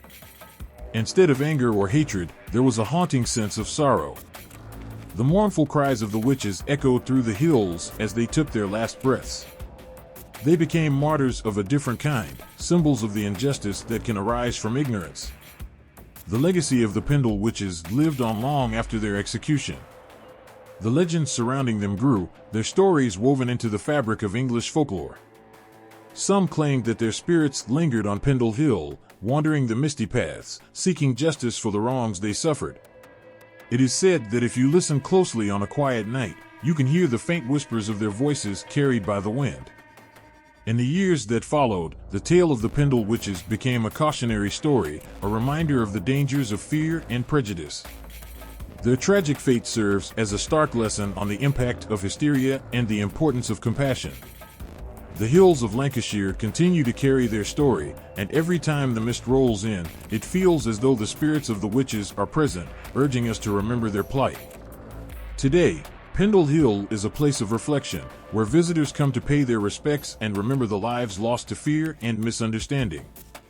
The memory of the Pendle witches is a testament to resilience, a reminder of the strength found in love, family, and the unyielding spirit of those who dare to stand against injustice. In the quiet village of Knaresborough, where the rolling hills meet the murmuring streams, a woman was born who would become a legend. Her name was Mother Shipton, and she was said to possess the gift of prophecy. From her humble beginnings, she would rise to become one of England's most famous seers, her name whispered in both reverence and fear. The air around her crackled with mystery, and her life was filled with tales that would send shivers down the spine of even the bravest souls. Mother Shipton was born in 1488, during a time of great change and uncertainty. Rumors say that she arrived into this world in a most unusual way, under the shadow of a storm, and from that moment on, her life was marked by the extraordinary. She was said to be born with a hunchback, which made her an outcast in a society that feared what it did not understand. But within her, there lay a spirit that refused to be crushed, a heart that would beat fiercely against the injustices of her world. As she grew, so did her unique abilities. It began with small things, a whispered warning to a friend that would save them from harm, a glimpse of the future that would leave people breathless. The villagers were both fascinated and frightened by her gifts. Some sought her counsel, hoping for insight into their lives, while others shunned her, believing her powers to be of the devil. The whispers grew louder, and soon everyone knew the name of Mother Shipton. Her prophecies began to flow like the river that ran through her village, unpredictable yet profound. She foretold of great events, some of which would shake the very foundation of England. There were tales of fire and destruction, of kings and queens who would rise and fall, and of the coming of a world that would change forever. Each prediction was steeped in a sense of urgency, a reminder of the fragile nature of life. One of her most famous prophecies spoke of the Great Fire of London. With haunting clarity, she described a great blaze that would consume the city, leaving nothing but ashes in its wake. When the fire finally struck in 1666, her words echoed through the minds of those who had once doubted her. People gasped in horror as they realized that Mother Shipton had seen this tragedy long before it occurred. Her ability to glimpse the future became both a gift and a curse, leaving her isolated and misunderstood. But it was not just her predictions that captured the imaginations of those around her. Mother Shipton was also known for her sharp wit and fierce intelligence. She would often speak truth to power, challenging the authority of those who tried to control her. Her courage inspired many, especially the women who found their voices through her defiance. In a world where women were often silenced, Mother Shipton became a beacon of hope, reminding them that strength could come from within. Her life, however, was not without hardship. The loneliness of her gift weighed heavily on her soul. Though many sought her out for guidance, few offered her friendship. She often walked the lonely paths of Knaresborough, her heart aching for connection in a world that judged her by her appearance. But in her solitude, she found strength. Nature became her confidant, the trees her companions, and the winds carried her thoughts to the skies above. As the years passed, the legends surrounding Mother Shipton grew. People spoke of her as a witch, a prophetess, a healer, and a madwoman. But what remained constant was the air of mystery that surrounded her. Stories told of her home, a cave where she practiced her craft, brewing potions and divining the future. It was said that she could commune with spirits and heal the sick, using the knowledge passed down through generations. Despite the fear that her gifts inspired, Mother Shipton continued to use her abilities to help those in need. The villagers who once scorned her began to come to her for healing and wisdom. With every person she helped, she pushed back against the darkness of misunderstanding that had long shadowed her life.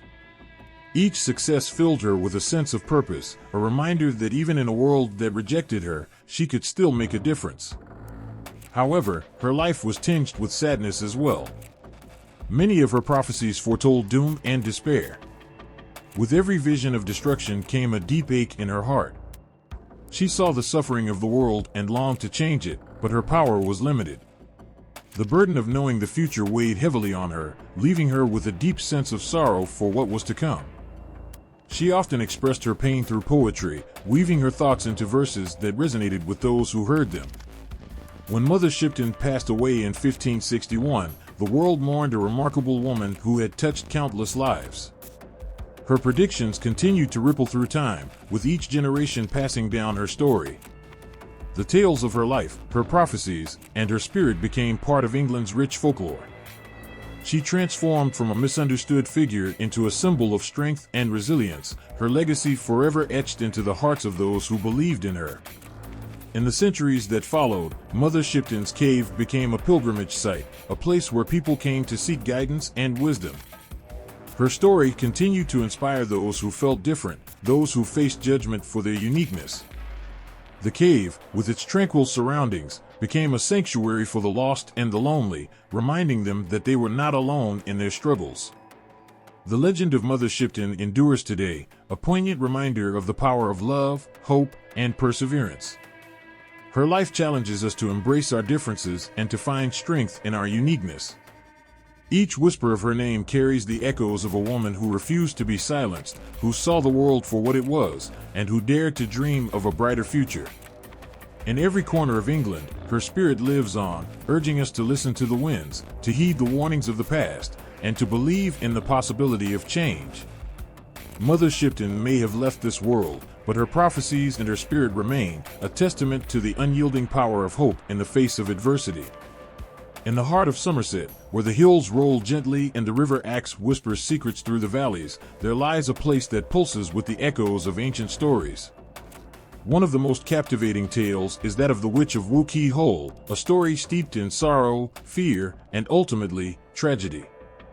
This legend reaches out like a cold hand, gripping the hearts of those who hear it, leaving them with chills and a sense of lingering sadness. Long ago, Wookey Hole was a vibrant village, alive with laughter, the sounds of everyday life, and the promise of love. But among the villagers, there was one woman whose beauty was rivaled only by her untamed spirit. Her name was Joan, known as the Witch of Wookey Hole. She had a wild mane of hair that danced like flames, and her eyes sparkled with mischief. People often turned to her for help, seeking her remedies for ailments or asking for advice on matters of the heart. She was both adored and feared, a healer and a mystery. But as time went on, whispers began to swirl around her. Some villagers claimed they saw strange lights flickering near her home at night. Others swore they heard her chanting to the moon, summoning spirits from the shadows. Fear settled over the village like a thick fog, and suspicion grew. The beautiful witch became an object of dread, a figure that made children shiver and adults glance over their shoulders. Joan's life took a dark turn when she fell in love with a handsome young man from the village. His name was Ralph, a kind soul with a heart full of dreams. Their love was passionate and pure, but it didn't sit well with some in the village. They believed that Joan's powers would bring misfortune upon them. In their fear, they turned against her, accusing her of witchcraft and sorcery, spreading rumors that painted her as a monster. One fateful evening, under a silver moon, the villagers gathered to confront Joan. Fueled by fear and hatred, they marched to her home with torches in hand, shouting for her to come out. Joan emerged, her heart pounding with confusion and hurt. She stood tall, her spirit unbroken, but the mob was relentless. Ralph tried to defend her, but the villagers would not listen. They were blinded by their fear, refusing to see the truth of her heart. Among the villagers was a monk, known for his strict beliefs and his unyielding faith. He stood at the front of the mob, his voice echoing like thunder. He proclaimed that Joan was a witch, that her beauty was a deception, and that she was in league with dark forces. In his mind, the only way to rid the village of her evil was to turn her to stone, a fate worse than death. With tears in her eyes, Joan begged for understanding. She pleaded with them to see her as she truly was, a woman who had loved, who had cared for them, who had only wanted to help. But her pleas fell on deaf ears. The monk raised his staff, calling upon the powers of the heavens to strike her down. As he chanted, a fierce wind swept through the village, swirling like a cyclone, carrying with it the weight of the villagers' fears. In a flash, a blinding light engulfed Joan. She felt herself being pulled apart, her very essence being captured by the forces of the earth. The villagers gasped as they witnessed her transformation. They saw her body stiffen, her beautiful features frozen in a mask of sorrow and disbelief. When the light faded, there she stood, forever encased in stone, a figure of beauty and tragedy at the entrance of Wookey Hole. The villagers turned to one another, their hearts heavy with the weight of their actions. In their quest to rid themselves of the witch, they had condemned an innocent soul to an eternity of silence. Ralph, heartbroken and filled with regret, fell to his knees, mourning the loss of the love he could never reclaim. The echoes of Joan's laughter, once a joyful sound in the village, were replaced by a haunting silence.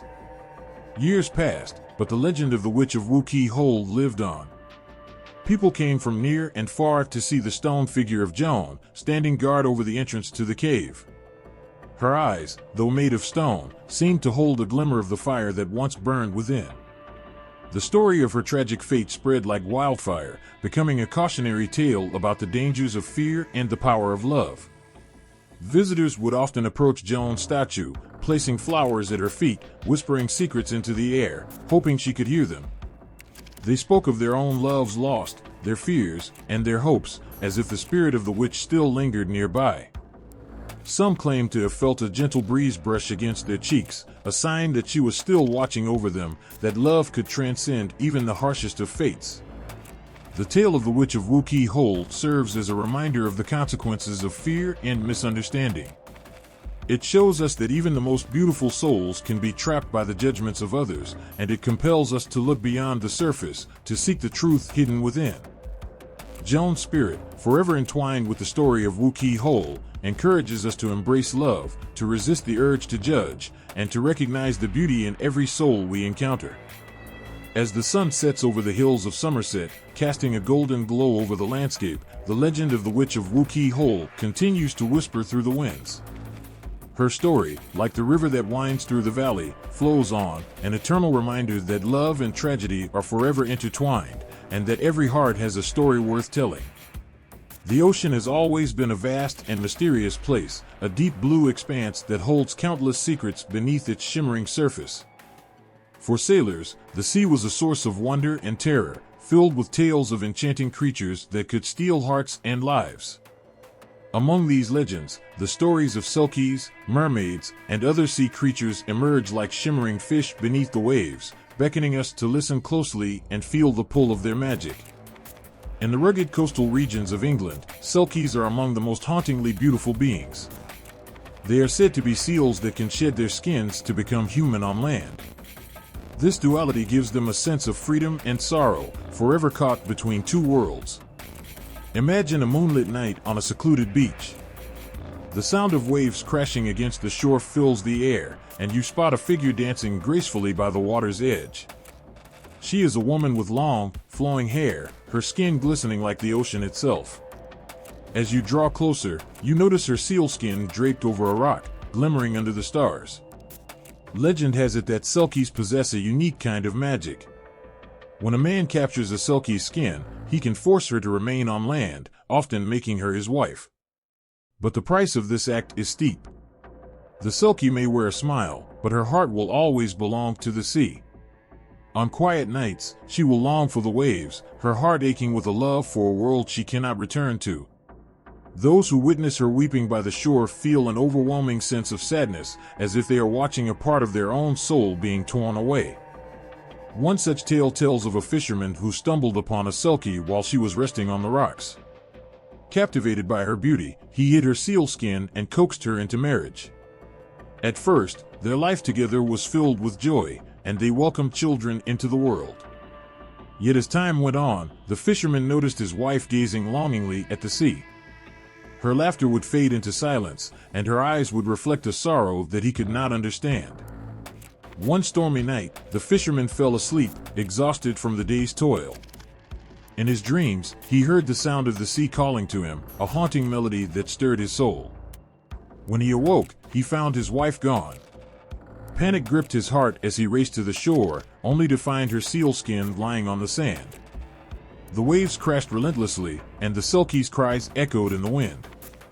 In his desperation, he understood the truth. He had stolen her from her home, and now she had returned to the sea, where her heart would always belong. Mermaids, too, swim through the depths of English folklore, enchanting sailors with their beauty and songs. With hair that flows like seaweed and voices that can charm even the most hardened hearts, these creatures are both alluring and perilous. Sailors would often speak of the sweet melodies that drifted across the waves, drawing them closer to the rocky shores. But those who followed the songs rarely returned. One story tells of a young sailor who was captivated by the haunting tune of a mermaid as he sailed through the fog.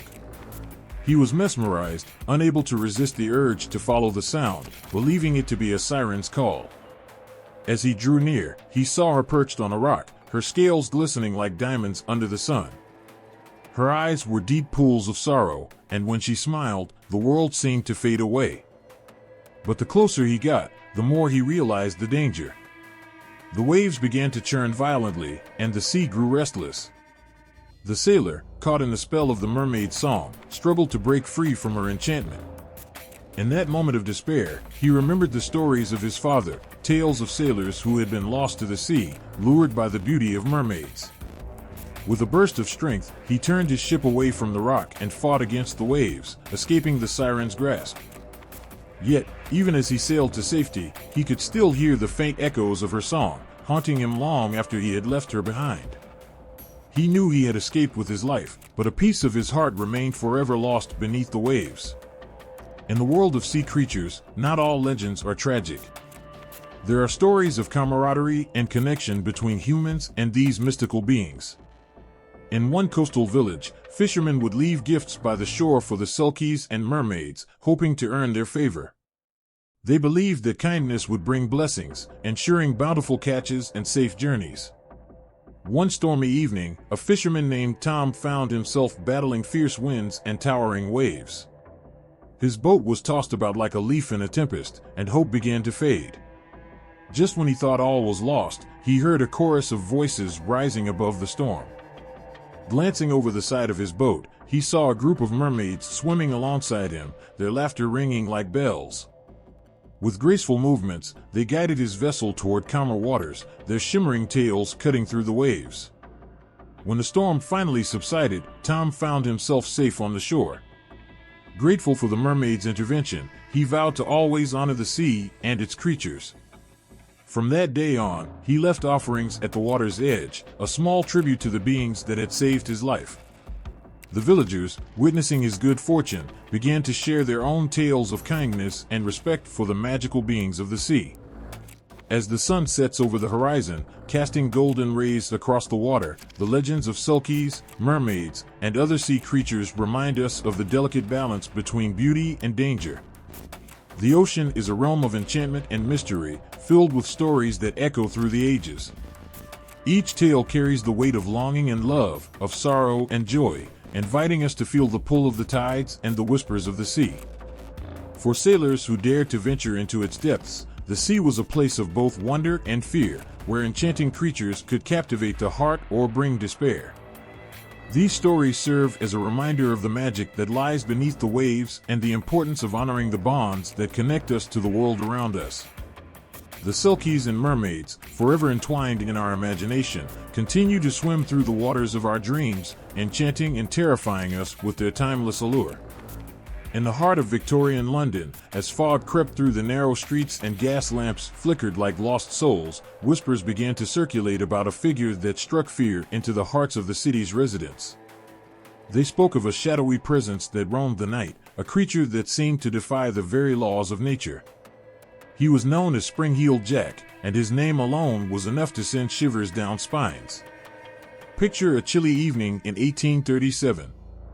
The air is heavy with mist, and the sound of distant horses' hooves echoes on the cobblestones. A woman walks home alone, clutching her shawl tightly around her shoulders. Suddenly, a strange noise pierces the quiet, a loud, eerie laugh that seems to come from nowhere. Panic surges through her as she quickens her pace, glancing over her shoulder. That's when she sees him. Spring-Heeled Jack, with his tall, gaunt figure and eyes that glimmer like the devil's own, emerges from the shadows. He wears a long, dark coat that billows around him, making him look both otherworldly and terrifying. In an instant, he leaps impossibly high, soaring over the nearest wall and landing with a thud that reverberates in the night. The woman screams, but he just laughs, a sound that chills her to the bone. This man, or creature, was unlike any other. His ability to jump great heights left witnesses baffled, and his ghastly appearance struck terror into the hearts of those who crossed his path. Many claimed he had fiery red eyes that glowed with malice, while others insisted he could vanish into thin air, leaving only echoes of his chilling laughter behind. Each encounter with Spring-Heeled Jack added to the legend, intertwining fear with fascination, turning him into an urban myth that consumed the city. People spoke of him in hushed tones, passing tales from one person to another. They described his swift movements, the way he could spring from rooftops, and his unsettling habit of taunting those he terrorized. One victim, a young woman named Mary Stevens, shared her harrowing encounter. She had been walking home when Jack suddenly appeared before her, leaping out from behind a hedge. He lunged at her, and as she recoiled in horror, he grinned, revealing sharp, pointed teeth that glistened in the dim light. Mary fled in terror, and though she escaped with her life, the experience left her haunted. The story spread like wildfire. Newspapers began to report on the strange sightings and terrifying encounters. Headlines screamed of the demon of the streets and the phantom that haunts London. Each article added fuel to the fire, inciting fear among the public and drawing the attention of the authorities. Some speculated that Jack was a ghost, while others believed he was an escaped lunatic or even an aristocrat playing cruel tricks on the common folk. As fear gripped the city, residents took precautions. Families barred their doors at night, and mothers kept their children close, warning them of the lurking danger in the shadows. The police patrolled the streets, yet every time they believed they were closing in on him, Jack would slip away, leaving only rumors and dread in his wake. Each sighting made him seem more like a supernatural entity than a mere man, a specter of the night who thrived on fear. The legend of Spring-Heeled Jack reached its peak during a particularly chilling winter in 1847 when he was said to have made a dramatic appearance at a gathering of young women in the area. Amidst laughter and merriment, he burst into the room, his presence electrifying the air. The women gasped in shock, some fainting at the sight of him. He danced around, making a mockery of their fear, before leaping out the window, disappearing into the night. The incident left the city in a frenzy. The newspapers ran wild with stories, capturing the terror that gripped the hearts of Londoners. Men armed themselves, vowing to hunt down the specter that haunted their streets. Groups of brave souls banded together, forming patrols, eager to catch the phantom and bring an end to his reign of terror. But every attempt only fueled his legend. Then came a strange twist in the tale. Reports emerged of a mysterious figure who had been seen helping those in distress. A woman who had been attacked on a lonely street claimed that Spring-Heeled Jack had intervened, scaring off her attacker with his wild laughter and lightning-fast movements. Instead of being the monster they believed him to be, he appeared as a guardian to some, a chaotic savior in the dark. This duality only deepened the mystery of Jack. Was he a villain, or was there more to him than met the eye? The lines blurred, creating a legend that was both terrifying and strangely compelling. It was this complexity that fascinated people, drawing them into the stories like moths to a flame. As the years passed, the tales of Spring-Heeled Jack continued to evolve. He became a character in folklore, often portrayed as a mischievous trickster rather than a malevolent force.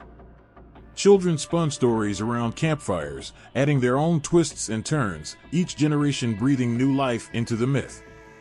In the dim light of night, they would dare each other to call out his name, hoping to catch a glimpse of the elusive figure that haunted their dreams. Despite the passage of time, the legend never fully faded. People still tell stories of Spring-Heeled Jack, that mysterious figure who brought both terror and wonder to the streets of London. His story lives on, a reminder of the thin veil that separates reality from the supernatural, and the power that legends hold over our hearts and minds. In the end, whether he was a ghostly figure, a man with incredible agility, or simply a figment of imagination, Spring-Heeled Jack became part of London's identity, a symbol of the fears and hopes that reside within every soul. The city continues to carry the echoes of his laughter, a haunting melody that lingers in the shadows, waiting for another night when fear and fascination will dance once more in the fog-drenched streets. As twilight falls across England, casting long shadows over ancient towns and modern cities, whispers of the supernatural linger in the cool evening air. Ghostly figures and eerie sounds weave themselves into the fabric of contemporary life, making the past and present blend seamlessly into a tapestry of legends that refuse to fade away. While technology connects people in ways previously unimaginable, it hasn't extinguished the age-old fascination with the supernatural. Instead, it has fueled new ghost stories and myths, breathing life into chilling tales that resonate with both young and old. Take a walk through the cobbled streets of York, where the ancient walls hold secrets of centuries past. Visitors share stories of the ghostly Grey Lady, said to wander the shambles, a narrow medieval street lined with shops. As you stroll, you might hear the soft, sorrowful sobs echoing in the alleyways. Many claim she is the spirit of a young woman who lost her love to the brutality of war. Tourists are often captivated by her tale, feeling an inexplicable chill run down their spines when they catch a glimpse of her pale figure flickering in the twilight. Some even say they can feel the cool breeze that seems to carry her heartache. Then there's the haunting tale of the infamous London Underground. With millions traveling beneath the city every day, it's no wonder that ghost stories have emerged from the depths of the tube. Commuters have reported seeing a spectral figure known as the Black Nun at several stations, her shadowy form gliding through the tunnels. Legend has it that she is a spirit who lost her way in the labyrinthine network, searching for something lost long ago. Many riders feel a sudden chill and a sense of dread as she passes by, and some claim she whispers urgent messages that remain unintelligible.